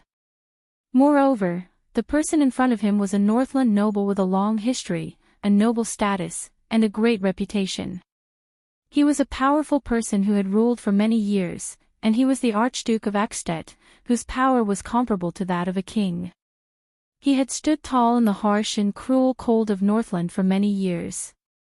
How could such a person be lacking in skill and scheming? Thales lowered his head.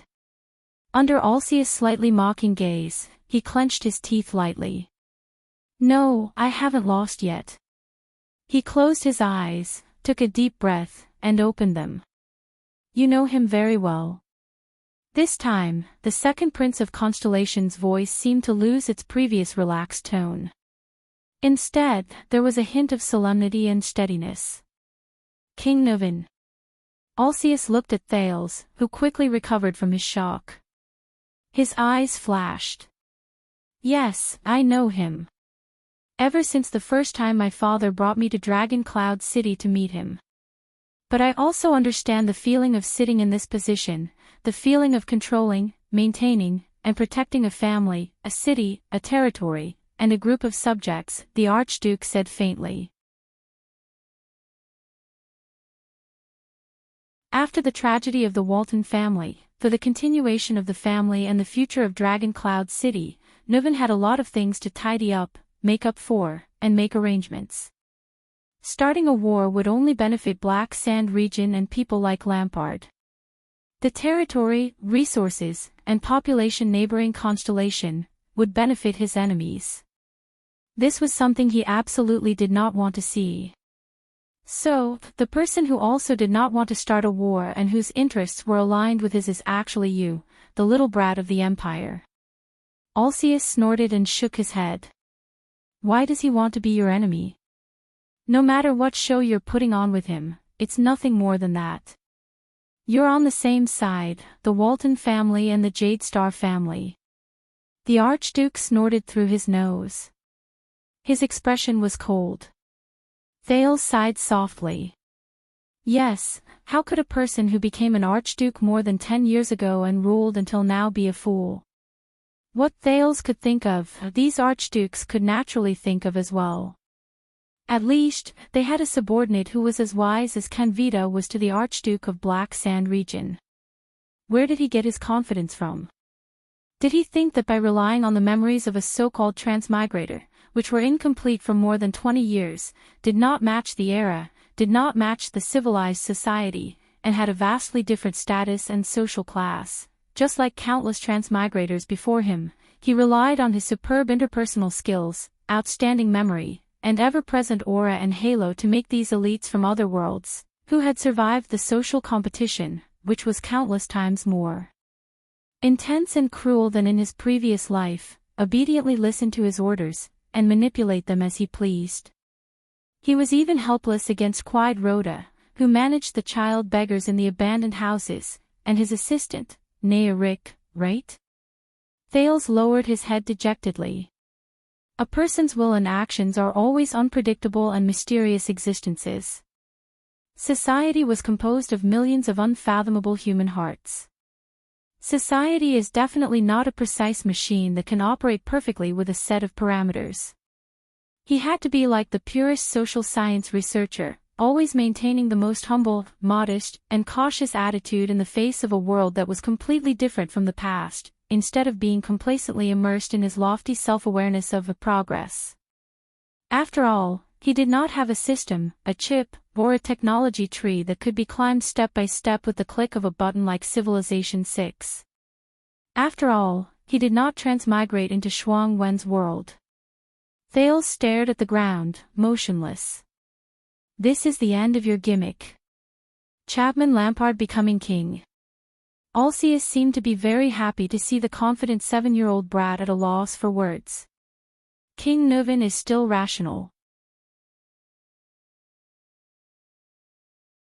Chapman will never gain any benefits by starting a war, and he will never become king.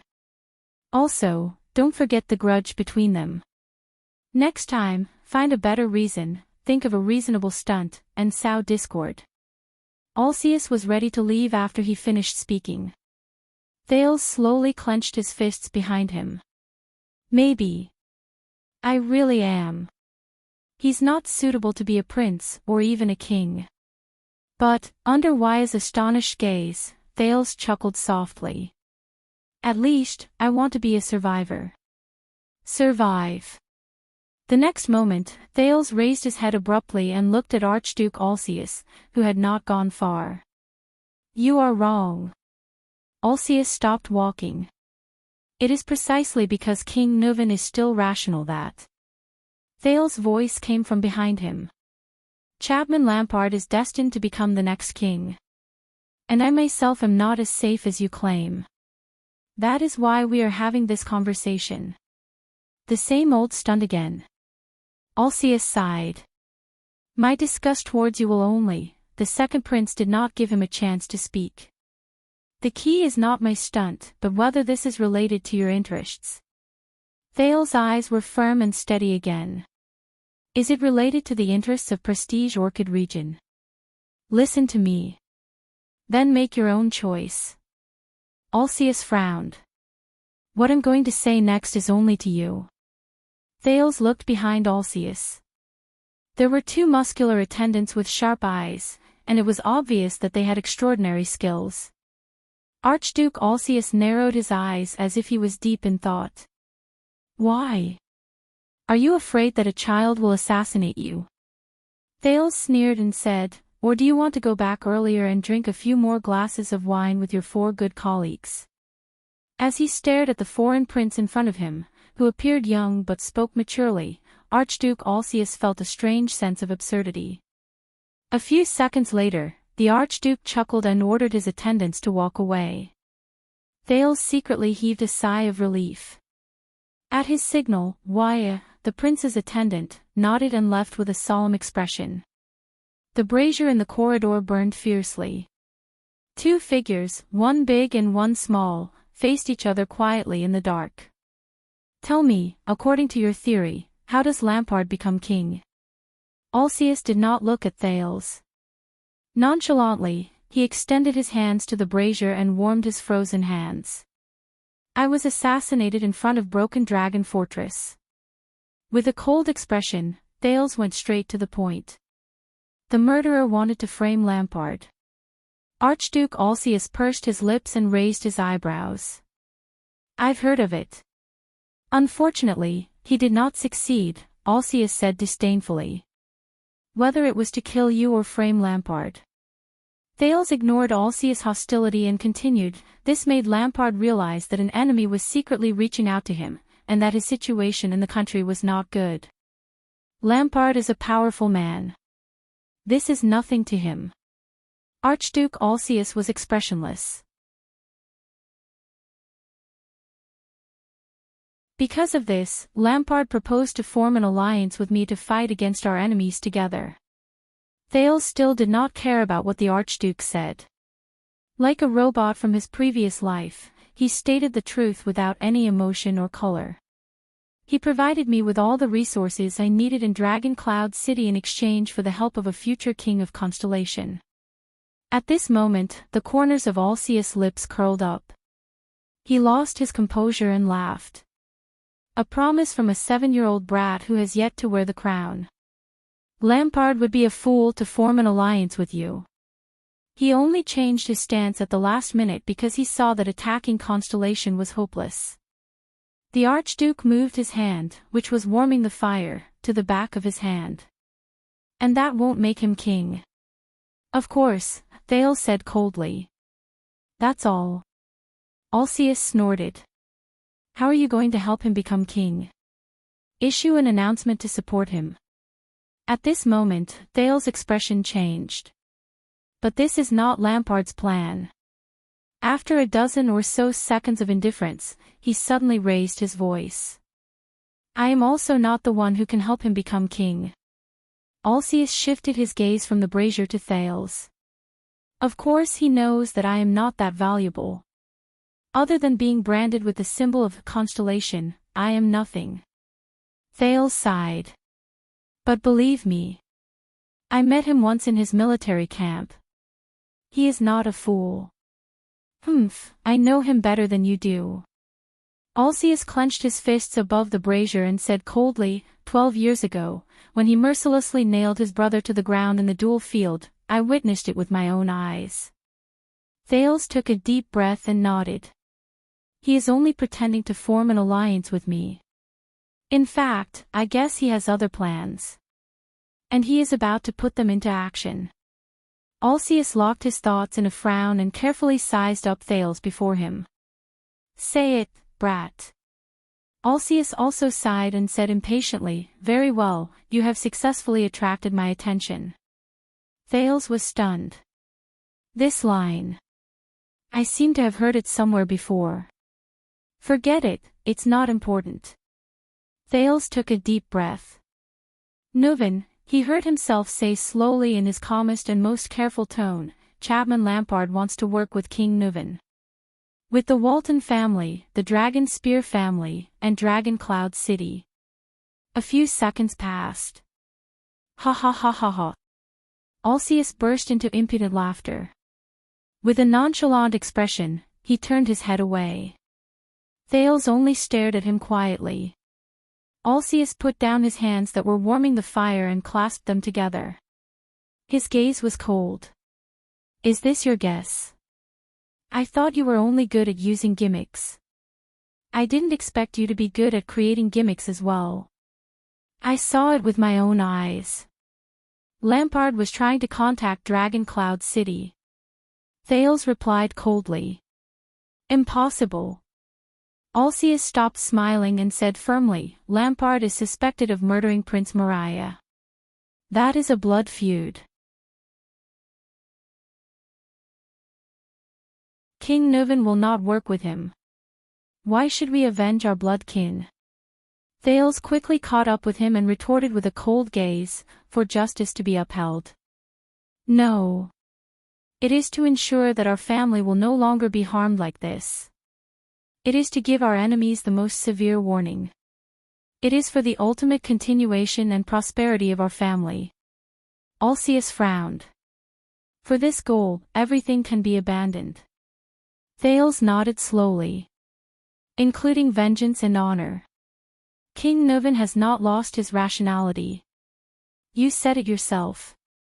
Looking at the Archduke's deeply doubtful expression, the second prince said flatly, the Walton family has lost its last direct heir, but it has not perished. King Nuven will not let it perish. It was Lampard who made the first move. He targeted Dragon Cloud City and even killed its only heir. Trust has disappeared. Alceus still shook his head. Even if he wanted to find an ally, it would not be King Nuven.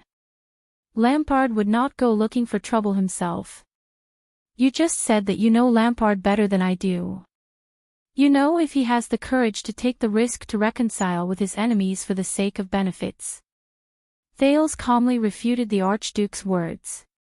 Don't forget, a few years ago, Constellation's Duke of the Northern Territory, Val Arund, wore a hood and formed an alliance with Lampard, and Arund and Lampard are mortal enemies. Archduke Alceus took a deep breath. Also, you saw that we were acting, didn't you? Thales saw the wavering in the Archduke's eyes and continued to throw out the bait he had prepared.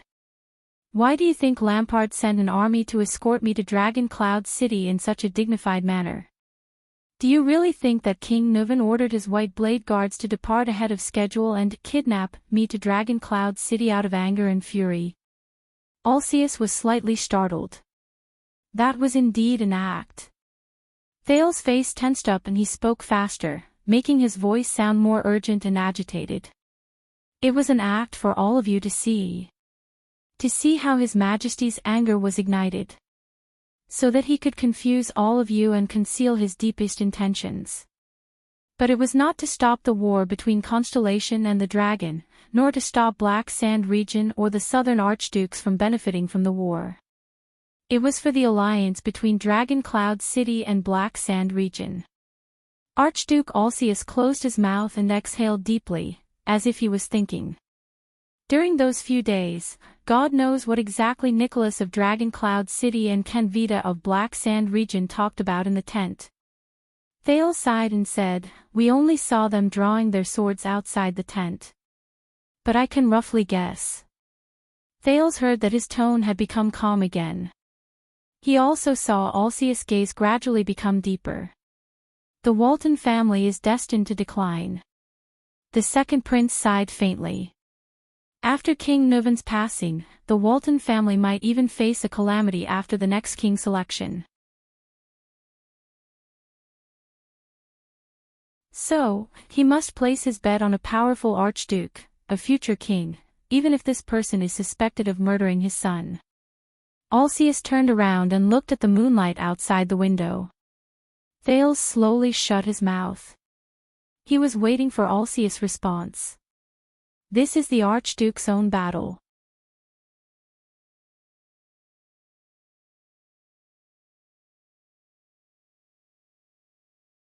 Chapter 144. A few seconds later. Oh. You underestimate the character of Northlanders, citizen of the Empire. Archduke Alcius shook his head and sneered. You don't even know Nuvan. When he was young. But Thales could hear the emotion in his words. It was no longer as certain as before. Instead, it was the kind of self-persuasion a wife would give when she first learned that her husband was having an affair. No, he's always been loyal. Are you that confident in your king's character? The second prince raised his head, his eyes burning. Stop trying to sow discord. You don't know Nuvan. Alcius turned his head, his tone seemingly filled with resentment. Our relationship is closer than you think. I heard that he might have been a good king when he was young, forthright and just, even willing to sacrifice his life to protect a nameless pawn, Thales said softly, unconcerned. He is a Northlander, but before that, King Nuvan was first and foremost a man. He will grow old. Archduke Alcius fixed his gaze on him. This was told to me by one of Nuvan's most trusted men. I met him in his tavern, the prince said with a smile. The famous former commander of the White Blade Guards, Castellan Lampard. I believe you know him better than I do, and I believe he knows your king better than you do. Old people always want to make arrangements for their deaths. By the way, this is what the Duke of the Northern Territory of Constellation said. He was in charge of Constellation's part of the assassination of Prince Moriah. Taken out of context. That's what it means. Thales sighed silently. Archduke Alcius did not speak. He was expressionless. And you saw his performance in the Hall of Heroes. Thales' gaze was gloomy.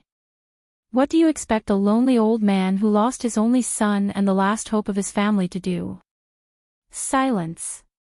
Then, Alcius took a deep breath and slowly exhaled. It's just your conjecture. The bearded archduke's voice was low. Everything is based on the absurd assumption that Nuvan is rational enough to endure the pain of losing his son. Thales pouted. Alcius' mind was still very clear. But Thales curled the corner of his lips in his heart. He heaved a sigh of relief. It's time. He wanted to add one last bargaining chip to the conversation. Thales sighed. If you want to wait until you have evidence, then wait until King Chapman arrives. Archduke Alcius' beard trembled slightly. Also, when we were in Constellation, the Extet special envoy to our country, Baron LaSalle. Thales lowered his gaze. We overheard some messages in the courier house. Alcius was puzzled. Lampard's pawn. It seems that Lampard was not the real mastermind behind King Nuvan's son's murder. Thales nodded and flashed a mysterious smile. Someone else murdered Prince Moriah. It was a silence that lasted much longer than any that had preceded it. Thales' gaze was fixed on Archduke Alcius, who was in front of him. She watched his expression change from confusion to shock, and from shock to deep thought. Could it be him? Finally, Archduke Alcius heaved a long sigh of relief. The news from Constellation is not. The news from Constellation is what we want you to know, Thales said flatly. Accusing Black Sand Region's Lampard as the mastermind behind Prince Mariah's murder, thus making you turn against each other and kill each other. But we are not sure who the murderer is. Don't forget, the only clue that can solve the mystery of Prince Mariah's death is the confrontation between the suzerains of Constellation and the palace. We can't even confirm whether Black Sand Region is the culprit. Archduke Alcius' pupils gradually contracted. Obviously, this information was somewhat beyond his expectations. This is the Black Prophet Murat, a means of the kingdom's secret intelligence department. Thales shook his head helplessly. In other words, the so-called feud between Walton and Lampard, Dragon Cloud City and Black Sand Region that you have always believed in might not exist at all. This means that if Lampard can convince King Nuvan that he did not participate in Prince Mariah's death, Alcius stared at Thales in disbelief. Nuvan Walton and Chapman Lampard. Thales shrugged and sighed. They don't have any feud over the death of their son. They can totally form an alliance. On the contrary, Nuvan will not trust you, because perhaps the real murderer, Thales recalled a little boy in a blue suit and glasses in an anime from his previous life.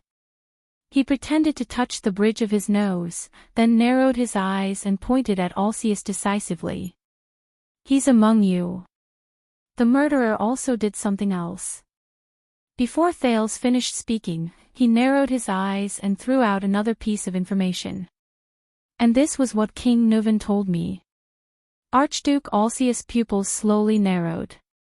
He is also the one who framed Lampard under Broken Dragon Fortress and used the Mystic Gun unit to try and kill me. Archduke Alcius' breathing became heavier. Thales did not miss any of his expressions. A few seconds later, the Archduke of Prestige Orchid lowered his head and chuckled.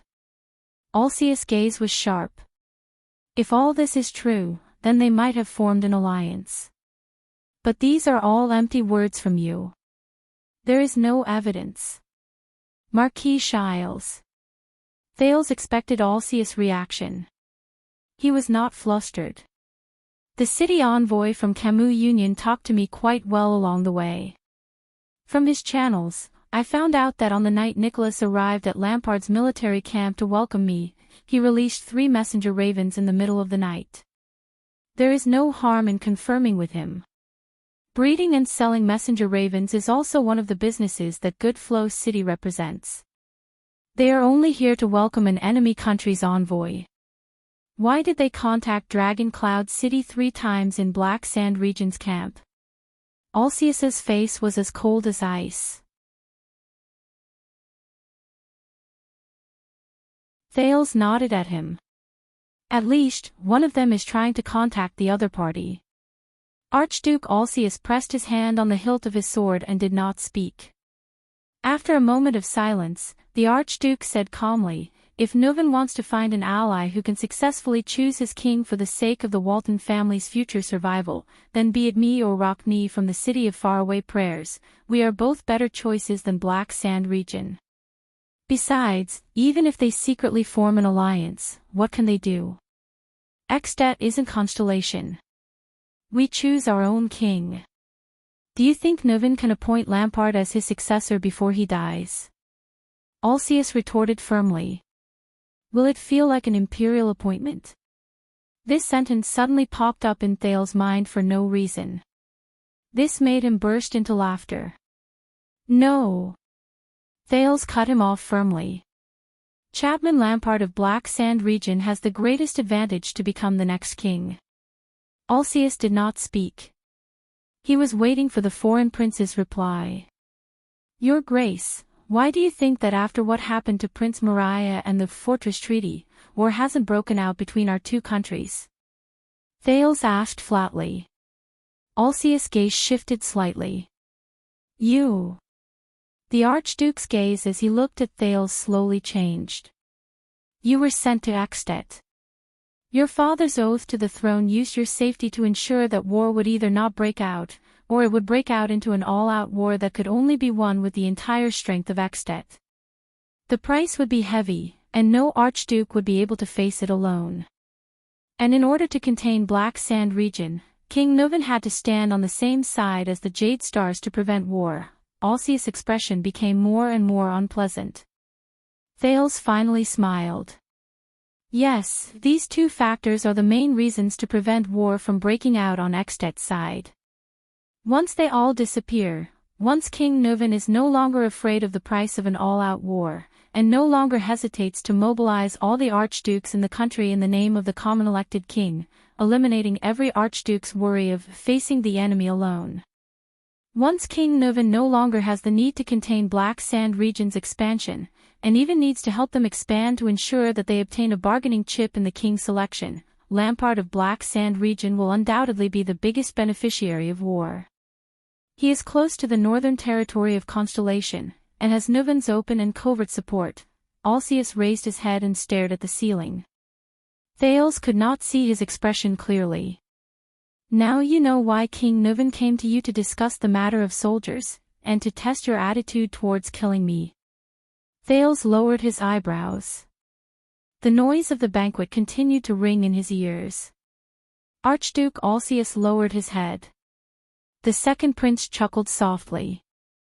Thales quirked his eyebrows and spread his hands. I wonder if you are ready to address King Chapman as a respectful title.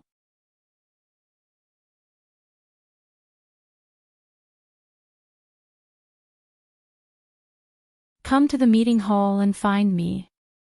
I will leave midway and find an excuse to rest there.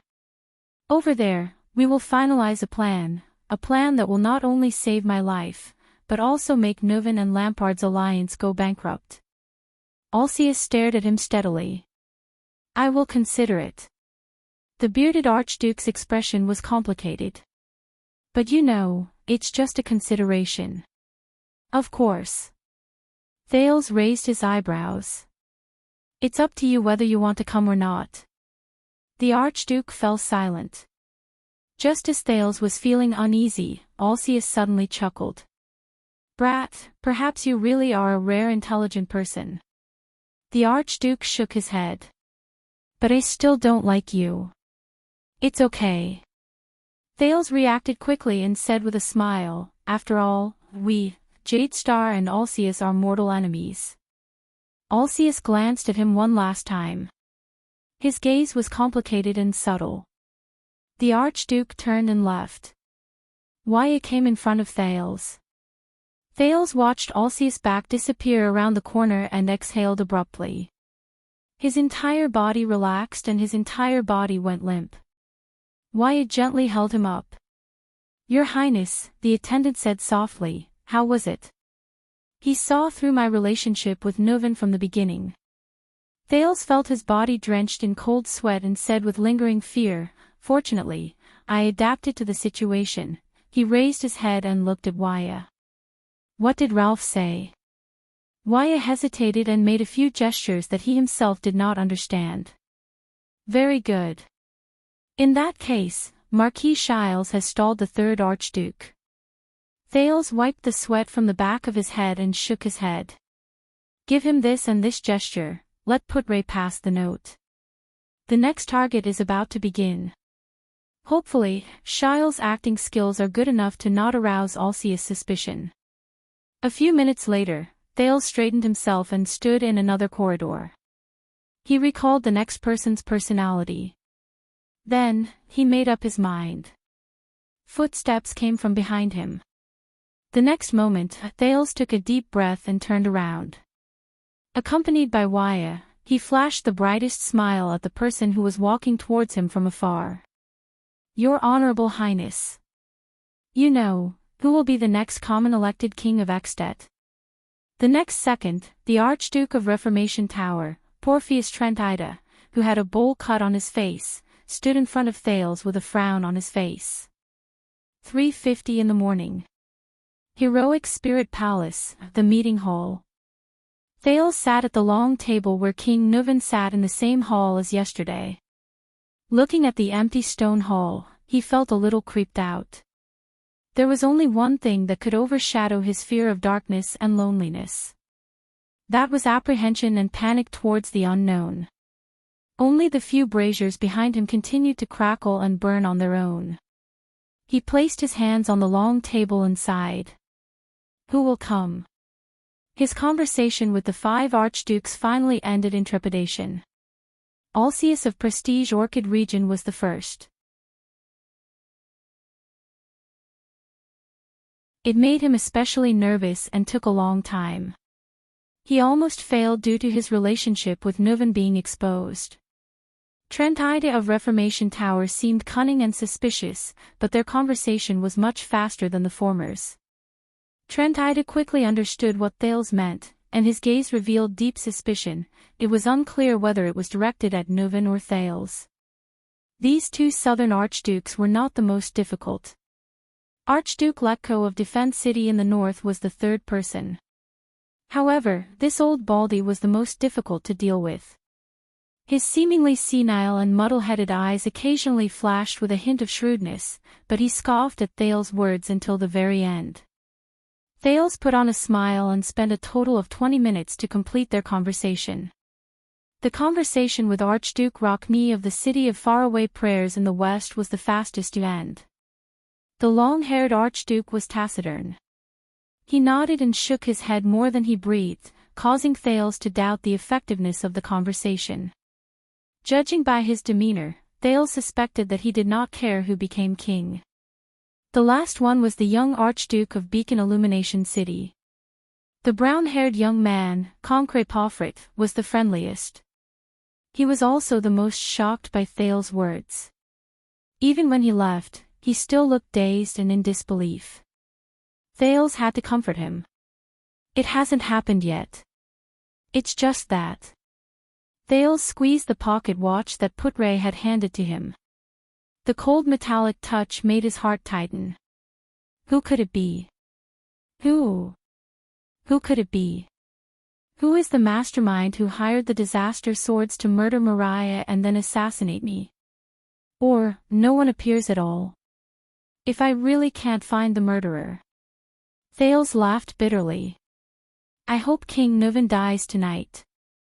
At this moment, thud, thud, footsteps came from outside the stone hole. Thales was shocked. He sat up straight. It was a series of heavy and rhythmic footsteps. Step by step, the person walked over on the stone bricks. As the footsteps slowly approached, a figure was projected into the stone hole. The person seemed to be especially tall. The person finally walked into the meeting hall. Under the light from the brazier, Thales saw the person's shoulder-length hair and his unusually serious expression. There was a picture of an ancient book embroidered on his robe. The second prince was stunned. This was the person he had least expected. The brazier was still burning fiercely. The man stopped in front of him. I'm here, he said faintly. Thales jumped down from his chair and frowned. He still remembered that this serious man had refused King Nuven's order to kill the Prince of Constellation in a duel in this stone hole. The reason was that it would simply tarnish my honor. And now, he was standing in front of him. Hello. The second Prince of Constellation paused for a moment. He looked at the tall, slender man and sighed in disappointment.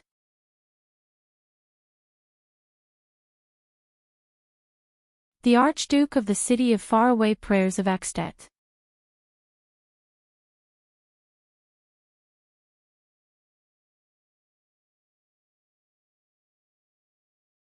Chapter 145. In the alley of Armor District in Dragon Cloud City, the 3 old friends finally drew their swords and started fighting. Under the moonlight, Cohen covered his innocent nose in pain as he looked at the man and woman in front of him who started fighting at the slightest disagreement. He knew that in this special battle, there was no room for him to intervene. Miranda probably wouldn't allow him to intervene either. His nose was the proof. Fortunately, compared to before, Miranda's hands were now able to control their strength. Cohen turned his attention back to the battlefield and saw that Miranda was the first to swing her sword. The tip of her sword was aimed at Raphael's chest. Raphael's thin sword instantly appeared in his left hand. Using offense as defense, he slashed at Miranda's throat with a speed that was slightly faster than his opponent. However, it was as if Miranda had predicted her opponent's next move. The blade of her sword naturally changed direction, and as it spun, it slashed at Raphael's left hand. From afar, it looked as if Raphael had taken the initiative to extend his left hand to meet her blade. Cohen was amazed. This was Miranda's instinct after years of practicing Pegasus music. She actively listened to and even controlled the rhythm of the battle, manipulating her opponent's every move. Raphael frowned. He quickly drew his sword and was forced to retreat. He knew how terrifying his former lover was and tried to quickly break away from her rhythm. But Miranda's gaze was as cold as ice. She followed up with a timely slash. When Raphael retracted his right leg, she slashed at his left leg, which was his center of gravity, and interrupted his retreating and regrouping steps. Raphael was forced into a difficult situation. He was forced to stop retreating and face the sword. Just like before, Miranda seemed to have predicted Raphael's movements. She drew her forearm, and the wind howled. Cohen's pupils shrank as he watched the battle. In the 10 seconds, the swords of both parties did not touch, exchange, or clash. They only moved back and forth in the air, causing ripples in the air. But Cohen knew that this was an extremely dangerous battle. His teacher, Zadie Tafner, once told Cohen, who was not yet a police officer at that time, that this kind of silent and rapid battle was more often seen in battles between supreme-class fighters. The next moment, Cohen saw Miranda's blade instantly swing at Raphael's head at the most appropriate time, avoiding her opponent's block, dodge, and counterattack. Kiss, the sound of a sword tearing through the air could be heard. In that instant, Raphael's dark red eyes flashed with a different expression. His left arm trembled visibly. Then, the thin sword danced in the moonlight, leaving an afterimage. Ding! The blades of the two finally clashed for the first time, and the air vibrated with a sharp sound that tortured the ears. Cohen frowned and resisted the urge to cover his ears. Raphael gritted his teeth and quickly took 3 steps back. Miranda, on the other hand, stood in place and swayed. For a moment, the entire area fell silent. Miranda expressionlessly flicked her wrist, and a few strands of hair floated down from her blade. Raphael panted slightly and touched the right side of his forehead. A bloody scar had already appeared on his temple. As expected, Cohen sighed. True enough. Miranda was still the strongest. Raphael rubbed off the blood on his hands. With a resigned smile, he shook his head and sighed. When it comes to sharp observation, seizing the timing and rhythm of battle, you're still as good as ever, Miranda. Cohen coughed and carefully observed Miranda's expression. So, Raphael, let's call it a day. It's been a long time. Miranda still did not know about Raphael's power of eradication. However, if they continued to fight, the observant Miranda, they had to stop the fight. But at this moment, a voice that made the two men tremble came from the field. Raphael, where's your sword of death? Cohen was slightly startled. Raphael lowered his head. Miranda's voice trembled slightly in disbelief. That power of eradication that replaces defense with offense and counterattacks in a desperate situation. For more than 10 years, you're the only one who has awakened the power of eradication. The power of eradication that can break the rhythm of Pegasus music. Why is it missing? Cohen closed his eyes in pain. *T. She found out. Miranda suddenly raised her head. Under the moonlight, there was a hint of disbelief and panic on her cold expression. This is not the rhythm of Sword of Death. It's not even the rhythm of your swordsmanship. the swordswoman said slowly, although my hands. I can feel that cold temperature. It was hidden in your hands just now. It's another force. What is that, Raphael Lindbergh? Miranda's gaze was like two blades as she stared at the silent Raphael. Cohen slapped himself on the forehead in frustration. The three of them were silent for a few seconds until Raphael spoke in a gentle and relaxed manner. This is Prayer of the Dead. To be honest, it's not much different from Sword of Death. The young man in white sneered. His voice was still light. Fighting for a chance of survival in a hair's breadth, seeking victory in a dangerous situation to the limit. The style is very similar. I thought you wouldn't be able to feel it with your hands. Just like how Touch of Greed is the Disaster Sword's version of A Glory of the Stars. Miranda furrowed her brows tightly. With a hint of anxiety, she asked keenly, is the so-called Prayer of the Dead also another version of Sword of Death?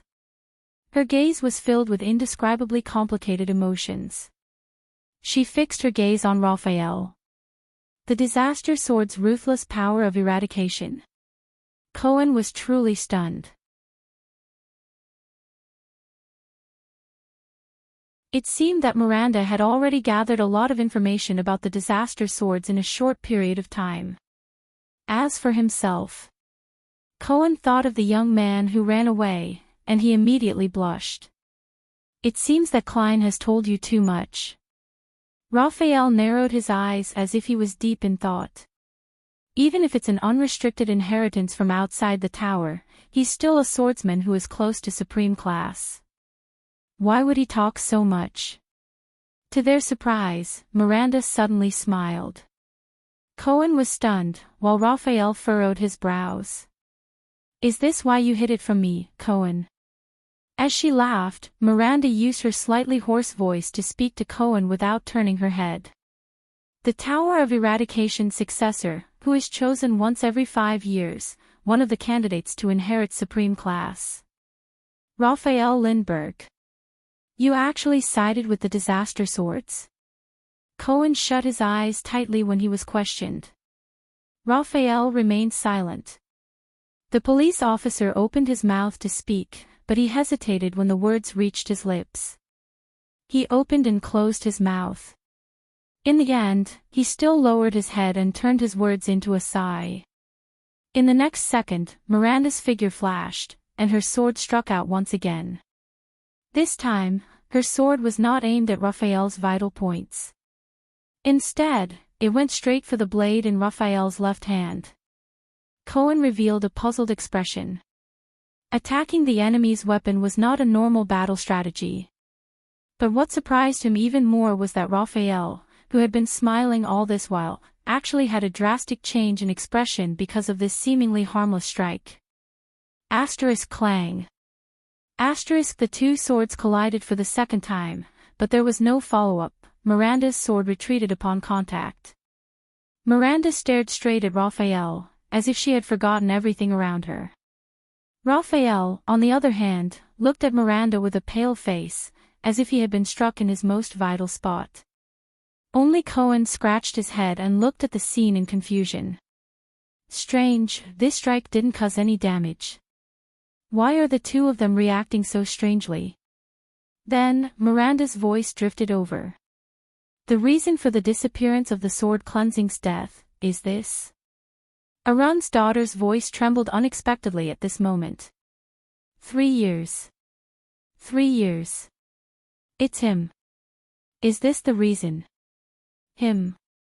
The young man in white, Raphael, stared blankly at Miranda. His expression was complicated. Mira. She still found out. This was the first time they met after 3 years. She found out. He lowered his eyes. In the next second, the swordswoman suddenly raised her head and shouted agitatedly, Raphael, you arrogant idiot. Raphael didn't say anything. He just looked at her calmly. Cohen stared in shock at Miranda, who seemed to have lost control of her emotions. This was, what's wrong? Wasn't she a strong and independent, strong woman just a moment ago? How did she become a grief-stricken ex-girlfriend in the next moment? In the next moment, the swordswoman turned around and stabbed her sword into the wall beside her. Swoosh! Raphael let out a long sigh. With a gloomy expression, Miranda let go of her hand, letting the hilt tremble in the air. I curse him. Miranda turned her head and gritted her teeth. Her expression was sorrowful and indignant. She sneered angrily. He deserves it. He deserves it. The swordswoman roared. Raphael gently sheathed his sword. Don't be like this, Mira. The young man in white shook his head and said softly, It's not worth it. Cohen's mouth fell open. He was almost driven mad by the situation in front of him. What was going on between the two of them? After fighting for a while, they stopped. Started crying and talking in riddles. Sword cleansing's death. Arrogant idiot. Deserved it. Not worth it. He was Cohen Caribbean, a level 2 police officer of the Western City Police Station of Eternal Star City and also the captain of the City Defense Patrol team. At that moment, his mind was a mess. I can't understand it at all. Cohen scratched his head in pain. As he approached the two of them, he interrupted, Can anyone explain to me what's going on? Miranda, even though Raphael has the disaster sword on him, you don't have to be so agitated. In the next moment, Miranda and Raphael raised their heads at the same time and shouted angrily. Shut up, Cohen. Miranda's face was full of anger. Not now, Cohen. Raphael's face was as cold as ice. Cohen, who was interrupted by the two of them at the same time, stopped in midair with his mouth half open. He stared at them innocently and at a loss. He raised his hands, smiled apologetically, and took a step back while nodding and bowing. All right, you guys talk. The police officer, who was completely unaware of the situation, silently criticized in his heart. People like me who aren't smart enough shouldn't participate. Damn couples. After Cohen's interruption, the three of them were silent for a while. Two of them were immersed in complicated and subtle emotions, while the third sighed in boredom. So. Miranda adjusted her emotions, lowered her head, and sneered, The sword cleansing's death can't come back, right? Just like you. Raphael understood what she meant. He sighed softly, and his gaze was complicated. The sword cleansing's death originated from the chaotic period of war during the era of multiple kings. The young man in white shook his head in a sentimental manner. A brave and loyal great knight was betrayed by the king he served, and his reputation was ruined. The great knight's son escaped from the siege. He washed the blood on his father's sword by the river and vowed to take revenge, Raphael said faintly. Many years later, he joined the enemy kingdom and became a knight. After many years of cruel battles where blood flowed like rivers and corpses were strewn everywhere, the new knight finally led the new king's army into the tyrant's castle and killed the enemy with his own hands. But this did not bring him satisfaction. The path of vengeance burned with only emptiness and sorrow. When he saw the fear and hatred in the eyes of a princess left behind by his enemy, the knight's heart softened, and he suddenly came to a realization. Raphael lowered his head with a gloomy look in his eyes and continued in a low voice, What's the point of this? Old vengeance was avenged, new hatred was born. The grudges between the kings were endless. Death and hatred were intertwined, and the tragedy never disappeared. The emptiness was bottomless. Miranda listened to Raphael's story quietly, while Cohen scratched his head in pain. He had had enough of these two. So, the knight carried the princess out of the castle that was covered in blood, corpses, hatred, and madness.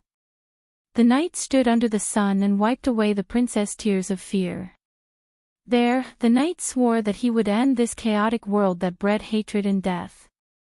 From then on, his extraordinary power was called the Sword Cleansing's Death. Raphael's story ended. Miranda stood where she was in silence. Ha! Cohen laughed dryly, wanting to push the progress of the mission. It sounds like a third-rate knight's novel. A tragic life, a noble birth, a powerful enemy, slowly becoming stronger, his legs turning to jelly at the sight of a woman, and then he swore to dominate this chaotic world. Shut up, Cohen. This time, a man and a woman interrupted Cohen. Surprisingly, both of them were of the same caliber and speed. Feeling wronged, Cohen shut up again. Look, Raphael turned to Miranda and said with an obscure smile, compared to a greater goal, these things are not worth caring about. Do you understand? Miranda looked at Raphael, her eyes full of hatred and sorrow. So, the Secret Intelligence Department. Raphael twitched the corner of his mouth and nodded. The two stared at each other in silence. It seemed that only the other could understand each other. Until Miranda looked away with a pained expression. I wasn't joking just now. This concerns the future of the two kingdoms. Dragon Cloud City will not be peaceful tonight. Raphael straightened his clothes and raised his head to look at Heroic Spirit Palace in the distance under the moonlight. He put on a smile again. You're tuning into the LoveLore Library YouTube channel. We're so grateful for your support, and don't forget to subscribe to join us on this incredible journey through captivating stories. Your generosity through donations truly makes a world of difference, as it's the primary source of revenue that allows me to expand and enhance this channel for you. Thank you from the bottom of my heart for being a part of this adventure.